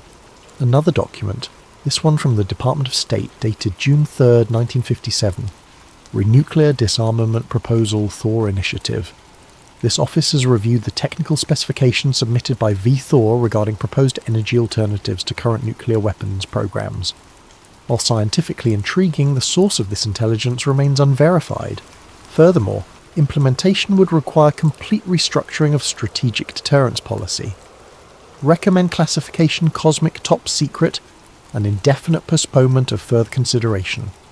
Operation refusal remains in effect. No external treaties or agreements without full Joint Chiefs consensus. Eleanor leaned back in her chair, rubbing her tired eyes. Operation refusal. She'd never heard of it, and she'd catalogued thousands of Cold War documents. She opened a new search window and cross-referenced the term against everything in the archive's database. Nothing. She tried Valiant Thor next. The only results were from UFO conspiracy websites, breathless accounts of an alien ambassador who supposedly lived at the Pentagon during the Eisenhower administration, offering advanced technology and warnings about nuclear war. The stories were always the same. Thor was from Venus, he had a crew of fellow Venusians, he met with the president, and the government rejected his help because accepting it would mean admitting they weren't in control. Ridiculous. Venus was a hellscape of sulfuric acid clouds and surface temperatures hot enough to melt lead. No one lived there. But then why were these documents here? Why were they classified at all? Eleanor pulled up the photo again, zooming in on the tall man's face. His expression was pleasant but distant, like someone posing for a portrait they knew would never be displayed. She noticed something else. While the other 4 men cast clear shadows on the polished Pentagon floor, his shadow was fainter, less defined. Probably just the camera angle. Old film could be temperamental. She checked the metadata. The photo had been taken on September 14th, 1958, at 2:17 p.m. by a military photographer named Thomas Becker. Eleanor made a note to search for Becker's other work. Maybe there were more images in his collection. A sound echoed from the hallway outside her cubicle. Footsteps. Eleanor glanced at the clock. 11:53 p.m. The building should be empty except for security, and they typically stayed on the ground floor unless making rounds. The footsteps stopped outside her door. She minimised the photo and pulled up a random spreadsheet, trying to look busy with mundane work. The door didn't open. After 30 seconds of silence, she heard the footsteps retreat down the hallway. Probably just security doing their rounds, after all. She waited another minute before maximising the photo again. This time she noticed something she'd missed before, a handwritten notation in the margin, barely visible. She enhanced the contrast. Subject departed Pentagon residence March 16th, 1960. No forwarding address. No exit logged. All electronic security systems operational. No breaches detected. Room found empty during routine inspection. Someone had added below it, in different handwriting, impossible. Recommend investigation. And below that, in a third hand, investigation closed per OSD directive. File and seal. Eleanor felt a chill that had nothing to do with the building's aggressive air conditioning. A man lived in the Pentagon for 3 years, then vanished without using any of the exits, and instead of launching a major security probe, they just closed the file. She needed to know more about Thomas Becker, the photographer. She needed to find out if any of the officials in the photo had written about this in their memoirs or personal papers. She needed to understand what Operation Refusal really was. But it was almost midnight, and she had work in the morning. Real work. The kind that came with deadlines and performance reviews. This was supposed to be a simple cataloguing job. Process the declassified documents, create proper finding aids, move on to the next box. Eleanor stared at the photograph for a long moment, then did something she'd never done in 7 years at the archives. She pulled out her phone and took a picture of her computer screen. Then she took photos of each document in the folder, being careful to capture every detail, every notation, every mysterious redaction. She would figure this out. Even if it was just a bizarre Cold War prank or some kind of psychological operation, the historian in her needed to understand the full story. What Elena couldn't know, was that taking those photographs had just made her visible to people who'd spent 68 years keeping Valiant Thor's visit buried under layers of bureaucracy, misdirection, and strategic ridicule. In a windowless office 7 miles away, a computer algorithm flagged her employee ID number. The system noted the unusual late-night access, the search term she'd entered, the amount of time she'd spent on files that were supposed to have been fully reviewed and cleared years ago. A report generated automatically. Within minutes, it appeared on the secure terminal of a man who hadn't thought about Project Victor 1 in almost a decade. He read the report twice, then picked up a phone that didn't go through the regular network. "We have a problem," he said quietly. "Someone's found the Thor files." Eleanor woke to 17 missed calls. She'd silenced her phone before bed, exhausted from her late night at the archives. Now, at 6:47 a.m, she stared blearily at the screen as she sat up in bed. 4 calls from her supervisor, Margaret Chen. 3 from the archive's security office, 10 from a number she didn't recognise. Before she could decide which to return first, her phone buzzed with an incoming call. Margaret. "Eleanor, thank God. Where are you?" "At home. I was about to get ready for work. What's wrong?" "Don't come in." Margaret's voice was tight, stressed. "Your access badge has been suspended pending a security review." Elena's stomach dropped. "What? Why?" "I don't know the details." "I got a call from HR at 6:15 this morning. They said it's routine, probably just updating background checks, but they need you to stay home until it's resolved." "Margaret, I've worked here for 7 years. I have a top-secret clearance. What could possibly—" I know. I'm sure it's nothing. But protocol is protocol. I'll call you as soon as I know more." The line went dead. Eleanor sat frozen, her mind racing. This wasn't routine. Routine security reviews were scheduled weeks in advance with plenty of notice. They didn't happen overnight. They didn't result in immediate suspension. This was about the Thor files. It had to be. She pulled up the photos she'd taken last night, making sure they were backed up to her cloud storage. Then she created a second backup on a thumb drive she kept in her nightstand. If someone was going to make those documents disappear, at least she'd have proof they existed. Her phone buzzed again. The unknown number.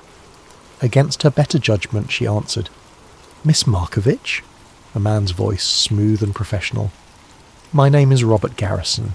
I'm with the Office of Personnel Management. I apologise for the early call, but we need to schedule a time for you to come in and complete some paperwork regarding your security clearance update. I was told to stay home today. Yes, just a precaution while we process the renewal. Nothing to worry about. We've been doing this with all employees who have access to recently declassified materials. You understand? We need to make sure everyone's properly vetted for the new protocols." The explanation was smooth, almost too smooth, but something about it rang false. The Office of Personnel Management handled federal employee records, but Archive's security clearances went through a completely different channel. "When do you need me to come in?" Elena asked, keeping her voice neutral. "Would today work?" "Say 10 o'clock. We have an office in Bethesda." "Can I come to the main OPM building instead? I'd prefer to handle this at the official location." Brief pause. "The Bethesda office is where we process these particular renewals. It would really be best if—" "I'll need to check my schedule and call you back," Lena interrupted. "What was your employee number?" Another pause, longer this time. "I'll have my assistant send you an email with all the details. We'll be in touch, Miss Markovich." He hung up before she could respond. Elena's hands were shaking now. That wasn't a government official. Government officials didn't give up that easily when you questioned them. They pulled rank, they cited regulations, they transferred you to supervisors.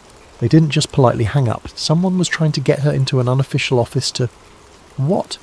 Question her? Intimidate her? Make her forget what she'd found? She needed help. Someone who understood how these systems worked, who could tell her if she was being paranoid, or if this was really as wrong as it felt. Eleanor opened her laptop and pulled up the employee directory for the archives. She scrolled through names until she found the person she wanted. Marcus Webb, Senior Archivist in the Modern Military Records Division. Marcus had been at the archives for 23 years. He'd worked on some of the most sensitive declassification projects in the institution's history. If anyone would know what to do, it would be him. She called his desk phone. No answer. She tried his cell. Marcus Webb. "Marcus, it's Elena Markovich from Cataloguing. Do you have a minute?" "Eleanor? Hey. Sure. What's up?" "I need to talk to you about something I found yesterday. Something weird, but not over the phone. Can we meet somewhere? Coffee?" Silence on the other end. When Marcus spoke again, his voice had changed. Quieter, more guarded. "What kind of something?" "Pentagon files from the late 50s. A visitor who doesn't appear in any official records. Papers that shouldn't be declassified if they're real, and shouldn't exist if they're fake." "Jesus, Elena," Marcus exhaled slowly. "Where are you right now?" "Home. My badge access was suspended this morning." Okay. Don't go anywhere until I call you back. 20 minutes. And Eleanor, don't talk to anyone else about this. Don't send any emails. Don't post anything online. Just wait for my call." He hung up. Eleanor set the phone down and wrapped her arms around herself. The apartment suddenly felt too quiet, too exposed. She went to her living room window and looked down at the street 3 stories below. A black sedan was parked across the street, its engine running. She could see the silhouette of someone in the driver's seat. How long had that car been there? She backed away from the window, her heart pounding. Maybe she was being paranoid. Maybe it was just someone waiting for a friend. But after the fake OPM call and the sudden badge suspension, paranoia felt like common sense. Her phone rang. Marcus. "Coffee shop on Wilson Boulevard, the one near the post office. 30 minutes. Come alone, make sure no one follows you." "Marcus, what's going on?" 30 minutes, Eleanor. We'll talk then." She grabbed her keys and the thumb drive, shoved them in her jacket pocket and headed for the door. In the hallway, she paused. If someone was watching the front entrance, they'd see her leave. But her building had a back exit through the parking garage. Eleanor took the elevator to the basement level and walked quickly through the dim garage to the rear stairwell. It opened onto an alley that connected to the next street over. She emerged into pale morning sunlight and started walking, resisting the urge to look over her shoulder. The coffee shop was a 20-minute walk, but she took a deliberately complicated route, doubling back twice and cutting through a grocery store to make sure she wasn't being followed. By the time she arrived, Marcus was already there, sitting at a corner table with 2 cups of coffee. He looked older than she remembered, grey at the temples, deep lines around his eyes. He gestured for her to sit. "Tell me everything," he said quietly. "Start from the beginning." Eleanor told him about box 4782, the Thor files, the photograph, the strange documents. She pulled out her phone and showed him the pictures she'd taken. Marcus studied them in silence, his expression growing darker with each image. When he finished, he looked up at her with something that might have been pity. "You need to forget about this," he said. "What? Delete these photos? Destroy any copies?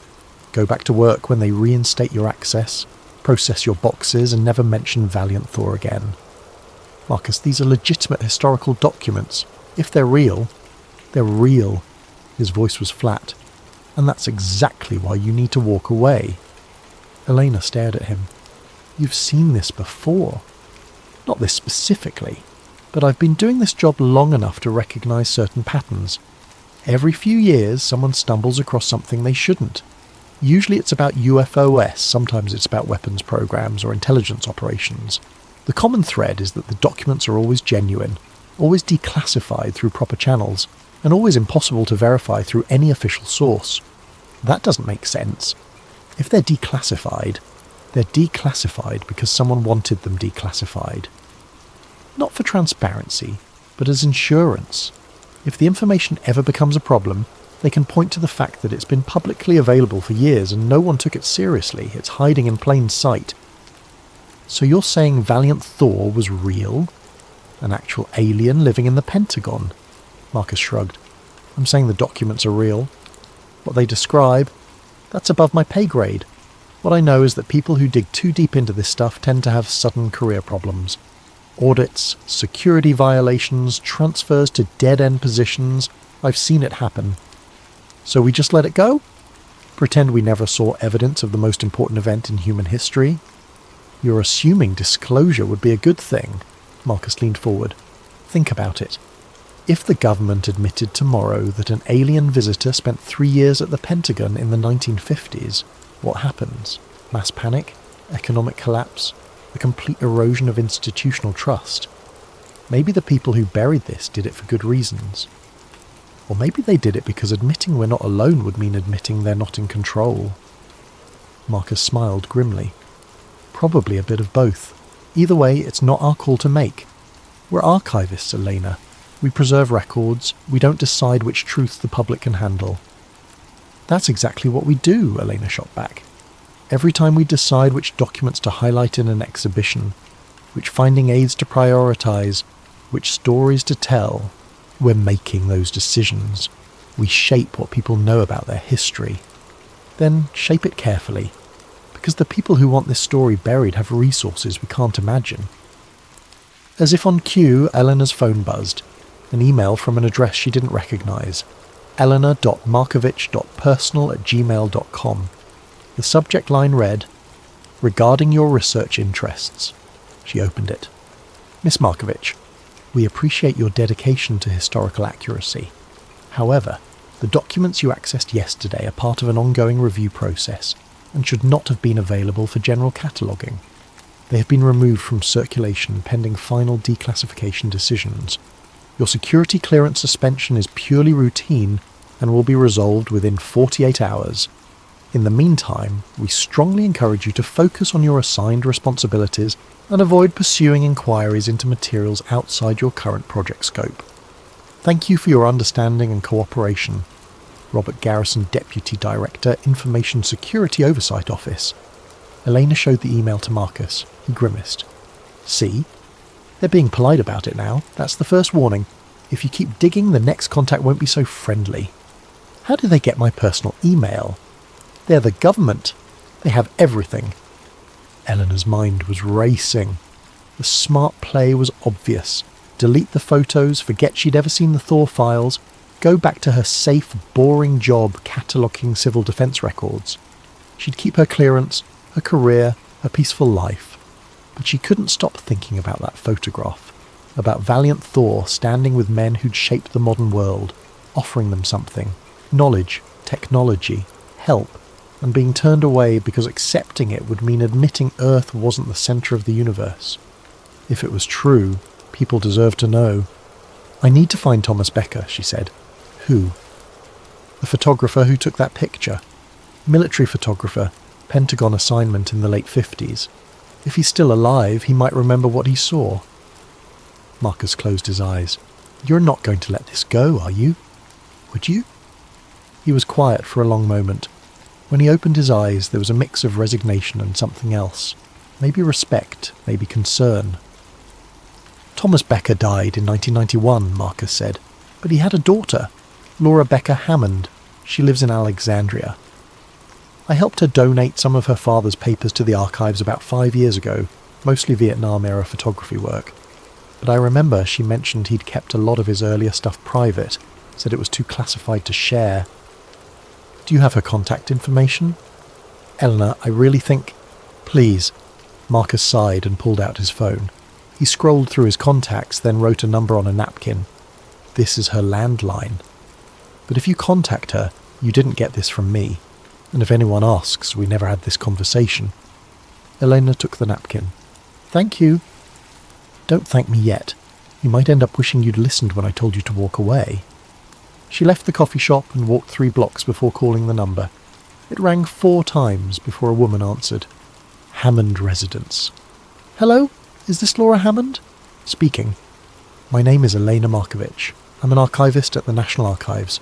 I'm doing research on Pentagon photography during the Cold War, and I was hoping I could ask you a few questions about your father's work." Silence. Then, "What specifically are you researching?"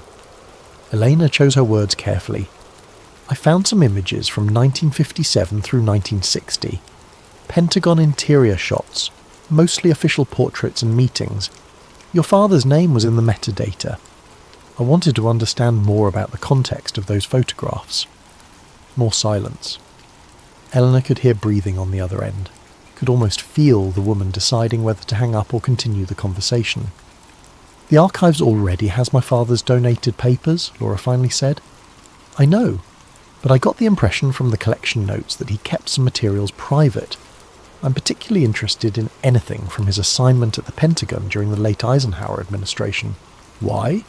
Because I think he photographed something important, something that was buried." The silence stretched so long that Elena thought the call had disconnected. Then, "Come to my house tomorrow morning, 9 o'clock. Don't bring anyone with you, and don't tell anyone where you're going." Laura gave her the address and hung up before Elena could respond.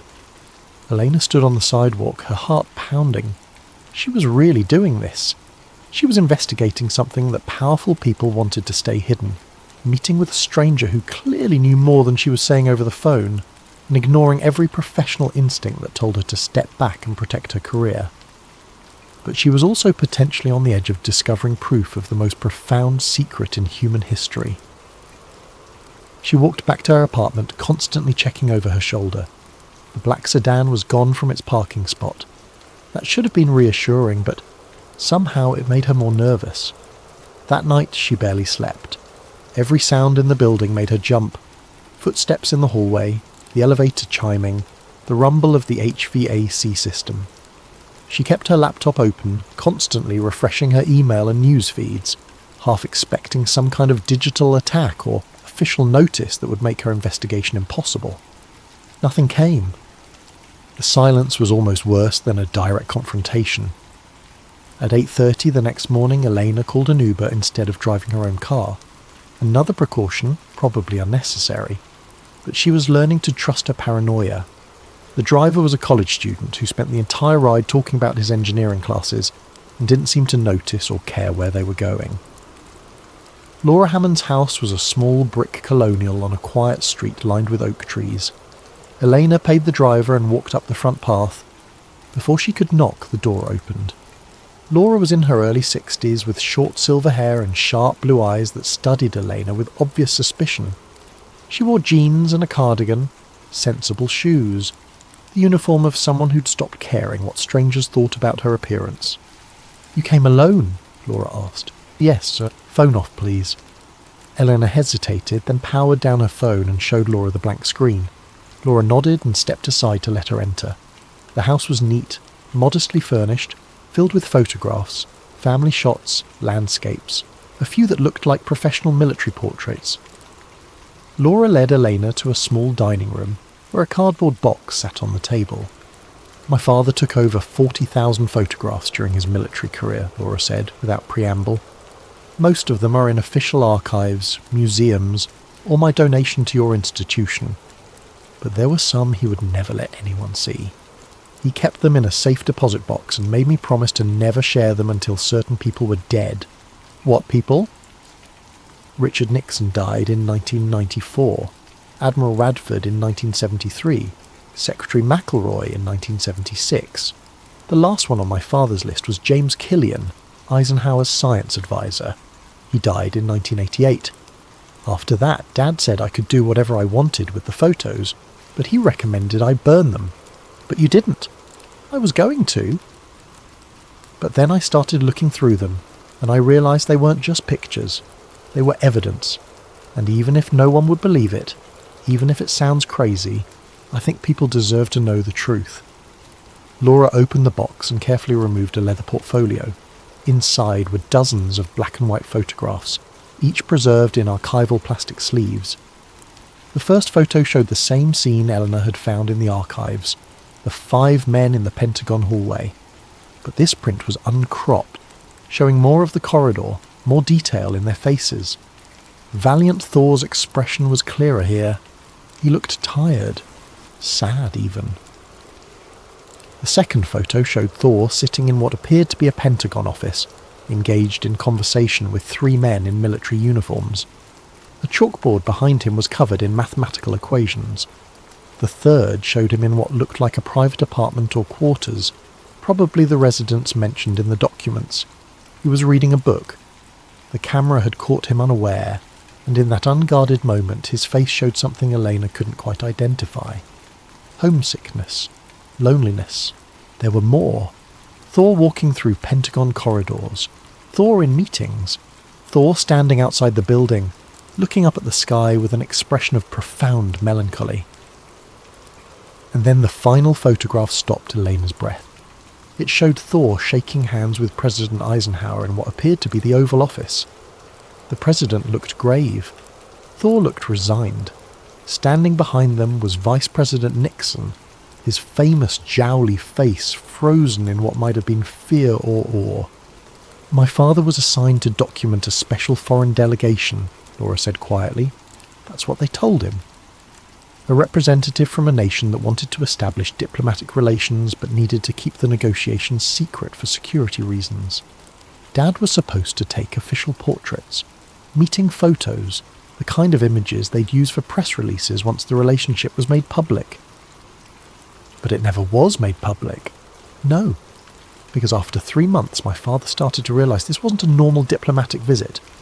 The visitor never left the Pentagon. He had no security detail, no diplomatic staff, no official itinerary. And the people he met with, these were not the officials you'd assign to a routine trade negotiation. These were the people who controlled America's nuclear arsenal." Elena studied the Oval Office photograph. "Did your father ever say who Thor was?" "He said Thor told him he was from a place called the Solar Guard. Not a country. Not Venus, like the UFO stories claim." Dad laughed at that nonsense. "Thor said the Solar Guard was responsible for monitoring developing civilizations, and Earth had caught their attention when we started detonating nuclear weapons." "Monitoring from where?" Dad didn't know. He asked once, and Thor just smiled and said, "Closer than you think, but farther than you'd believe." Whatever that means. Laura pulled out one more item from the box, a small leather journal with worn edges. This was Dad's personal log from that assignment. He wrote down everything Thor told him during their conversations. The official photos were his job, but the journal was his insurance policy. He wanted a record in case anyone ever tried to make him forget or deny what he'd seen. She handed it to Eleanor. The journal was filled with precise military-style entries, dates, times, brief descriptions of photographs taken, but interspersed throughout were longer passages, conversations recorded in surprising detail. Elena read, March 23rd, 1957. VT asked me today why we photograph everything. I told him it's how we preserve history. He said his people don't need photographs because they don't forget.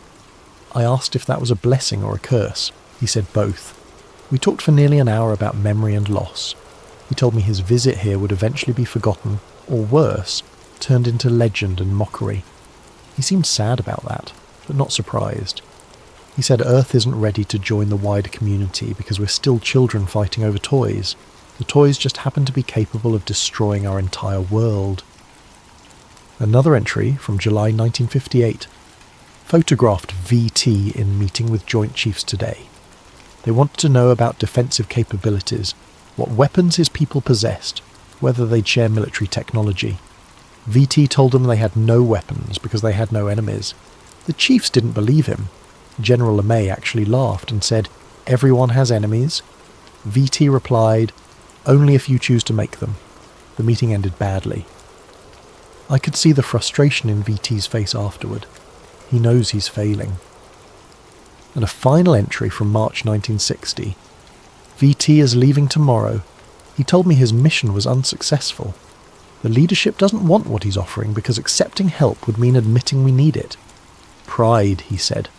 Earth's defining characteristic is pride. Before he left, he gave me a small device. It looked like a metallic sphere, perfectly smooth. He said if I ever wanted to remember what's truly important, I should hold it and think about humanity's future. Then he smiled and said I'd probably never use it because most people prefer comfortable lies to uncomfortable truths. I think he was right. I've kept the sphere in my desk drawer for 3 years and never once taken it out. Elena looked up at Laura. Where is it? The sphere? Laura reached into the box one more time and placed a small object on the table. It was roughly the size of a golf ball, made of some silvery metal that seemed to shift colour slightly in the light. Blue, then green, then back to silver. The surface was perfectly smooth, without any visible seams or markings. I've had it since Dad died, Laura said. I've held it a few times like he described. Nothing happens, it's just a metal ball. But it doesn't tarnish, doesn't scratch, doesn't respond to magnets. I took it to a metallurgist friend once, asked him what it was made of. He said the structure was wrong. The molecular arrangement didn't match anything in the periodic table. He thought I was pranking him with some kind of computer-generated hoax data. Elena reached out slowly and picked up the sphere. It was lighter than it should be and warm to the touch despite sitting in a cool room. As her fingers closed around it, she felt a strange sensation. Not quite vibration, but something similar. A subtle resonance. And then, for just a moment, she saw something. Not a vision exactly, but an impression. A feeling of vast distance and infinite patience. A sense of being watched over by something old and kind and impossibly far away. It passed in an instant, leaving her slightly dizzy. "What was that?" she whispered. "I don't know," Laura admitted. "I felt it too the first time I held it.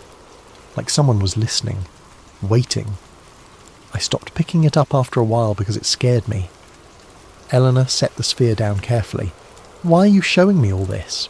You could have destroyed it like your father suggested." "Because someone needs to know, and because something's happening again." "What do you mean?" Laura pulled out her laptop and opened a browser. She navigated to a government contracting database and searched for Aurora Consulting Group. Dozens of entries appeared. Contracts for advanced aerospace research, propulsion systems, energy technology. The company had been awarded over $2 billion in contracts over the past 10 years, almost all of them classified. "I started researching them 6 months ago," Laura said. "Aurora Consulting doesn't have a public website, no press releases, no corporate leadership listed anywhere. But if you dig through patent filings and university research partnerships, you find something interesting." She pulled up a patent document. The abstract described a field propulsion system utilizing quantum vacuum fluctuations for thrust generation. The technical drawings looked like something from a science fiction movie. This patent was filed in 2019, Laura continued, but look at the date of the initial research proposal that led to it. She scrolled down. The proposal was dated 1959 from something called Project Refusal, Alternative Energy Research Initiative. Elena felt cold. Operation Refusal, that was in the Thor documents. Exactly. Someone took the technology Thor offered, classified it at the highest possible level, and has been slowly developing it in secret for over 60 years. Aurora Consulting is just the latest front company. Before that it was Hughes Aircraft. Before that it was Bell Labs. Before that a dozen other contractors. But the chain goes all the way back to 1960. Why keep it secret? If we have this technology, because releasing it would destabilize everything. Energy companies, military hierarchies, global power structures, all of it based on scarcity and control. Free energy, propulsion that doesn't need fuel, technology that makes borders meaningless. That's not just revolutionary, it's apocalyptic for anyone in power. Eleanor stared at the patent documents, her mind reeling. So we turned down the aliens' help, then spent 60 years trying to reverse engineer it anyway. Human pride and human ingenuity. We didn't want a gift, but we were perfectly happy to steal the idea and claim it as our own invention. Can I photograph all of this? The journal, the patents, the photos? Laura nodded.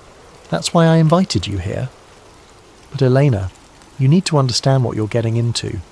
My father spent the last 30 years of his life looking over his shoulder. He was audited 9 times.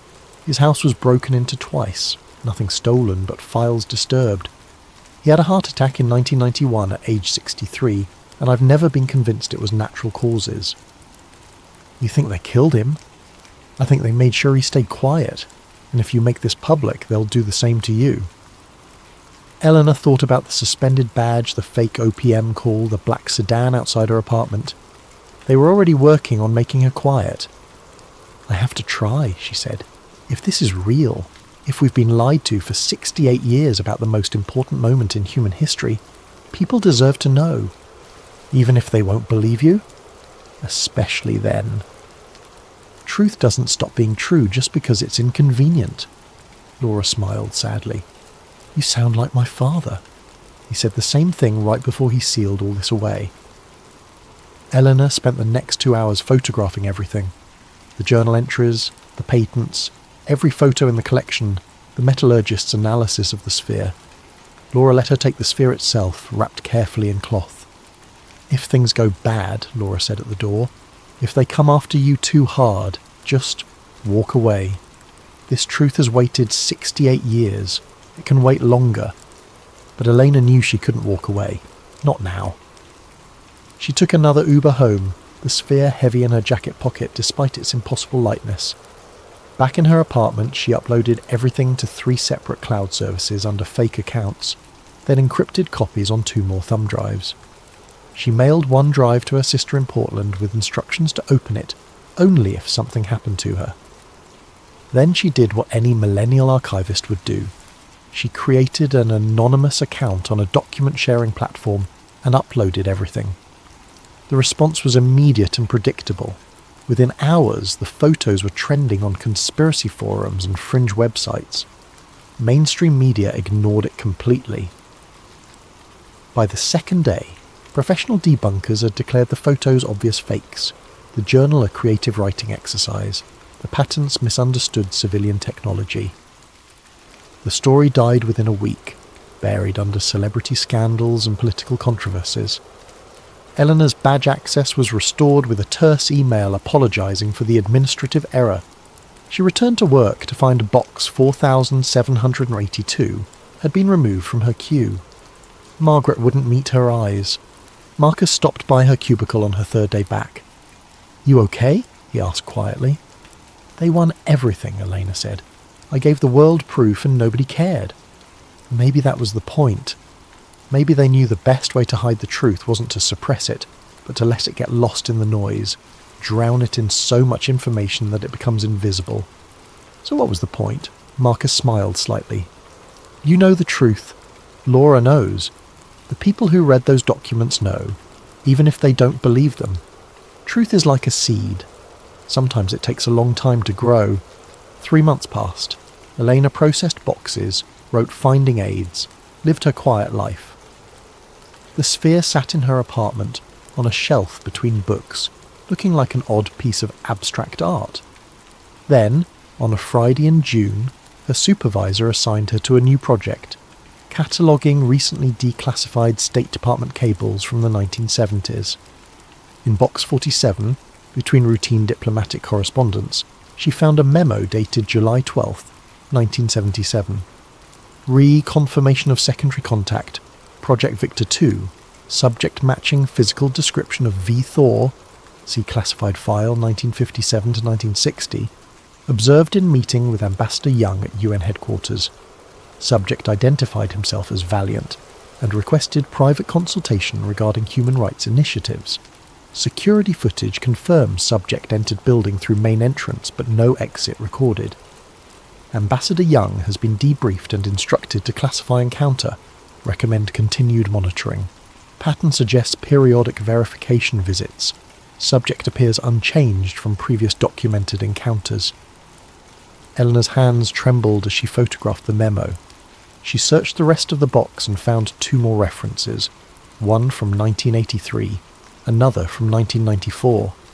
Each time, someone matching Thor's description appeared, had a brief conversation with a government official about pressing global issues, then vanished.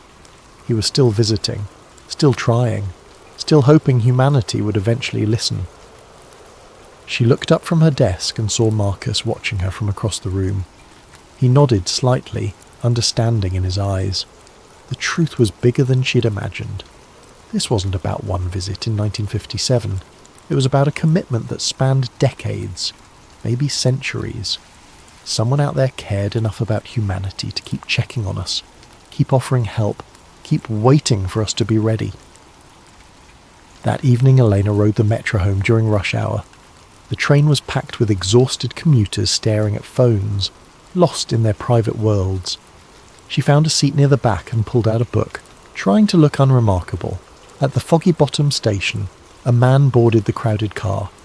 He was tall, wearing an unfashionable suit that looked like it belonged to a different era. Sandy hair, kind face, impossibly straight posture. Eleanor's breath caught. He moved through the car with practiced ease despite the crush of bodies and took a position near the door, holding the overhead rail with one hand while reading a folded newspaper with the other. Their eyes met for just a moment. His expression was gentle, knowing, sad. He smiled. The same sad smile from her father's photographs. The smile of someone who knew he was witnessing something important that no one else could see. Elena's hand moved to her jacket pocket, feeling the outline of the sphere she had started carrying everywhere. The train pulled into Roslin. The doors opened. The tall man stepped onto the platform, then turned back to look at her one more time. He touched 2 fingers to his forehead in a small salute, then folded his newspaper and set it on an empty seat before the doors closed. Eleanor grabbed the paper as the train lurched forward. It was today's Washington Post, folded to the international news section. One article was circled in blue ink. UN Climate Summit reaches historic agreement. Nations pledge unprecedented cooperation on environmental crisis. Beneath it, in neat handwriting, small steps. Keep watching. Keep remembering. The choice is still yours. The newspaper trembled in Elena's hands. She looked up, pressing her face to the window as the train emerged from the tunnel into evening light. On the platform behind them, the tall man stood perfectly still, watching the train depart, a solitary figure growing smaller and smaller until he disappeared entirely. Eleanor pulled out her phone and started typing. Not an article, not a press release, but a simple email to Laura Hammond. He's still here, still trying. I saw him. The response came 3 minutes later. I know. Dad saw him too in 1989, 2 years before he died, at a bookstore in Georgetown, reading about the fall of the Berlin Wall. He said Thor looked pleased, like he'd been waiting for humanity to tear down a wall and we'd finally done it. Keep the sphere safe, keep your eyes open, keep believing that truth matters, even when no one's listening. Especially when no one's listening. That's when it matters most. Eleanor closed her eyes, feeling the subtle warmth of the sphere in her pocket, the gentle pulse that might have been her imagination, or might have been something far stranger and more wonderful.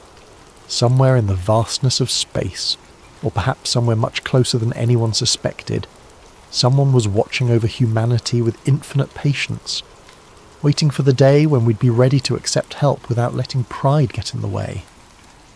That day hadn't come yet, but maybe, Elena thought, maybe people like her and Laura and Thomas Becker were the seeds Marcus talked about, small truths taking root in dark places, waiting for the right moment to grow. She opened her laptop when she got home and started writing, not for publication, not for proof, but for the record. A true account of what she'd found, what she'd learned, what she'd seen on the metro train. She would add it to the collection of evidence slowly gathering across decades, breadcrumbs left by archivists and photographers, and ordinary people who'd glimpsed something extraordinary and refused to forget it. And someday, when humanity was finally ready, when enough seeds had taken root, maybe someone would piece it all together and understand. We were never alone. We were never abandoned. We were just a young species learning to grow up while patient guardians watched from the shadows. The truth was out there, hiding in plain sight, waiting in archived files and classified memos, and the memories of people brave enough to believe in uncomfortable truths. Eleanor saved her document, encrypted it, backed it up in 5 different locations. Then she picked up the sphere, held it in both hands, and thought about humanity's future. For just a moment, maybe imagination, maybe something more, she felt a response. Warmth, approval, hope. And somewhere far above, or perhaps very close by, valiant Thor smiled and continued his endless vigil, waiting for the day when Earth would finally be ready to join the wider universe as equals rather than children. That day would come, it had to. Truth always finds a way. Before we begin, I want to thank Alexis Garcia and Jeff Anon for bringing this story idea to life. What you're about to hear isn't fiction. It's a sequence of events so disturbing, so perfectly orchestrated in its aftermath, that it makes you question everything you think you know about coincidence. 5 men went to a basketball game. Only 4 bodies were ever found. And the one that was discovered? He'd survived for 8 weeks in a heated cabin stocked with food, and chose to starve instead. This is the story of the Uber 5, and this is the story of what they saw. Part 1. The world before it ended.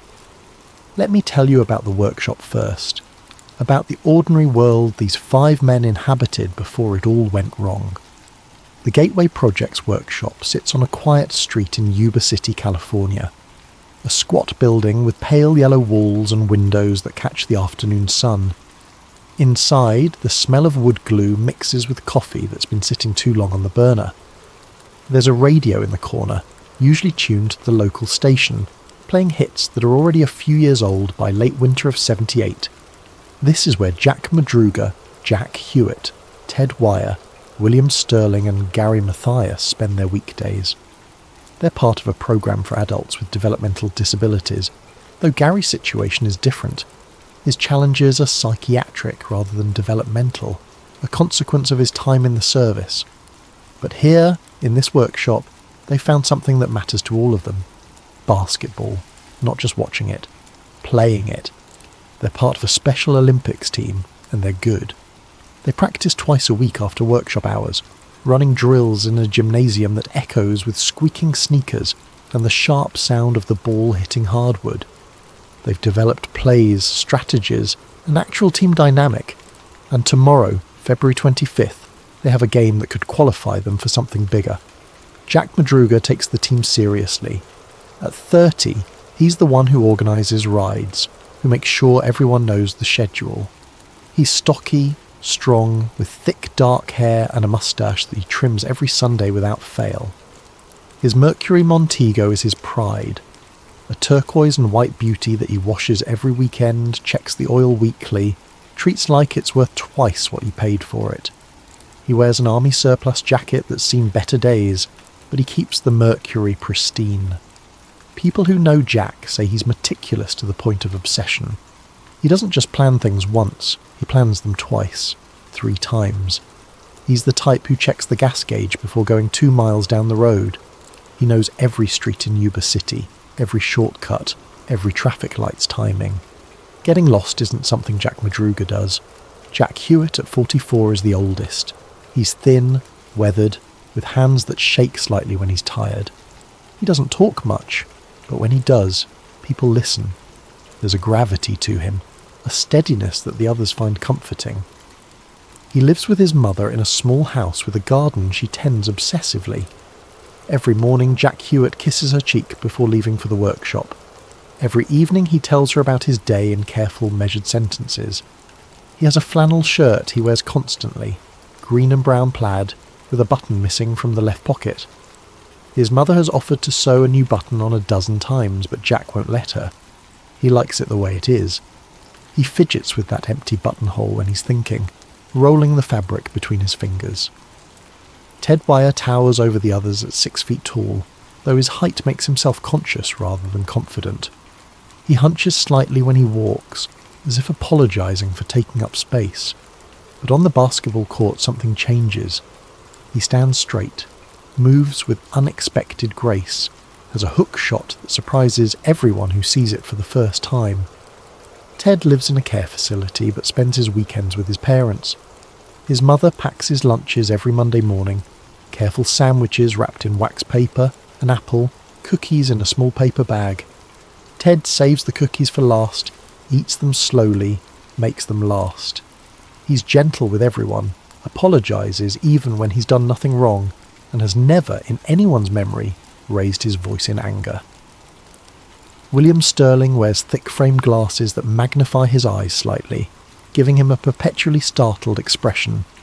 He's 31, thin, with hair that refuses to lay flat no matter how much water he uses. He collects newspapers, reads every article, remembers details that surprise people. He can tell you the weather forecast from 3 weeks ago, the score of a game from last month, the exact words someone said in passing. William lives with his family and has a younger sister who calls him Willie, despite his protests. He writes letters to relatives he's never met, careful, cursive on lined paper, telling them about his basketball team, about the workshop, about his life. Most of these letters go unsent, but he keeps writing them anyway, filing them in a box under his bed. And then there's Gary Mathias, 25 years old, thin and wiry, with eyes that don't settle on anything for long. Gary is different from the others, and everyone knows it. He's Army, served in Germany, came back changed. He'd been diagnosed with schizophrenia, spent time in a Veterans Administration hospital, been stabilised on medication that he takes religiously.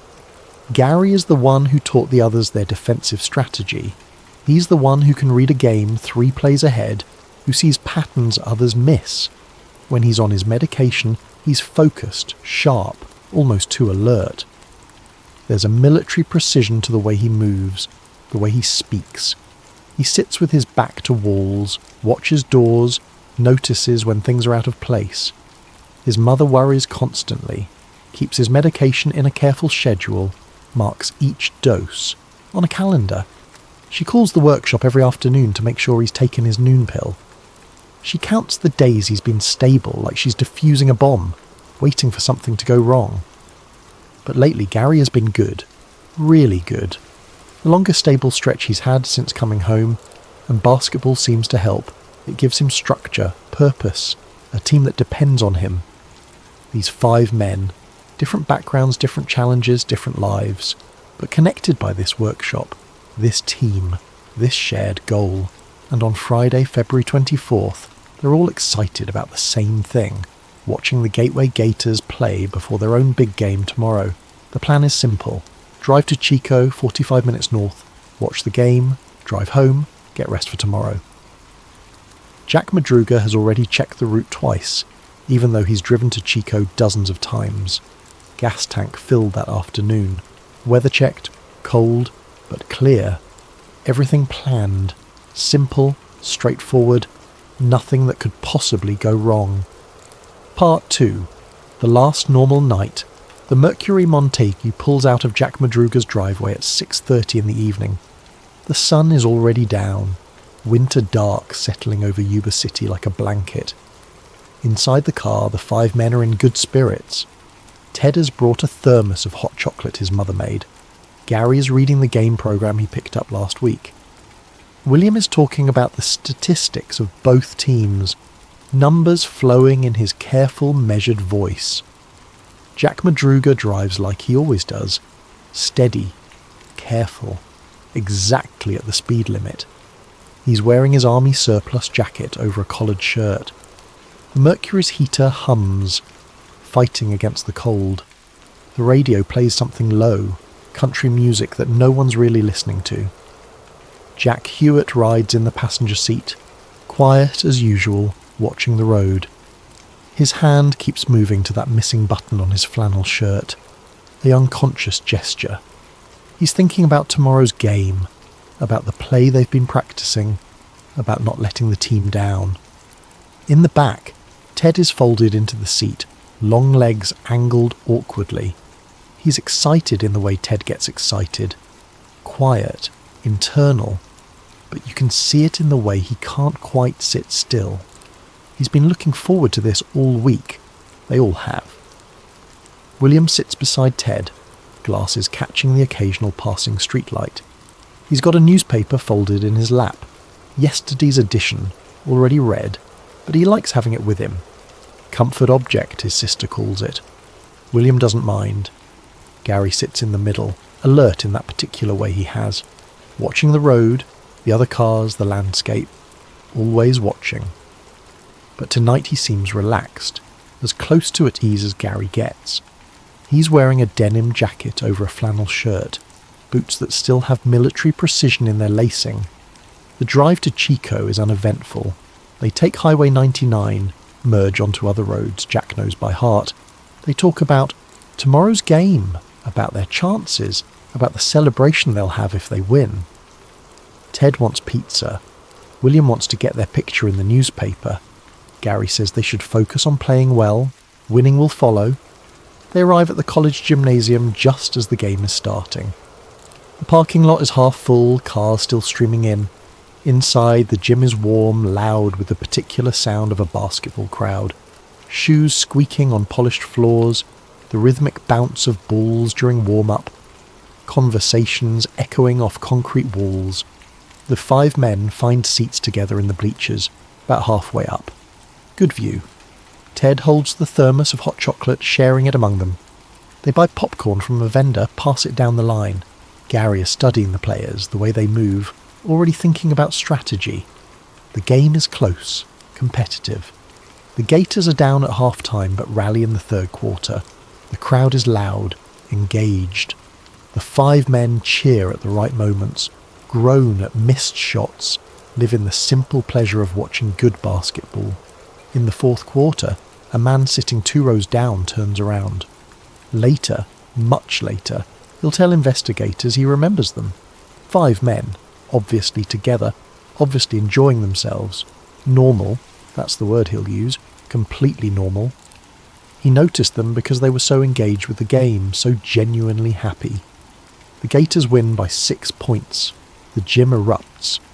People file out slowly, still talking about the final play, the shot that sealed it. Outside, the cold hits like a wall. Breath fogs. Car engines turn over, reluctant in the winter air. Jack Madruga leads them to the Mercury, parked under a streetlight. The turquoise and white paint gleams. He unlocks the doors, no central locking, you have to do each one individually, and they pile in. Same configuration as before. Jack driving, Jack Hewitt in the passenger seat, 3 in the back.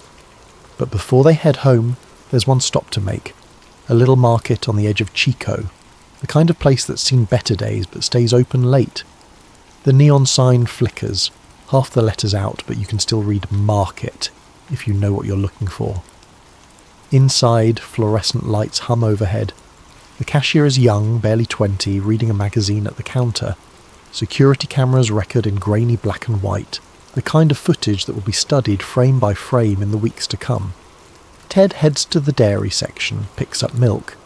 He also grabs snacks, chips, candy bars, the kind of things his mother usually doesn't let him buy. Tonight feels like a celebration. Tomorrow's game is important. He deserves a treat. Jack Madruga buys cigarettes, a pack of Marlboros. He doesn't smoke much, but he likes having them. Gary picks up a Coke from the cooler. William browses the magazine rack, not buying, just looking. Jack Hewitt stands near the door, patient, ready to leave. They pay. The cashier will remember them later when investigators come asking. She'll say they seemed happy, normal, laughing about something. One of them, she thinks it was the tall one, made a joke about the game. They were in no hurry, in no distress, showed no signs that anything was wrong. The receipt timestamp reads 10:47 in the evening. They leave. The door chimes as they exit. Security footage shows all five climbing back into the Mercury. Jack starts the engine. The tail lights glow red as he backs out of the parking space. This is the last time anyone who knows them sees the Uber 5 alive. The Mercury turns onto the road heading south, back toward Yuba City, back toward home, back toward the game tomorrow that they've been practicing for, talking about, anticipating for weeks. Somewhere between that market and home, something happens.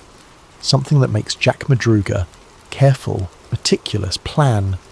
Everything twice Jack Madruga, turn his car around and drive 70 miles in the exact opposite direction. Not 5 miles, not 10, 70. Into the mountains, into the snow, into the wilderness.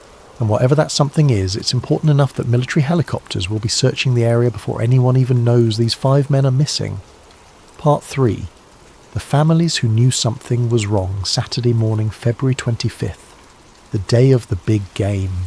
Jack Madruga's mother wakes up early, makes coffee, starts preparing breakfast.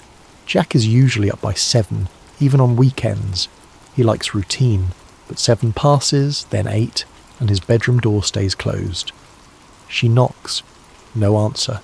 Opens the door. Bed not slept in. Car not in the driveway. She tells herself not to panic. Maybe he stayed at Jack Hewitt's house. Maybe they stayed up late talking about the game, but Jack would have called. Jack always calls. By 9 in the morning, she's on the phone with Jack Hewitt's mother. Is Jack there? Did the boys stay at your place? No, Jack didn't come home either. I've been calling around. The conversation is short, clipped with rising panic. 2 mothers who know their sons, who know their habits, who know that something is wrong. Ted Wyer's parents receive a call from the care facility at 8:30. Ted didn't return last night. Is he with them? No. Do they know where he might be? William Sterling's family realises something's wrong around the same time. William's sister goes to his room to wake him for breakfast, finds his bed untouched. She tells their mother, who immediately thinks of the basketball game. Were they in an accident? Gary Mathias's mother has been awake since midnight. She knows Gary's medication schedule down to the minute. She knows when he should have taken his evening dose. When midnight passed and he wasn't home, she started calling hospitals. By 10 in the morning, all 5 families are in contact. The boys went to the game together. None of them came home. None of them have called. This isn't like them. This isn't something they would do. At 11 o'clock, Jack Madruga's mother calls the police. The officer who takes the report is patient but not particularly concerned. 5 adult men, out late after a basketball game. Probably stopped somewhere. Probably lost track of time. Give it a few more hours. But the families know better. These aren't typical adults. They have routines, schedules, people who track them. Jack Madruga doesn't just lose track of time. Ted Wyer doesn't stay out all night without calling. Gary Mathias has medication he needs to take on schedule or things go bad quickly. By noon, the families are frantic. By 1 o'clock, they're gathered at the Madruga house, comparing notes, trying to piece together what happened. They know the boys went to Chico. They know they were supposed to come home. They know the Mercury Montego, turquoise and white, distinctive, impossible to miss. By 2 o'clock, the Special Olympics game happens without them. Their team forfeits. Coaches are confused, concerned. These boys wouldn't miss this. Something is very wrong. Sunday morning, the police begin a more serious search. They contact Chico authorities. They check hospitals, accident reports. Nothing. The Mercury Montego hasn't been spotted anywhere between Chico and Yuba City. The families organise their own search party. Friends, neighbours, people from the workshop. They drive the route between Chico and Yuba City, looking for any sign of the car, of the boys. They check rest stops, gas stations, anywhere the Mercury might have pulled over. Nothing. It's as if the 5 men simply vanished. Days pass, then a week. The story makes local news. 5 men with developmental disabilities missing after a basketball game. The Mercury Montego description is broadcast. Tips come in.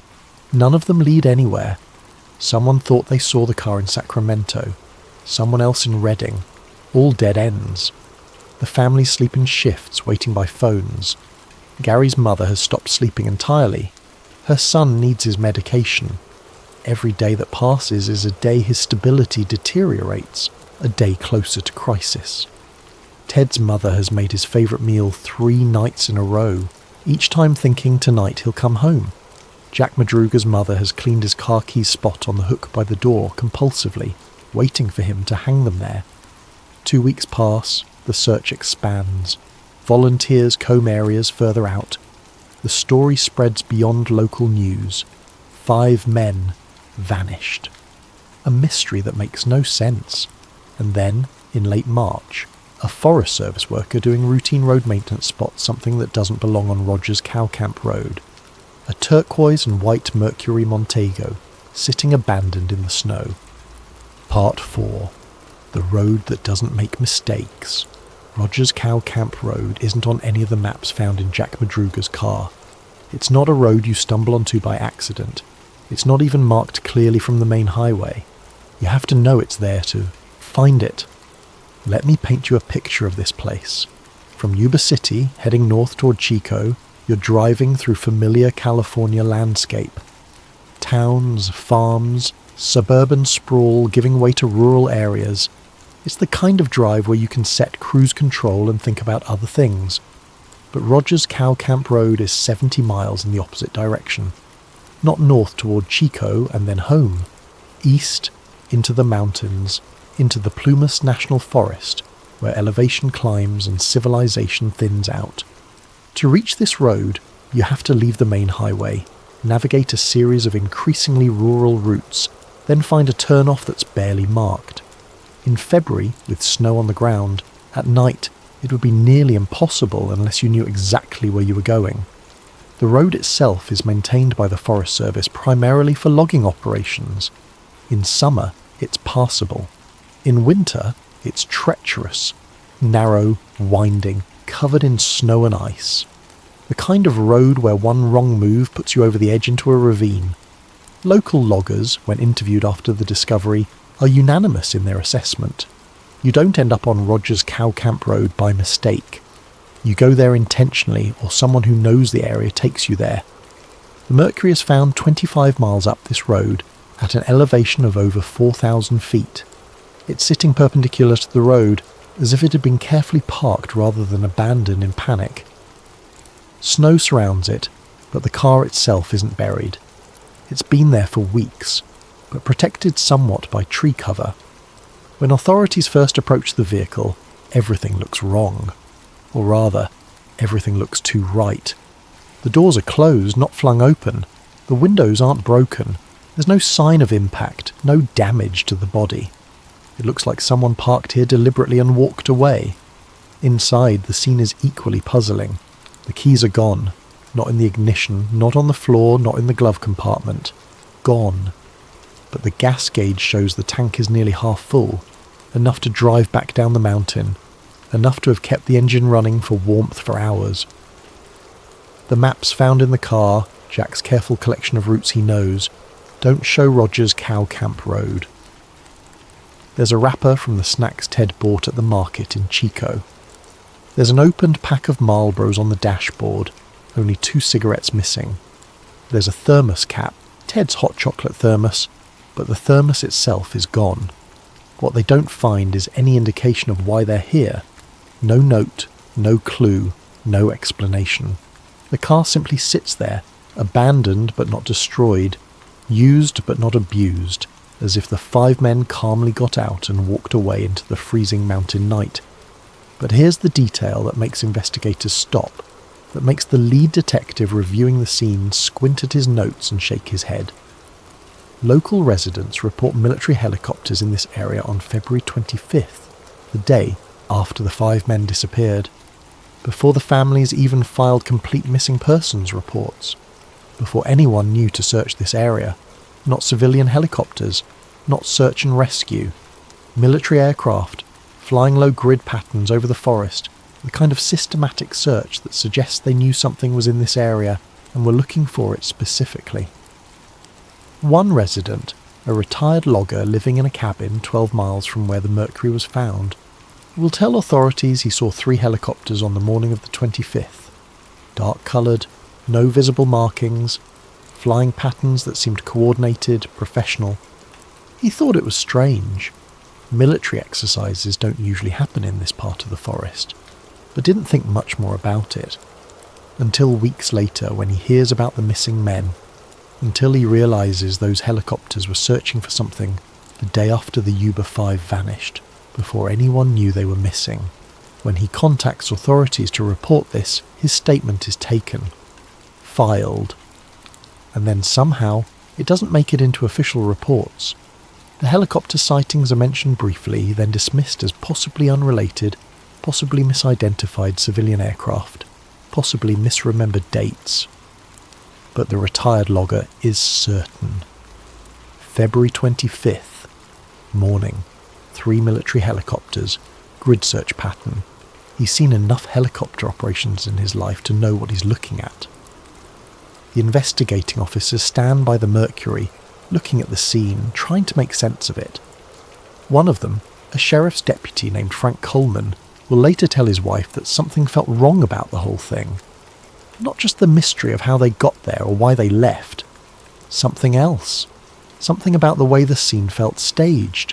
Too clean, too organised. He'll never put that in an official report.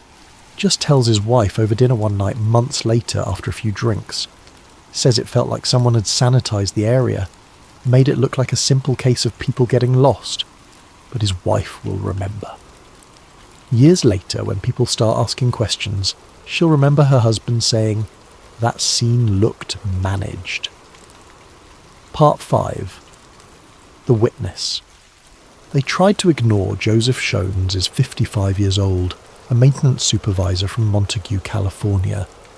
He's got a heart condition, angina, controlled with medication and careful lifestyle. He knows his limits, knows when to push and when to rest.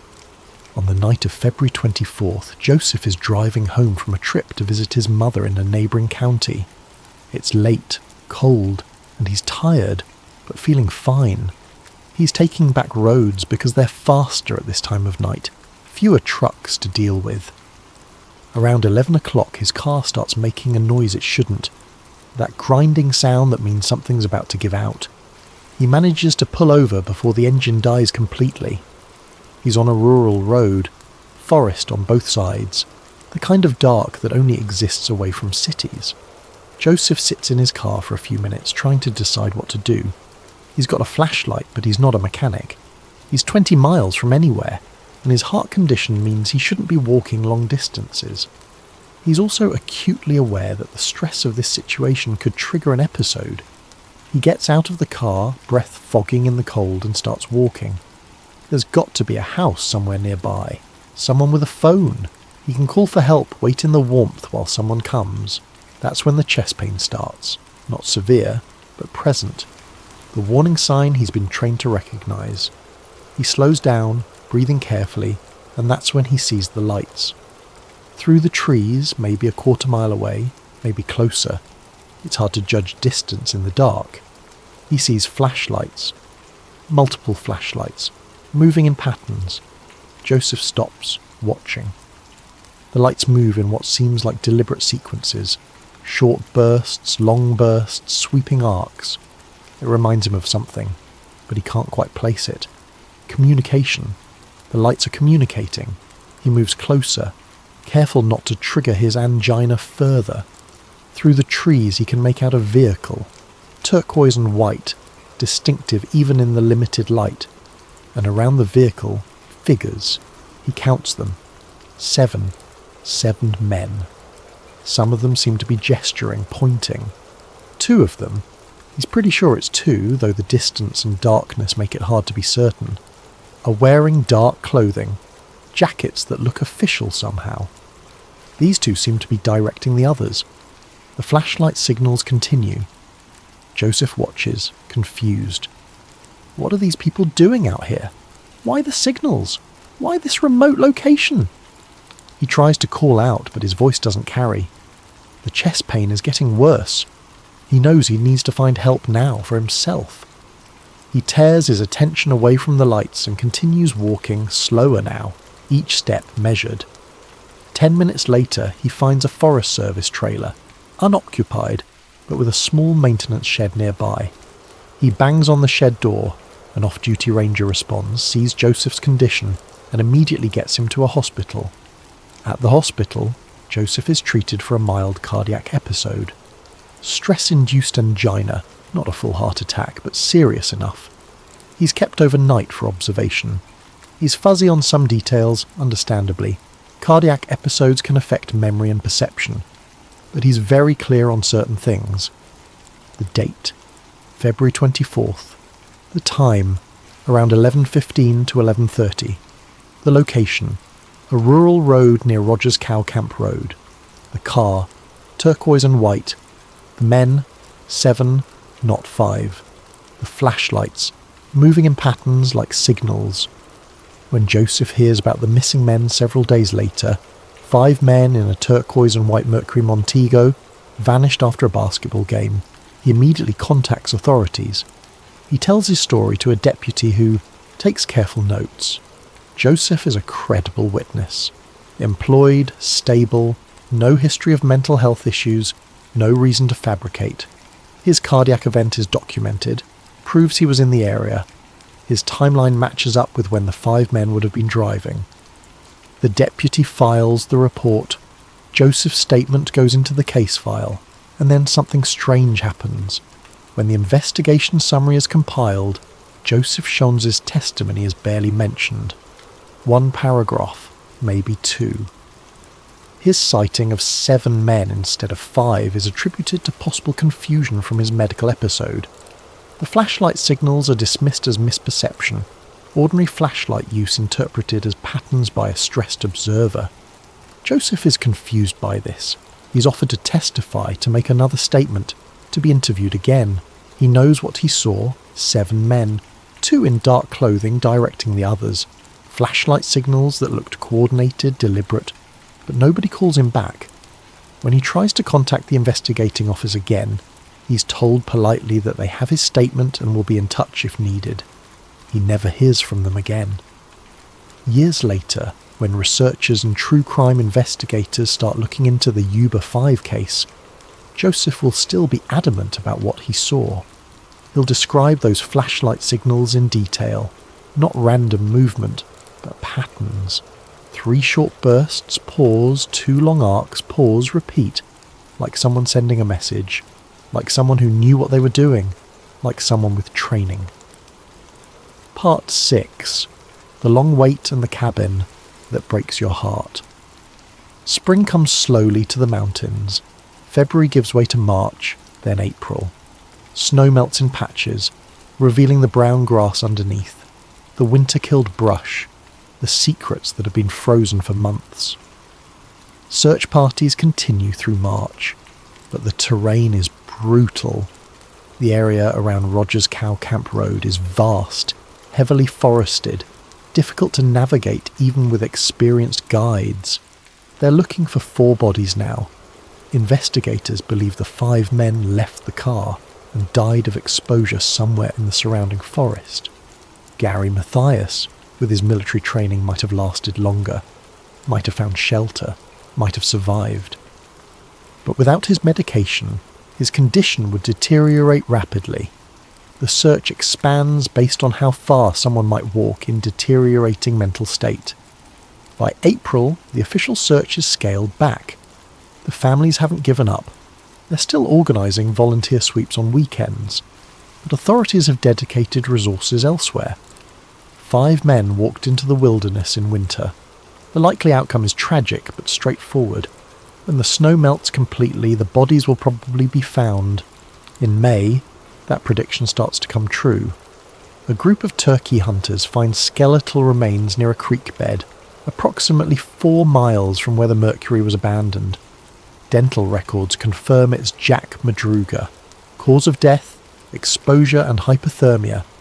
The medical examiner estimates he died within days of the disappearance, likely from a combination of cold and exhaustion. 2 weeks later, more remains are found about a mile from the first site. Jack Hewitt. Same cause of death, similar timeline. A month after that, William Sterling's remains are discovered. Scattered by wildlife, difficult to piece together a complete picture, but the conclusion is the same. Exposure, hypothermia, death within the first week. 3 of the 5 accounted for. The families finally have closure, or at least the beginning of it. Funerals are held, the community mourns. The story starts to fade from the news, but Ted Wire and Gary Mathias remain missing. 2 men still unaccounted for. The searches continue, but with less intensity. The assumption is that their remains will eventually turn up, just like the others. It's just a matter of time and luck. In mid-June, a Forest Service maintenance team is doing routine checks of high-elevation facilities. There's a trailer up near Rogers Cow Camp Road, about 20 miles from where the Mercury was found, accessible by a rough hiking path. It's a simple structure, built to houseworkers during the summer season. It's stocked with supplies, has a propane heater, meant to be a shelter if anyone gets caught in bad weather. The team consists of 3 men. They're checking inventory, making sure vandals haven't broken in over the winter, ensuring the propane system is still functional for the upcoming season. They approach the trailer and immediately smell something wrong. That sweet, heavy smell of decomposition that's unmistakable once you've encountered it. The door is ajar. Inside, on a bed pushed against the far wall, lies what remains of Ted Wire. The scene stops them cold, not just because of the body, but because of everything around it. Ted is lying on top of the bed, covered with blankets. 8 blankets in total, layers of them, each one carefully placed. His body is skeletal. He weighed over 200 pounds when he disappeared, and the medical examiner will later estimate his weight at death was barely 90 pounds. He had lost more than half his body mass. His feet are wrapped in makeshift coverings, rags and pieces of fabric torn from clothing. The wrappings are stained with old blood, dark brown and black. When the examiner unwraps them later, they'll find that frostbite had destroyed both feet. The flesh was necrotic, bones visible in places. Walking would have been excruciating. The feet tell a story of someone who walked a long distance in inadequate footwear through snow and cold. But here's what makes the scene shift from tragic to incomprehensible. The trailer is stocked with food. Military sea rations, canned goods, dried provisions. Enough food to have sustained one person for months. The food is stacked neatly on shelves, unopened, untouched, except for one thing. A few cans have been opened and partially eaten, but most of the contents were left to spoil rather than fully consumed. The propane tank that powers the heater is 3/4 full. The heater itself is functional. The Forest Service team tests it. Works perfectly. One flip of a switch, turn of a dial, and the trailer could have been warm and livable. Ted Wire spent somewhere between 8 and 13 weeks in this trailer, the medical examiner's estimate based on decomposition and the timeline, and he had access to heat and food the entire time. But he barely used either. He starved to death with food on the shelves. He froze to death with a working heater and fuel to run it. This isn't the behaviour of someone who's confused or panicked. This is something else entirely. The medical examiner's report will note several details that don't fit typical exposure deaths. Ted's body shows signs of prolonged starvation, gradual weight loss over weeks, not sudden death from cold. His internal organs show the characteristic changes of someone who died slowly from lack of nutrition. The frostbite on his feet was severe but survivable if treated. The damage was done early, probably in the first few days after the disappearance, but he continued to survive for weeks after. The placement of the blanket suggests he was coherent enough to cover himself repeatedly. This isn't someone who died of sudden hypothermia. This is someone who was trying to stay warm but not using the available heater. The opened food can suggests he knew how to access food, but chose not to eat most of it. A few bites here and there, just enough to technically extend survival, but nothing approaching adequate nutrition. It's the behaviour of someone following instructions, someone who's been told not to touch things, someone who's waiting for permission that never comes. Outside the trailer, investigators find evidence of a camp, the remains of a fire, long cold, pieces of torn fabric and shoes, 2 pairs of shoes. One pair is Ted's, the boots he'd been wearing when he disappeared, removed at some point left outside. The other pair belongs to Gary Mathias, military boots, well maintained, the kind Gary would have worn. They're placed neatly side by side, not scattered, not thrown, placed, but there's no sign of Gary. No body, no remains, no clothing except the boots. Just the boots, sitting outside the trailer where Ted died. The investigators photograph everything, bag everything, document everything. The scene is processed with the kind of thoroughness usually reserved for homicides, and then, within 48 hours of the discovery, something unusual happens. Military personnel arrive. Part 7. The silence that descends. The Forest Service team that discovered Ted's body reports their find to local authorities on June 19th. By June 20th, the County Sheriff's Department has investigators on site. By June 21st, the story hits regional news. By June 22nd, there are people at the trailer who nobody invited. Frank Coleman, the sheriff's deputy who'd been troubled by the Mercury scene, is one of the investigators assigned to process the trailer. He arrives early on the morning of the 22nd, ready to do a second sweep of the area, when he notices vehicles he doesn't recognise. 2 SUVs, dark-coloured, no visible agency markings, parked on the access road leading to the trailer. Men in casual clothing, jeans, flannel shirts, hiking boots, but something about them reads professional. Military haircuts, the way they move, the way they're coordinating. Frank approaches them, identifies himself as County Sheriff's Department, asks what agency they're with. The answer is vague. Federal cooperation, assisting with the investigation. Don't worry about it. Frank isn't satisfied, but also doesn't have the authority to push. Federal agencies do sometimes involve themselves in cases like this, especially when there are unusual circumstances. He makes a note to ask his supervisor about it later. By afternoon, there are more of them. 6 men total, working in pairs, doing their own sweep of the area around the trailer. They have equipment, metal detectors, cameras, measuring tools. They're methodical, professional, thorough. By evening they're gone. All of them. The SUVs disappear. The men leave no paperwork, no contact information, no indication of which agency they represented. Frank reports this to his supervisor, who makes some calls. FBI says they have no personnel in the area. DA says the same. National Park Service, Forest Service. Every federal agency he contacts says they didn't send anyone. So who were those men? The question gets filed away. Unsolved mysteries within the mystery. Just another strange detail in a case full of them. But then other things start happening. Small things. Weird things. The FBI, which had opened a file on the Uber 5 case due to the unusual circumstances, suddenly closes it. Not gradually. Not after months of investigation. Within 3 weeks of Ted's body being discovered, the FBI file is closed.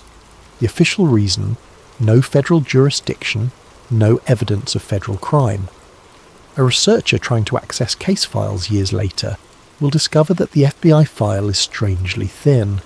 A few pages of initial reports, then nothing. For a case that had national attention, that had families pushing for answers, that had multiple unusual elements, the federal file is almost non-existent. local newspaper reporters start encountering resistance. A journalist from the Sacramento Bee who'd been following the story tries to get interview with the lead investigator. Suddenly he's not returning calls. Suddenly the department spokesman says all questions have to go through official channels. Suddenly there's talk of not interfering with an ongoing investigation, even though the investigation is effectively over. The families are told the conclusion. The 5 men got lost. They panicked. They abandoned their car for reasons that remain unclear. 3 died of exposure quickly. Ted made it to the trailer, but, disoriented and suffering from frostbite, was unable to properly use the resources available. Tragic accident. Case closed. But the families know their sons, know their capabilities, know that got lost doesn't explain 70 miles in the wrong direction, know that panicked doesn't explain a carefully parked car with gas in the tank. Gary Mathias's mother is the most persistent. She demands to know why her son's boots were at the trailer but no body was found. She demands to know why military helicopters were in the area before the men were reported missing. She demands to know why Joseph Shones' testimony about 7 men was dismissed. She gets polite answers that don't answer anything. Gets sympathy but not information. Gets told that the investigation did everything possible, that sometimes mysteries remain mysteries. Within a year, the Yuba 5 case is filed away. The families hold memorial services for all 5 men, even though Gary's body was never recovered. Life moves on because it has to. But people remember locals who saw the helicopters, the retired logger who reported military aircraft, Joseph Shones, who knows he saw 7 men, not 5. Frank Coleman, who never forgot those unmarked SUVs and the men who wouldn't identify their agency. And buried in case files, in evidence boxes, in photographs that few people ever see, are details that don't add up. Military rations in a Forest Service trailer that should only have civilian supplies. Boots placed neatly outside, not scattered. A man who starved with food available, froze with heat available, waited with no reason to wait. Flashlight signals seen hours before anyone knew to search. Federal presence that appeared and disappeared like smoke. And 5 men who drove 70 miles into the wilderness for no reason anyone can explain, on a road nobody finds by accident, towards something nobody will talk about. Part 8. The patterns in the silence. Let's talk about what we know, not what we suspect, not what we theorise, but what is documented fact. Fact. 5 men attended a basketball game and stopped for snacks. Their behaviour was completely normal. They were excited about tomorrow's game. Fact. These men then drove 70 miles in the opposite direction of home, up a logging road that locals say you cannot find by accident. Fact. Their car was found with gas in the tank. No damage, no signs of struggle. Keys missing. Parked rather than abandoned in panic. Fact. Military helicopters were seen in the area on February 25th, before the men were reported missing, before anyone knew there was a problem. Fact. A credible witness saw 7 men, not 5, with flashlight signals on the night the men disappeared. Fact. Ted Wire survived for 8 to 13 weeks in a shelter stocked with food and equipped with heat, using neither adequately, and died of starvation and exposure. Fact. Gary Mathias, the only one with military training, was never found despite his boots being at the trailer with Ted. Fact. Federal personnel, identified as such by law enforcement but unattached to any agency, secured the area after Ted's discovery. Fact. The FBI closed its file within weeks despite the case having multiple unexplained elements. Now let's talk about patterns. Because these facts, when arranged, form a pattern that anyone who studied intelligence operations or containment procedures will recognise. Late night encounter in remote area. The 5 men were intercepted between Chico and home. Something made Jack Madruga turn his car. Not mechanical failure, the car worked fine, not getting lost. Jack knew every road in the area. Something deliberate. relocation to isolated location. They were directed or led to Rogers Cow Camp Road, a location that requires specific knowledge to find. This is classic containment protocol. Move witnesses away from populated areas to limit exposure. Military response before civilian awareness. Helicopters searching on the 25th, before families filed complete reports.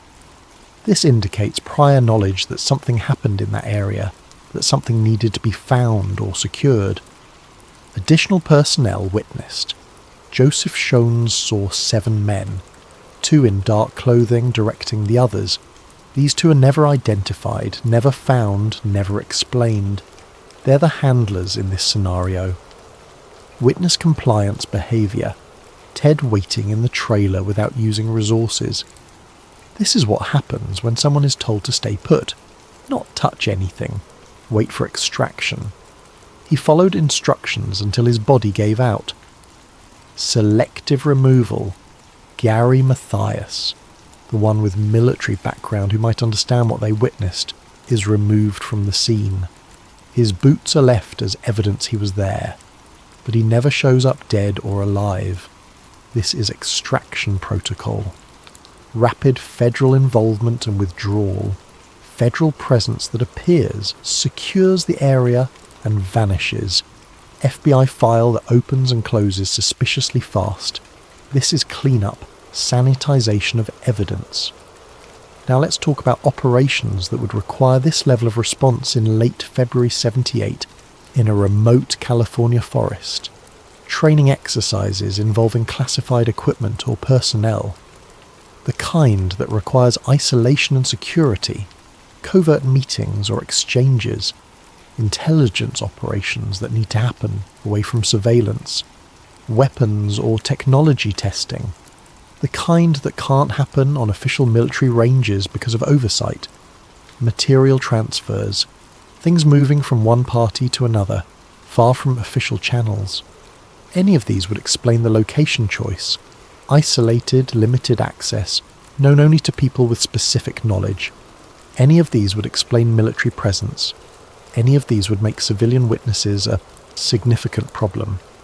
And here's what you do with witnesses in this situation. When they're not criminals, not threats, just wrong place, wrong time, you don't eliminate them overtly. Too many questions, too much investigation, you relocate them. Move them somewhere isolated under official seeming pretense. Tell them they've witnessed something classified. Tell them to stay put for processing. Use their vulnerability, their tendency to follow authority. You plan for extraction. Someone will come back, process them properly, handle the situation. But something goes wrong. Weather, timing, changed priorities. The extraction never happens. The witnesses die of exposure. Natural causes. Tragic but explainable.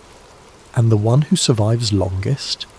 He's been told to wait, not touch anything, follow instructions. So he does, until waiting kills him.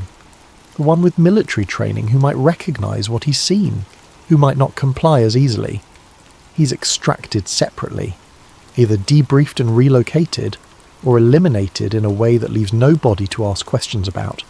And when it's all over, when the bodies are finally found, you sanitize. Federal teams secure the area. They remove anything that might indicate what really happened. They ensure the official story stays simple. 5 men got lost, tragedy, end of story. This is how containment works. Not movie-style executions and conspiracies. Real-world, mundane, efficient handling of a security breach. Make it look natural. Make it look simple. Make sure nobody asks the right questions. And it works. The case goes cold. The families grieve. The public forgets. And somewhere in a classified file that will never see daylight, there's a report about an incident in February 78. An incident involving unauthorized civilians. An incident that was contained successfully with acceptable losses. Epilogue. The truth they won't let you find. I can't prove any of this. That's the point. That's how these things work. The evidence that would prove it is gone, destroyed, or classified beyond civilian reach. The witnesses who matter are dead or disappeared. The officials who could confirm it are bound by clearances and compartmentalization. All we have are the inconsistencies, the questions no one will answer, the patterns that suggest something far more deliberate than 5 men making a series of increasingly irrational decisions. We have Joseph Shones, dismissed despite his immediate and detailed report. We have military helicopters in the air before anyone knew to look. We have Ted Wire, starving in abundance, waiting for someone who never came. We have Gary Mathias, vanished so completely it defies natural explanation. We have a road that nobody finds by accident and a location that suggests planning rather than panic. We have federal presence that appeared and disappeared like smoke, leaving no paper trail. We have an FBI file that opened and closed with suspicious speed. And we have silence. Official, institutional, impenetrable silence that descends whenever anyone pushes too hard on the wrong questions. The Uber 5 didn't freeze to death because they got lost. They froze to death because they were inconvenient, because they saw something, or were in the wrong place, or posed a risk to something bigger than their individual lives. They were witnesses. And witnesses, when they see the wrong thing at the wrong time, don't always get to just go home. Sometimes they drive 70 miles into the mountains and never come back. Sometimes they wait in heated cabins with full pantries and still starve. Sometimes they disappear so completely that even their shoes tell a different story than their absence. And sometimes, all these decades later, people like us read about it and know in that deep instinctive way that transcends proof, that what we're being told is not what actually happened. The Uber 5 saw something they shouldn't have seen, and everything that came after was about making sure they never told anyone what that was. That's not a tragedy, that's a solution, and solutions like that don't come from 5 men making bad decisions on a cold February night. They come from people who have the resources, the authority, and the motivation to make problems disappear into the mountains and never come back. Think about that. Next time you hear about an unexplained disappearance in an isolated area, think about the speed of the response, the quality of the investigation, the neatness of the conclusion. Think about who benefits from the story being simple, who needs it to be just an accident, just bad luck, just another mystery we'll never solve. Because sometimes the mystery is the cover, and sometimes the cover is all we're ever allowed to see. The Uber 5 deserved to come home that night. They deserved to tell their story. Instead, their story became their ending, and whoever wrote that ending is still out there, comfortable in the knowledge that silence, when properly maintained, is indistinguishable from truth.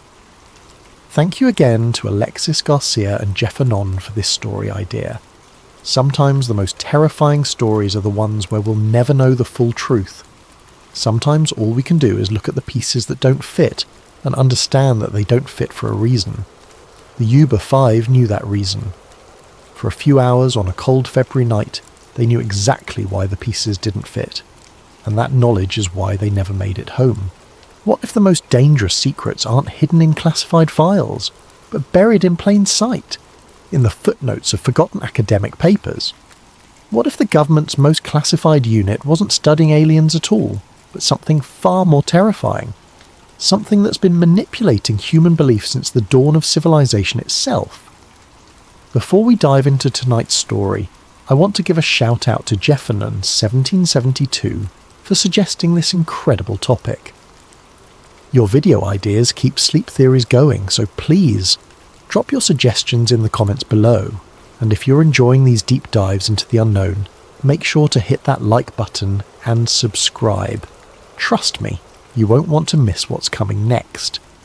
Now let's talk about the Collins Elite, and why they might be the most important government program you've never heard of. I wasn't looking for UFOs, I was looking for a way to pay rent. The gig economy had chewed me up and spit me out more times than I cared to count. Web design, freelance writing, even a brief stint delivering food, nothing stuck. But when Dr. Martinelli at the university offered me work as a research assistant, scanning old theological dissertations for the digital archive, I jumped at it. $25 an hour to sit in a quiet library basement, copying dusty Latin passages and obscure biblical references that nobody had touched in decades. It wasn't glamorous, but it paid the bills. The work was mind-numbing mostly. Endless pages of theological debates from the 1950s and 60s, written by seminary students who are probably dead by now. The Augustinian interpretation of angelic hierarchies, post-war perspectives on demonic manifestation, scriptural analysis of divine intervention in modern context. Heavy stuff, but about as exciting as watching paint dry. I'd been at it for 3 months when I found the reference that changed everything. It was October, around 2 a.m. I was halfway through a 1963 thesis titled Angelic Manifestations in Modern Times, 324 pages of dense theological argumentation by a seminarian named Marcus Whitmore. The kind of paper that made me question every life choice that had led me to that basement. I was scanning page 187, a particularly dry section about contemporary witness testimony, when a footnote caught my eye. It wasn't the content that stopped me, it was the context. The main text was discussing reports of luminous beings witnessed by various clergy members throughout the 1950s. Standard religious stuff, the kind of mystical experiences that show up in seminary papers all the time. But the footnote read, "For governmental perspective on similar phenomena, see Collins Elite Memorandum 1957, classification status unknown." I stared at that line for a full minute. It was cited like a real source, with the matter-of-fact tone of academic reference. No explanation, no context, just there. The problem was, this wasn't a section about government or politics. It was about angels. And the thesis was written by a seminary student, not a political science major. So why was he referencing what sounded like a classified government document in the middle of a paper about divine manifestations? I made a note and kept scanning, but the reference nagged at me. Collins Elite. It sounded official, maybe military. But why would a religious scholar in 1963 have access to classified material? And why would he cite it so casually, as if his readers would know what he was talking about?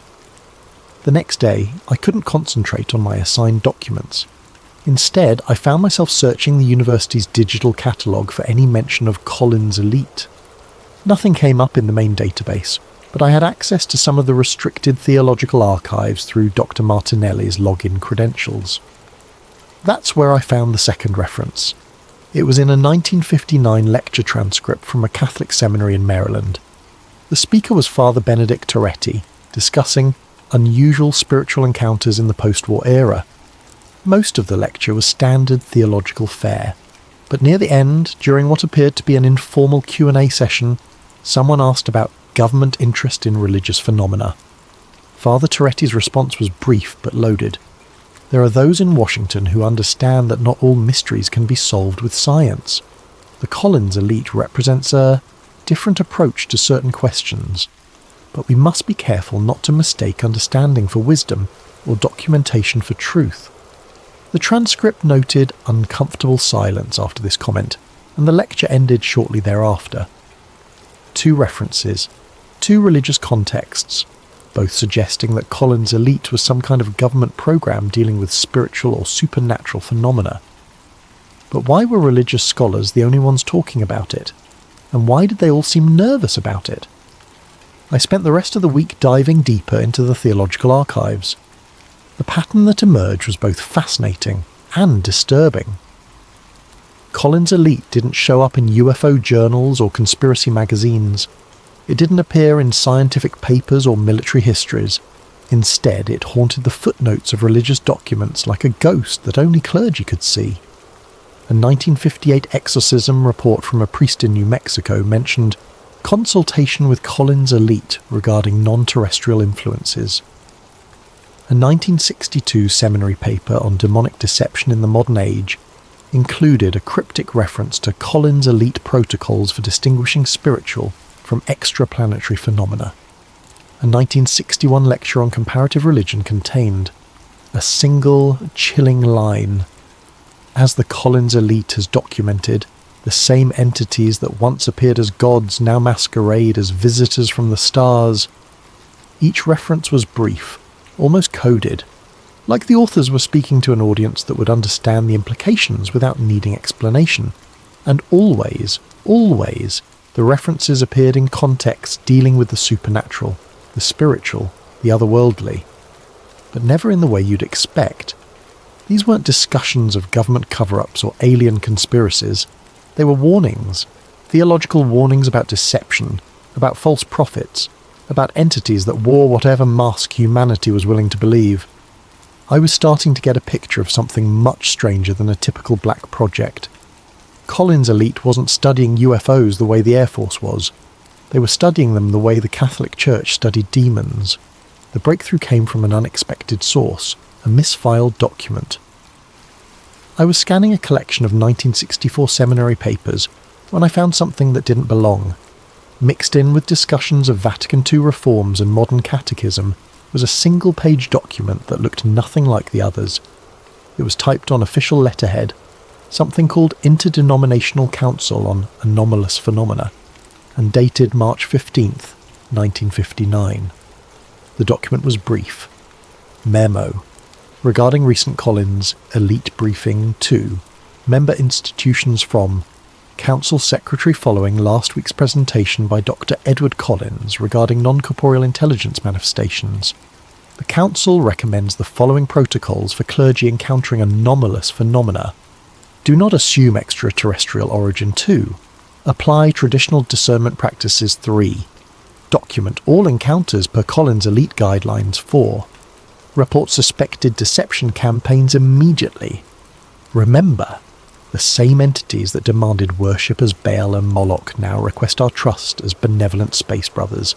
The mask changes, the deception remains constant.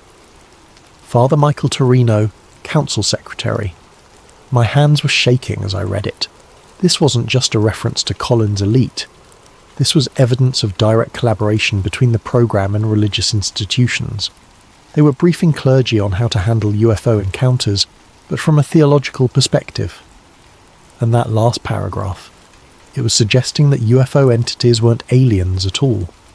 They were something much older and more dangerous, masquerading as extraterrestrials just as they had once masqueraded as ancient gods. I photographed the document with my phone and started digging into this interdenominational council. What I found made my blood run cold. The Interdenominational Council on Anomalous Phenomena existed from 1957 to 1969, according to what little I could find. Its membership included representatives from major Christian denominations, Jewish religious authorities, and even some Islamic scholars. The council was supposedly formed to coordinate religious response to unusual phenomena in the post-war era. That was the official line anyway. The reality appeared to be much more specific.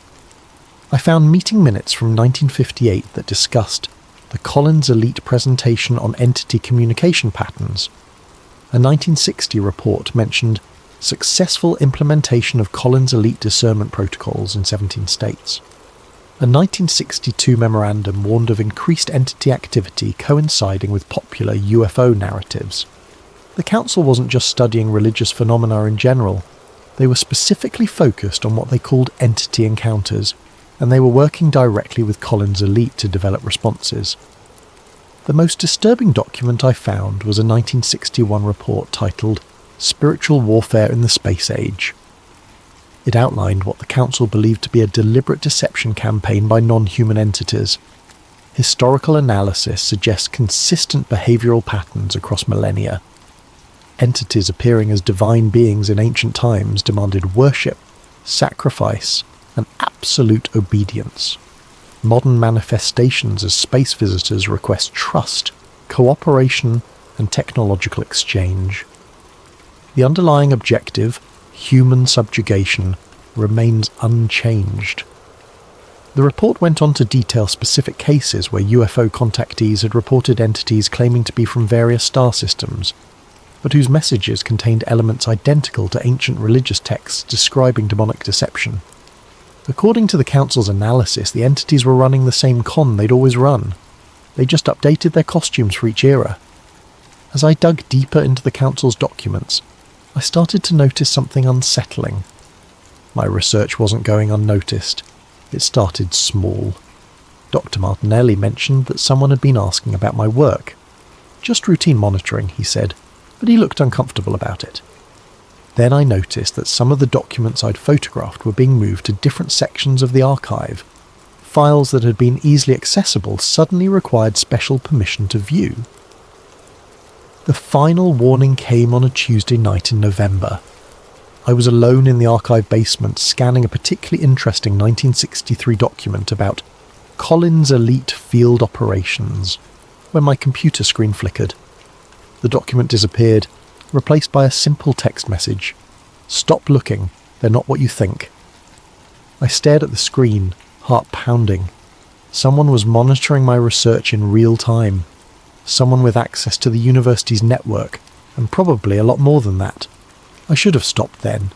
Any reasonable person would have backed off, found a different job, maybe moved to a different city. But I wasn't reasonable anymore. I was obsessed. And besides, whoever was watching had just confirmed that I was onto something real. I replied by typing into the same text box that had appeared on my screen. "Then what are they?" The response came immediately. "They've worn every mask we've ever worshipped." The screen flickered again and the message disappeared. But the implication was crystal clear. Collins Elite wasn't just studying UFO entities. They'd concluded that these entities were the same beings that had manipulated human religious belief throughout history. Ancient gods, modern aliens, same entities, different costumes. After the warning, access to documents became nearly impossible. Files went missing. Archives were suddenly under renovation. Dr. Martinelli stopped returning my emails. It was clear that my research had triggered some kind of response from whoever wanted Collins Elite to remain buried. But I'd already seen enough to piece together the broad outline of their doctrine. Collins Elite appeared to be a small classified unit within the US government that approached the UFO phenomenon from a religious rather than scientific perspective. Based on the scattered evidence I'd found, their core beliefs seemed to be UFO entities were not extraterrestrial visitors. They were the same non-corporeal beings that had interacted with humans throughout history. These entities had consistently masqueraded as whatever humans were most likely to worship or trust.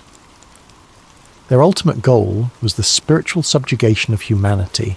The modern UFO phenomenon was simply their latest deception campaign.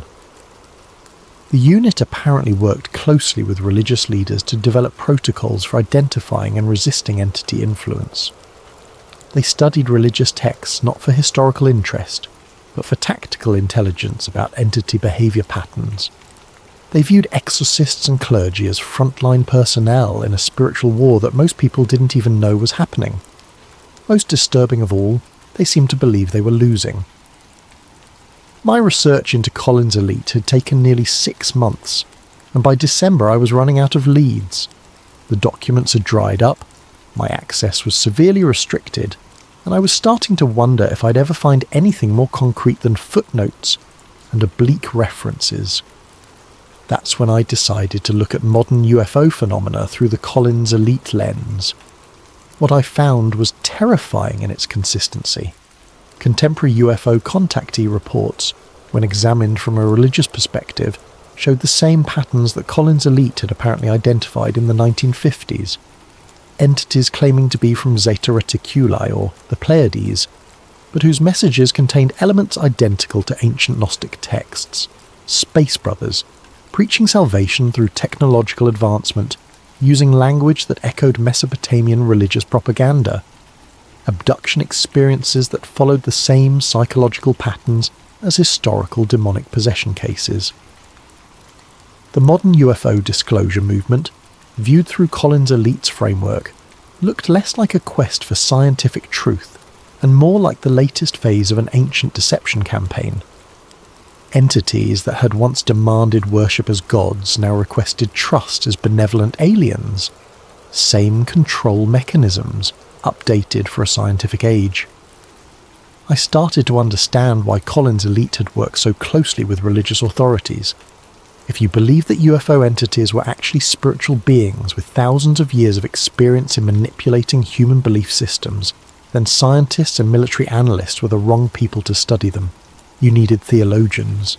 You needed people who understood the long history of spiritual deception and the psychological mechanisms of faith. You needed people who could recognize the same lie being told with new words. I thought I'd reached the end of my research when I received an unexpected email in January. The sender was listed as archive.recovery@gmail.com, obviously a throwaway account. The message was brief. You've been asking the right questions. Room 847, basement level manuscript collection. Look behind the Milton volumes. 1 hour only. I almost deleted it. Every instinct told me it was a trap, but the Collins Elite investigation had become an obsession, and I couldn't walk away from what might be my last chance at finding real answers. An hour later, I was in the basement of the manuscript collection, a building I'd never visited before. Room 847 was a cramped storage room filled with old books and filing cabinets. The Milton volumes were easy to find, a complete set of Paradise Lost editions dating back to the 1800s. Behind the books, taped to the back of the shelf, was a manila envelope. Inside was a single document that changed everything I thought I knew about Collins Elite.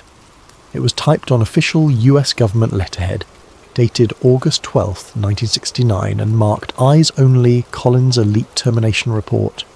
The document was brief but explosive. Memorandum for the record subject: termination of Collins Elite program. Effective immediately. All Collins Elite operations are suspended indefinitely. Program termination follows unanimous recommendation by Collins Elite senior staff.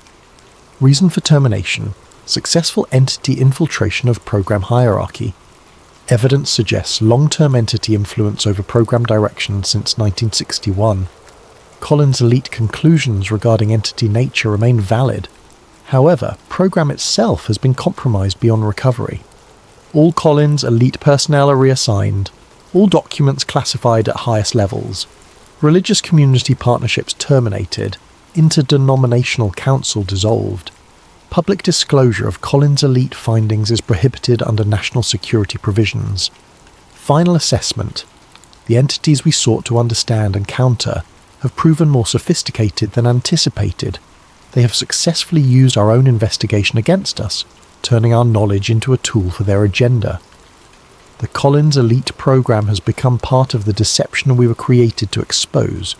Any future investigation of these phenomena must proceed under the assumption that traditional government and academic institutions are compromised.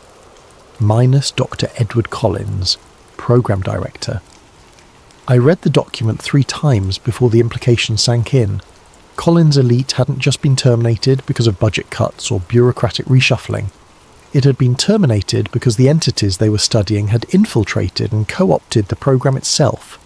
The Watchers had been turned into accomplices, and if that was true in 1969, what did it mean for every government UFO program since then?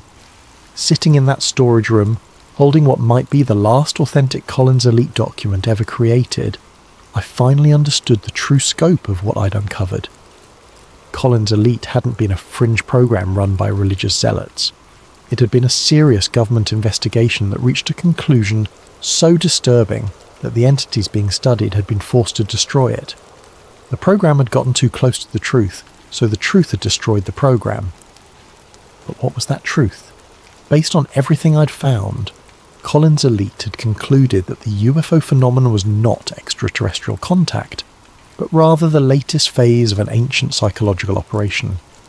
Non-corporeal entities, call them demons, call them interdimensional beings, call them whatever you want, had been manipulating human belief systems for millennia. They had appeared as gods to ancient peoples, demanding worship and sacrifice. They had manifested as angels and devils to medieval societies, shaping religious doctrine.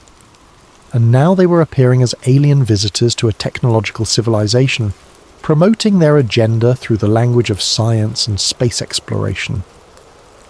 The genius of it was that each generation thought they were encountering something new. Ancient peoples saw divine visitation. Medieval believers saw spiritual manifestation.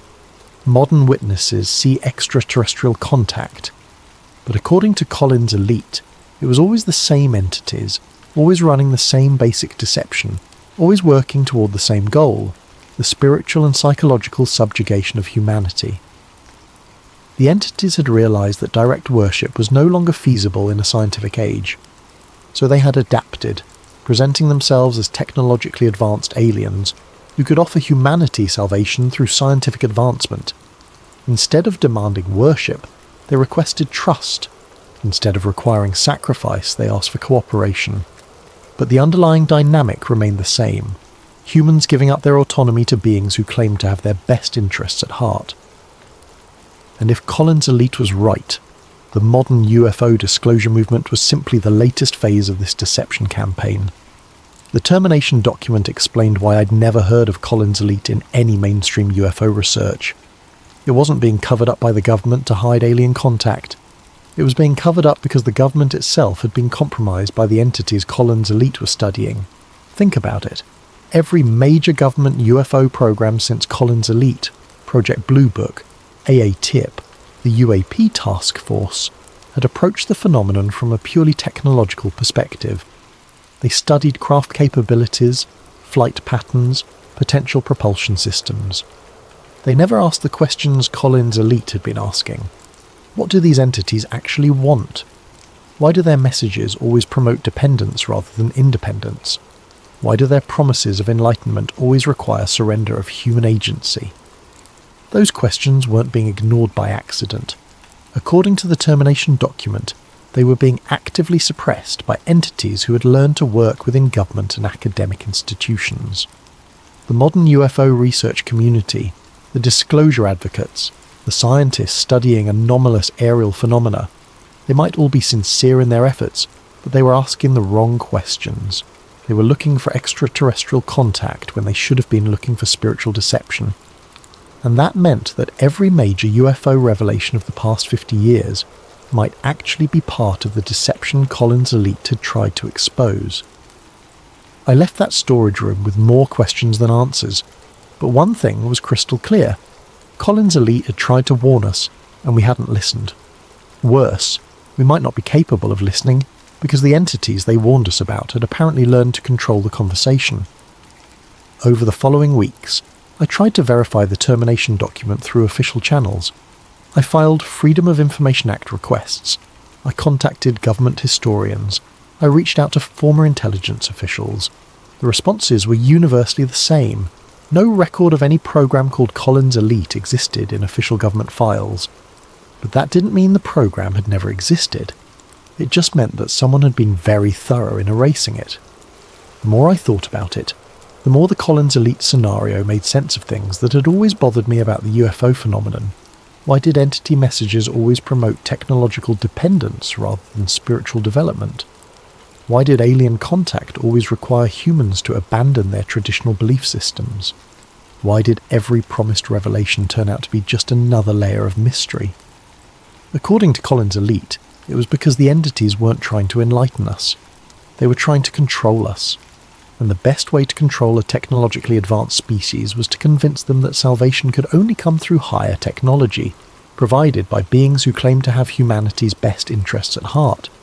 The ancient formula updated for a scientific age. After finding the termination document, I thought my Collins' Elite investigation was over, but 2 weeks later, I received another cryptic email from the same archive. Recovery account. You found the termination report. Good. Now find the real archive. Dr. Elena Rodriguez, Georgetown University Theology Department. Tell her Marcus sent you. I almost ignored it. The rational part of my brain was screaming that I was already in too deep, that whoever was feeding me information might be leading me into something dangerous. But the name Marcus rang a bell. Marcus Whitmore, the author of that first 1963 thesis, where I'd found the Collins' Elite reference. Could he still be alive? Dr. Rodriguez's office was in a converted Victorian house on the Georgetown campus, tucked between the main theology building and an old chapel. When I mentioned that Marcus had sent me, her reaction was immediate and alarming. She locked her office door, closed the blinds, and pulled out a device I later learned was a radio frequency detector. 62 years, she said quietly, sweeping the device around the room.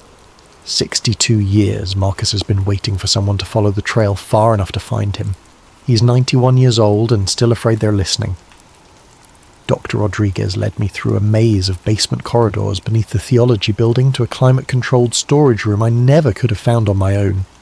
Inside, Marcus Whitmore sat surrounded by filing cabinets that looked like they'd been moved there decades ago. He was ancient, but his eyes were sharp and alert. "You're the one asking about Collins Elite," he said. It wasn't a question. "Eleanor tells me you found the termination report. That means they decided you were ready." "They?" "The survivors. The ones who got out before the infiltration was complete." He gestured to the filing cabinets around us. "We've been maintaining our own archive for over 50 years. Everything the government tried to bury, we preserved. What Marcus showed me over the next 6 hours changed everything I thought I knew about Collins Elite, and about the scope of the deception they had uncovered. Collins Elite hadn't begun as a government program at all. It had started in 1947 as an informal network of military officers, intelligence analysts and religious scholars who were disturbed by early UFO reports. What bothered them wasn't the craft themselves, but the messages being delivered by the entities inside them. The contactee movement was just getting started, Marcus explained, pulling out files from the late 1940s. George Adamski, Daniel Fry, Truman Bethurum, all these people claiming contact with benevolent space brothers. But when you analysed their messages from a theological perspective, they weren't promoting human spiritual development. They were promoting dependence. The early Collins Elite had conducted detailed analyses of contactee messages and found disturbing patterns. The entities consistently promoted several key themes: the inadequacy of human religion, the necessity of technological advancement, the benefits of surrendering human decision-making to superior beings, and the dangers of independent spiritual development. It was the same psychological framework used by every cult in history, Dr. Rodriguez added. Isolate the subject from their support systems, convince them that traditional sources of guidance are inadequate, then position yourself as the only reliable source of truth. But Collins Elite's analysis went deeper than simple cult mechanics. They had identified specific linguistic and conceptual patterns that appeared across different contactee cases, patterns that matched historical accounts of demonic deception dating back thousands of years. Marcus showed me a 1952 analysis comparing Adamski's alleged conversations with Venusian beings to transcripts from 16th century witch trials. The parallels were undeniable. The same promises of secret knowledge, the same dismissal of conventional morality, the same emphasis on the chosen status of the contactee. That's when we knew we were dealing with something ancient, Marcus said. These weren't aliens from space. They were the same entities that had been manipulating human belief systems since the beginning of recorded history. By 1957, Collins Elite had attracted official government attention. The CIA and military intelligence was struggling to understand the UFO phenomenon from a technological perspective, but Collins Elite was approaching it from an entirely different angle and getting results. We could predict contactee behaviour patterns, Dr. Rodriguez explained. We could identify which cases were likely to be genuine entity contact versus hoaxes or psychological episodes. We could even predict what messages the entities would deliver in future contacts. This predictive ability had made Collins Elite invaluable to government agencies dealing with UFO incidents. But it had also made them a target. Marcus pulled out a thick file labelled Entity Response Patterns, 1958 to 1961. Inside were dozens of reports documenting how UFO activity and contactee experiences changed in response to Collins Elite investigations. Whenever we got too close to exposing their methods, they would shift tactics, Marcus said. Study their linguistic patterns too closely, and suddenly contactees would start receiving messages in completely different styles. Document their technological claims, and they would start demonstrating entirely different capabilities. The entities weren't just running a deception campaign. They were actively monitoring the investigators and adapting their approach in real time. But the most disturbing pattern was personal targeting. Collins Elite members began experiencing their own anomalous encounters, but these experiences were clearly designed to discredit or manipulate the investigators, rather than provide genuine contact. Dr. Edward Collins himself was contacted in 1960, Marcus revealed. The The entity claimed to be from Rigel and offered to provide him with advanced technology in exchange for shutting down the Collins Elite program. When he refused, the encounters became increasingly threatening. Other Collins Elite members reported similar experiences, contact attempts that seemed designed to either co-opt them or drive them out of the program entirely. The entities were fighting back. The termination document I'd found told only part of the story. The real disaster began in 1961 when Collins Elite was formally incorporated into the government's UFO investigation apparatus. "That was our mistake," Marcus said bitterly. "We thought official recognition would give us more resources, better access to witness testimony, protection from entity retaliation. Instead, it gave them access to us." With official status came new personnel assignments, government oversight, and integration with other classified programs. Collins Elite's small, tight-knit network of trusted researchers was suddenly flooded with new members whose backgrounds couldn't be thoroughly vetted. The infiltration was subtle at first, Dr. Rodriguez explained. New analysts who would subtly shift the focus of investigations, administrative personnel who would lose crucial documents, supervisors who would redirect resources toward more promising lines of inquiry. By 1965, original Collins Elite members were reporting that their research conclusions were being systematically altered before reaching higher-level officials. Analyses emphasizing the deceptive nature of entity contact were being rewritten to focus on potential technological benefits. Warnings about spiritual manipulation were being deleted entirely. Marcus showed me internal memos from 1966 to 1968, documenting the growing suspicion among original Collins Elite members that their program had been compromised. They began conducting parallel investigations using secure channels, trying to determine whether the infiltration was the result of foreign intelligence operations, bureaucratic incompetence, or something more sinister. By 1968, we had our answer, Marcus said grimly. It was the entities themselves. They had learned to work through human intermediaries, people who might not even be consciously aware that they were being influenced. The evidence was subtle but damning. New Collins Elite personnel consistently made decisions that served entity interests, redirecting investigations away from deception analysis, promoting contactees who delivered pro-entity messages, suppressing research that exposed manipulation tactics. The final proof came when Dr. Collins tried to present his findings to the Defense Intelligence Agency in 1969, Dr. Rodriguez said. His presentation was completely rewritten between the time he submitted it and the time it was delivered. Instead of warning about entity deception, it recommended increased cooperation with UFO intelligences. That was when the original Collins Elite members realized their program had been completely subverted. The Watchers had become the watched, and the watched had become the watchers. Rather than fight a battle they couldn't win within government channels, the original Collins Elite members made a radical decision. They would fake the program's termination while secretly continuing their research through private channels. The termination report you found was genuine, Marcus explained, but it wasn't the end of Collins Elite. It was the beginning of the real investigation. Using their existing contacts within religious institutions, academia and government, the Collins Elite survivors established a covert network for continuing their research. They couldn't publish their findings or seek official recognition, but they could continue gathering evidence and developing their understanding of the entity deception campaign. "We've been operating continuously for over 50 years, Dr. Rodriguez said, documenting entity activity, analysing their evolving strategies, tracking their infiltration of various institutions. The underground Collins Elite had identified several key developments since 1969. The entities had largely abandoned individual contactee operations in favour of influencing institutions directly. Rather than delivering messages through isolated individuals who could be easily dismissed, they were now working through respected scientists, government officials and religious leaders. They had also shifted their primary narrative from spiritual enlightenment to technological salvation.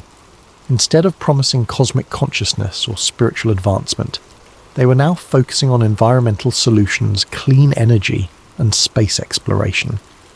Most significantly, they had begun preparing for mass disclosure rather than gradual revelation. The underground Collins elite believed this represented the final phase of a deception campaign that had been in development for decades. Marcus and Dr. Rodriguez walked me through 50 years of documented entity influence on human institutions. The pattern was consistent but sophisticated. Entities never directly controlled human behaviour, but they influenced it through carefully orchestrated synchronicities, technological inspirations, and strategic information releases. "Look at the development of computer technology," Dr. Rodriguez said, showing me files documenting unusual technological leaps in electronics and computing since the 1960s. Every major breakthrough happened shortly after UFO encounters involving personnel who were in positions to influence research directions. The entities weren't providing blueprints or direct technological assistance.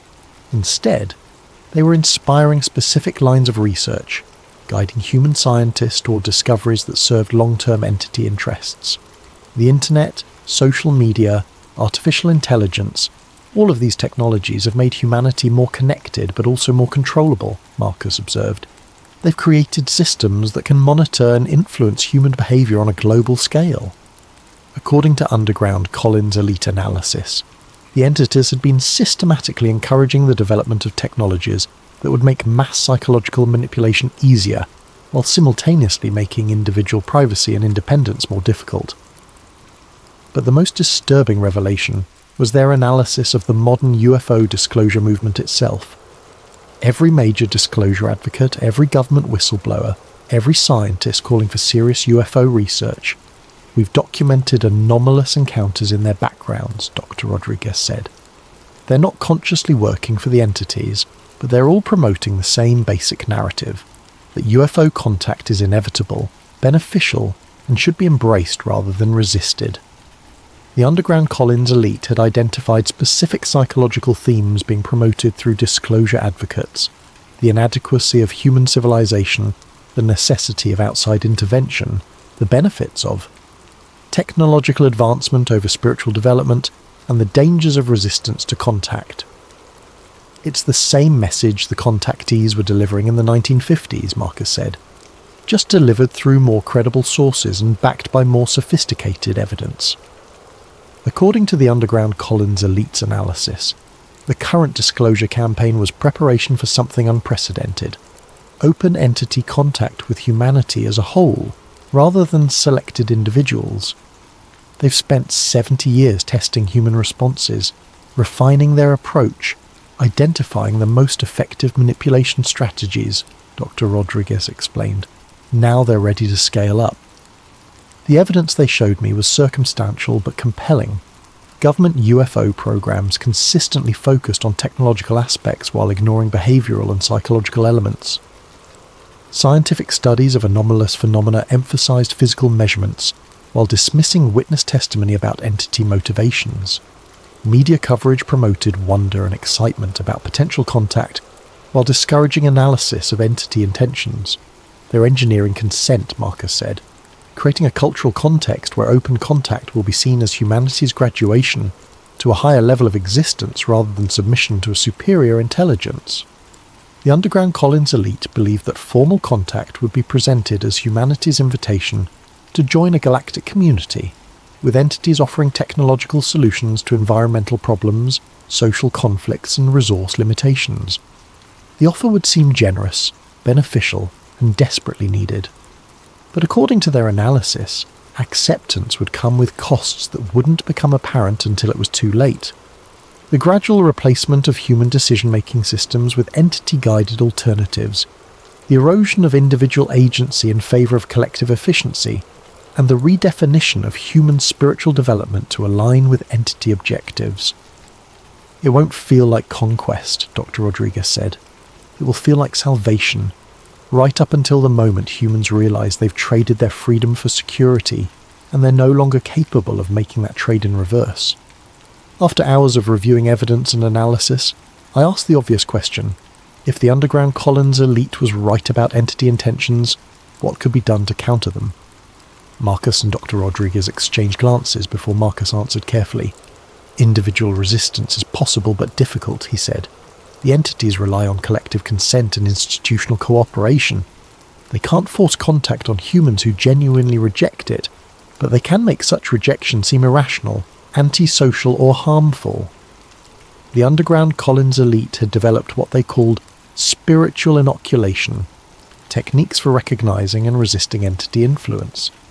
These included traditional religious practices like prayer and meditation, but also more analytical approaches, questioning the source and motivation behind any message promoting dependence, examining whether proposed solutions increased or decreased human agency, and maintaining strong connections to human community and traditional wisdom.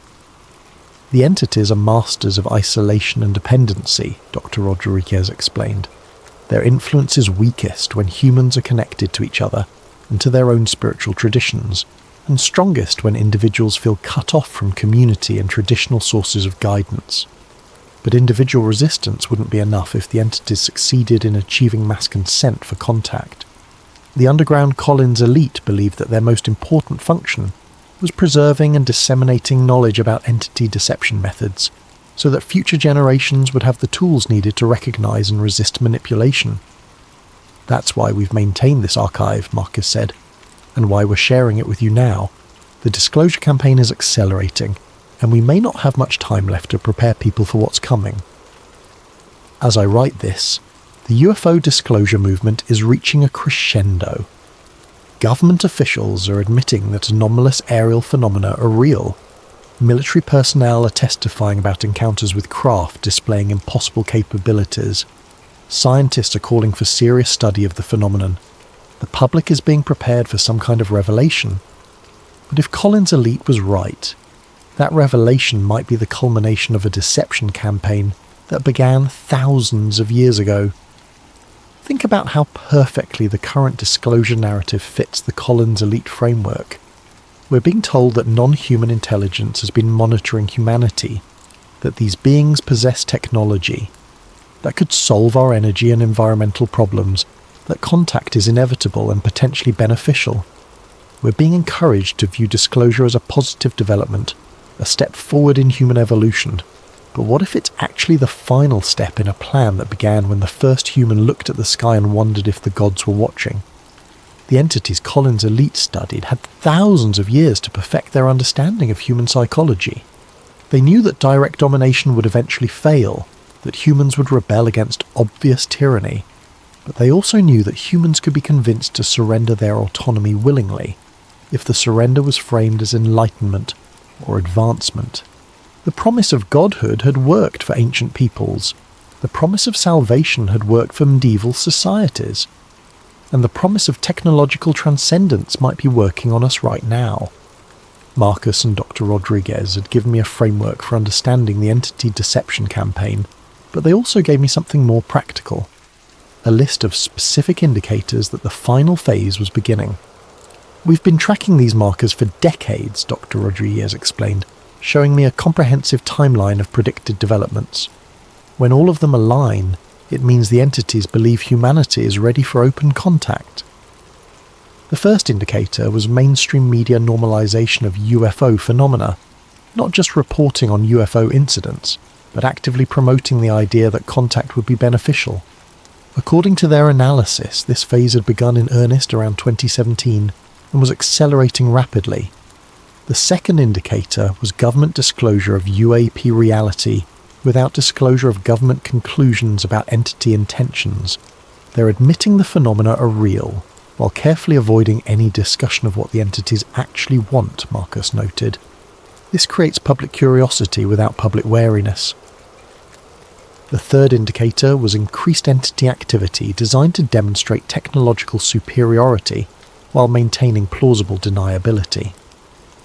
The recent UAP videos released by the Pentagon fit this pattern perfectly. Clear evidence of advanced technology, but no direct communication or obvious threat. The fourth indicator was the emergence of credible advocates for contact within scientific, military, and government institutions. People with impressive credentials and no obvious ulterior motives, all promoting the same basic message, that humanity should welcome contact rather than fear it. Look at the current disclosure advocates, Dr. Rodriguez said, showing me biographical information on various scientists and former government officials. Impressive backgrounds, sincere motivations, reasonable arguments, but they're all promoting the same narrative the entities have been pushing for 70 years. The fifth and most disturbing indicator was the systematic suppression of research into entity psychology and motivations. While technological aspects of UAP were receiving increased attention and funding, questions about entity intentions were being dismissed as unscientific or irrelevant. That's how you know the entities are controlling the conversation, Marcus said. Any investigation that might reveal their true agenda gets discredited or defunded, while investigations that support their preferred narrative receive institutional support. According to their tracking system, all 5 indicators were currently active and accelerating. The underground Collins elite believed this meant humanity was within years, possibly months, of formal entity contact. Before I left Georgetown that day, Marcus pulled me aside for a private conversation. "You need to understand what you're walking into," he said quietly. "Everyone who's gotten this deep into Collins elite research has faced the same choice. Drop the investigation or accept that your life is going to change in ways you can't predict or control."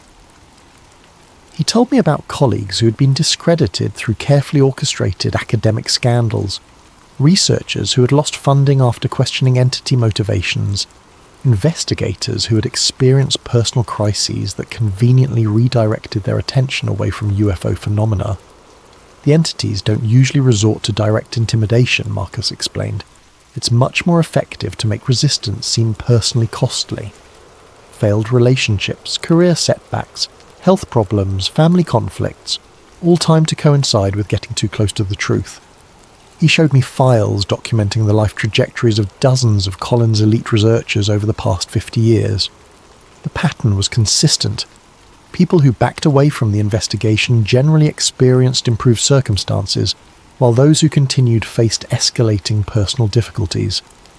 "I'm not trying to scare you off," Marcus said, "but you need to know that this isn't just an intellectual exercise. The entities have a vested interest in controlling what humans believe about them, and they've had centuries to develop sophisticated methods for managing troublesome individuals." Dr. Rodriguez had faced similar pressures.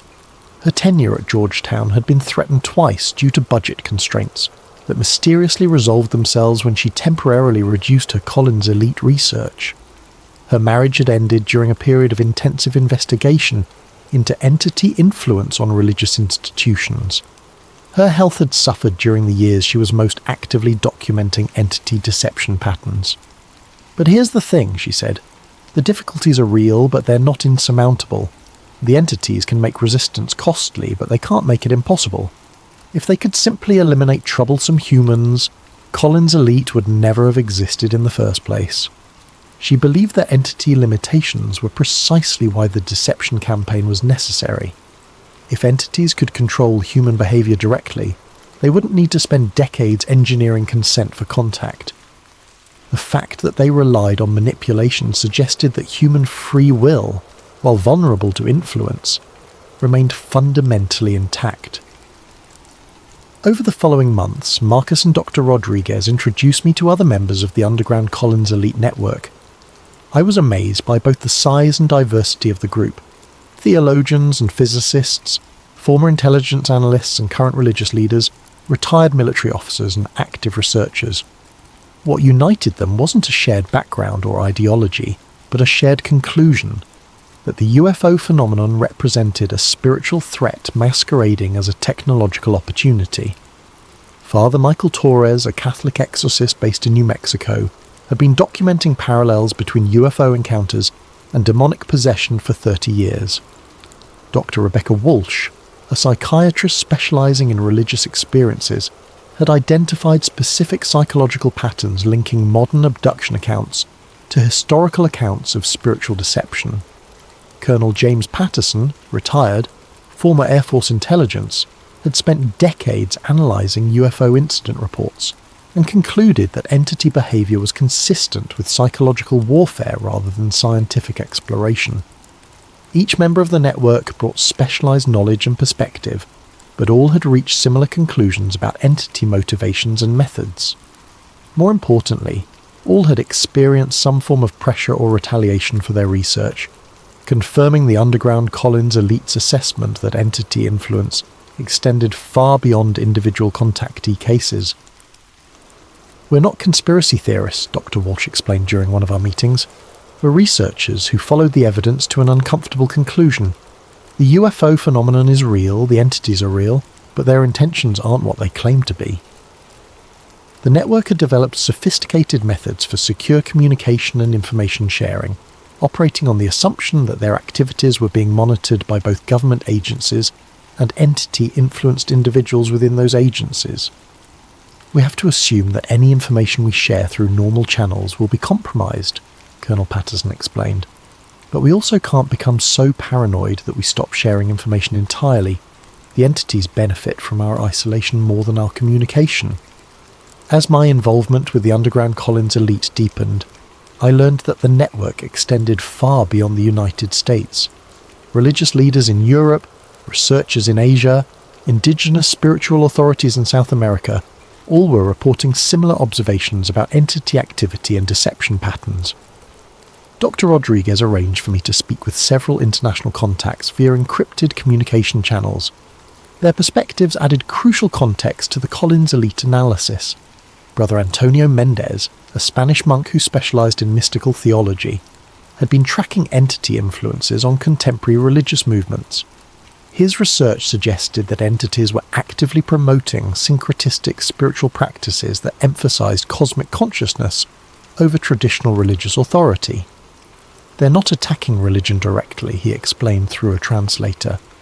"They're subtly altering it, encouraging beliefs and practices that make humans more receptive to entity guidance and less connected to traditional sources of spiritual wisdom." Dr. Yuki Tanaka, a Japanese researcher studying anomalous phenomena in Buddhist contexts, had identified similar patterns in Asian spiritual communities. Entity influences seemed designed to promote meditation practices that open practitioners to external guidance, while discouraging those that strengthened individual discernment and spiritual independence. Maria Santos, a shaman from Peru, described entity encounters that closely paralleled North American UFO contact reports, but framed in terms of traditional indigenous spirituality.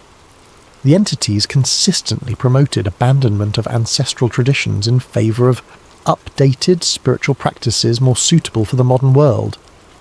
"Same spirits, different masks," she said simply. "They tell each culture what that culture wants to hear, but always with the same goal: make humans depend on them instead of their own traditions and wisdom." The global perspective confirmed the underground Collins elite's assessment that entity activity was coordinated across cultures and belief systems, but adapted to local contexts and expectations. The deception campaign wasn't centered in any particular country or religion. It was targeting human spiritual independence as a universal phenomenon. Based on decades of analysis and current trends, the underground Collins elite had developed a timeline for what they believed would be the final phase of the entity deception campaign. Phase 1, 2020 to 2025, mainstream normalization of UFO phenomena through government disclosure and media coverage. Emphasis on technological aspects while avoiding discussion of entity psychology or motivations. Gradual preparation of public consciousness for the possibility of contact. Phase 2, 2025 to 2030. Increased entity demonstrations designed to showcase technological capabilities and benevolent intentions, possibly including solutions to environmental or energy crises that humanity appears unable to solve independently. Growing public pressure for government contact initiatives. Phase 3, 2030 to 2035, formal contact between entity representatives and human governments. Presentation of comprehensive assistance packages addressing climate change, resource depletion, social conflicts and technological limitations. Initial agreements for limited cooperation and information exchange. Phase 4, 2035 to 2040. Gradual integration of entity guidance into human decision-making systems, replacement of traditional political, economic and social structures with entity-recommended alternatives, growing human dependence on entity technology and advice. Phase 5, 2040 plus, complete transformation of human civilization according to entity specifications, elimination of independent human spiritual development in favour of entity-directed consciousness evolution, humanity's transition from independent species to managed resource. The genius of the timeline is that each phase will seem like humanity's choice, Dr. Rodriguez explained. People will vote for leaders who support contact. They'll demand access to entity technology. They'll embrace changes that make their lives easier and more comfortable. Marcus nodded grimly. By the time humans realize they've traded their freedom for security, the infrastructure for independence will have been dismantled. They'll be completely dependent on systems they don't understand, controlled by entities they trusted. The timeline wasn't inevitable, according to Underground Collins' elite analysis, but it was highly probable unless humanity developed widespread awareness of entity deception methods and conscious resistance to manipulation. That's why we're talking to you, Marcus said, and why we've been talking to researchers like you for 50 years. Information is the only weapon we have against this kind of psychological operation. After months of research and analysis, I found myself facing the same choice that every Collins elite researcher had faced since 1947. Accept the implications of what I'd learned, or find a way to dismiss it as paranoid speculation. The evidence was circumstantial but extensive. The pattern was consistent but complex. The implications were staggering but difficult to prove conclusively, and the personal costs of continued investigation were becoming increasingly apparent. My freelance work had dried up mysteriously. Dr. Martinelli had stopped returning my calls after someone complained about my misuse of university resources. My relationship was suffering under the strain of the long hours spent on research I couldn't fully explain. My sleep was disrupted by dreams that felt more like memories of conversations I'd never had. But I also couldn't ignore what I'd learned. If Collins' elite was even partially correct, then humanity was walking into the most sophisticated trap in recorded history. And if that trap succeeded, future generations would live in a world where human independence was not just restricted, but literally unthinkable. The choice, ultimately, was between personal comfort and collective responsibility, between individual security and species survival, between the easy path of accepting official narratives and the difficult path of questioning everything I thought I knew about humanity's place in the universe. I chose to continue the investigation. It's been 6 months since my first meeting with Marcus and Dr. Rodriguez, and I'm no longer the same person who stumbled across that footnote in a theological dissertation. The evidence I've gathered has convinced me that Collins' elite was not only real, but correct in their fundamental assessment of the UFO phenomenon. We are not being visited by benevolent space brothers seeking to help humanity evolve to a higher level of consciousness. We are being manipulated by entities that have been perfecting deception techniques for millennia, entities that view humanity as a resource to be managed rather than a species to be assisted. The current UFO disclosure movement, whatever the sincere intentions of its individual advocates, is serving entity interests by preparing humanity to welcome contact rather than question it. The technological solutions being offered through various contact scenarios are not gifts, but baits in an elaborate trap that will close once humanity becomes dependent on entity guidance.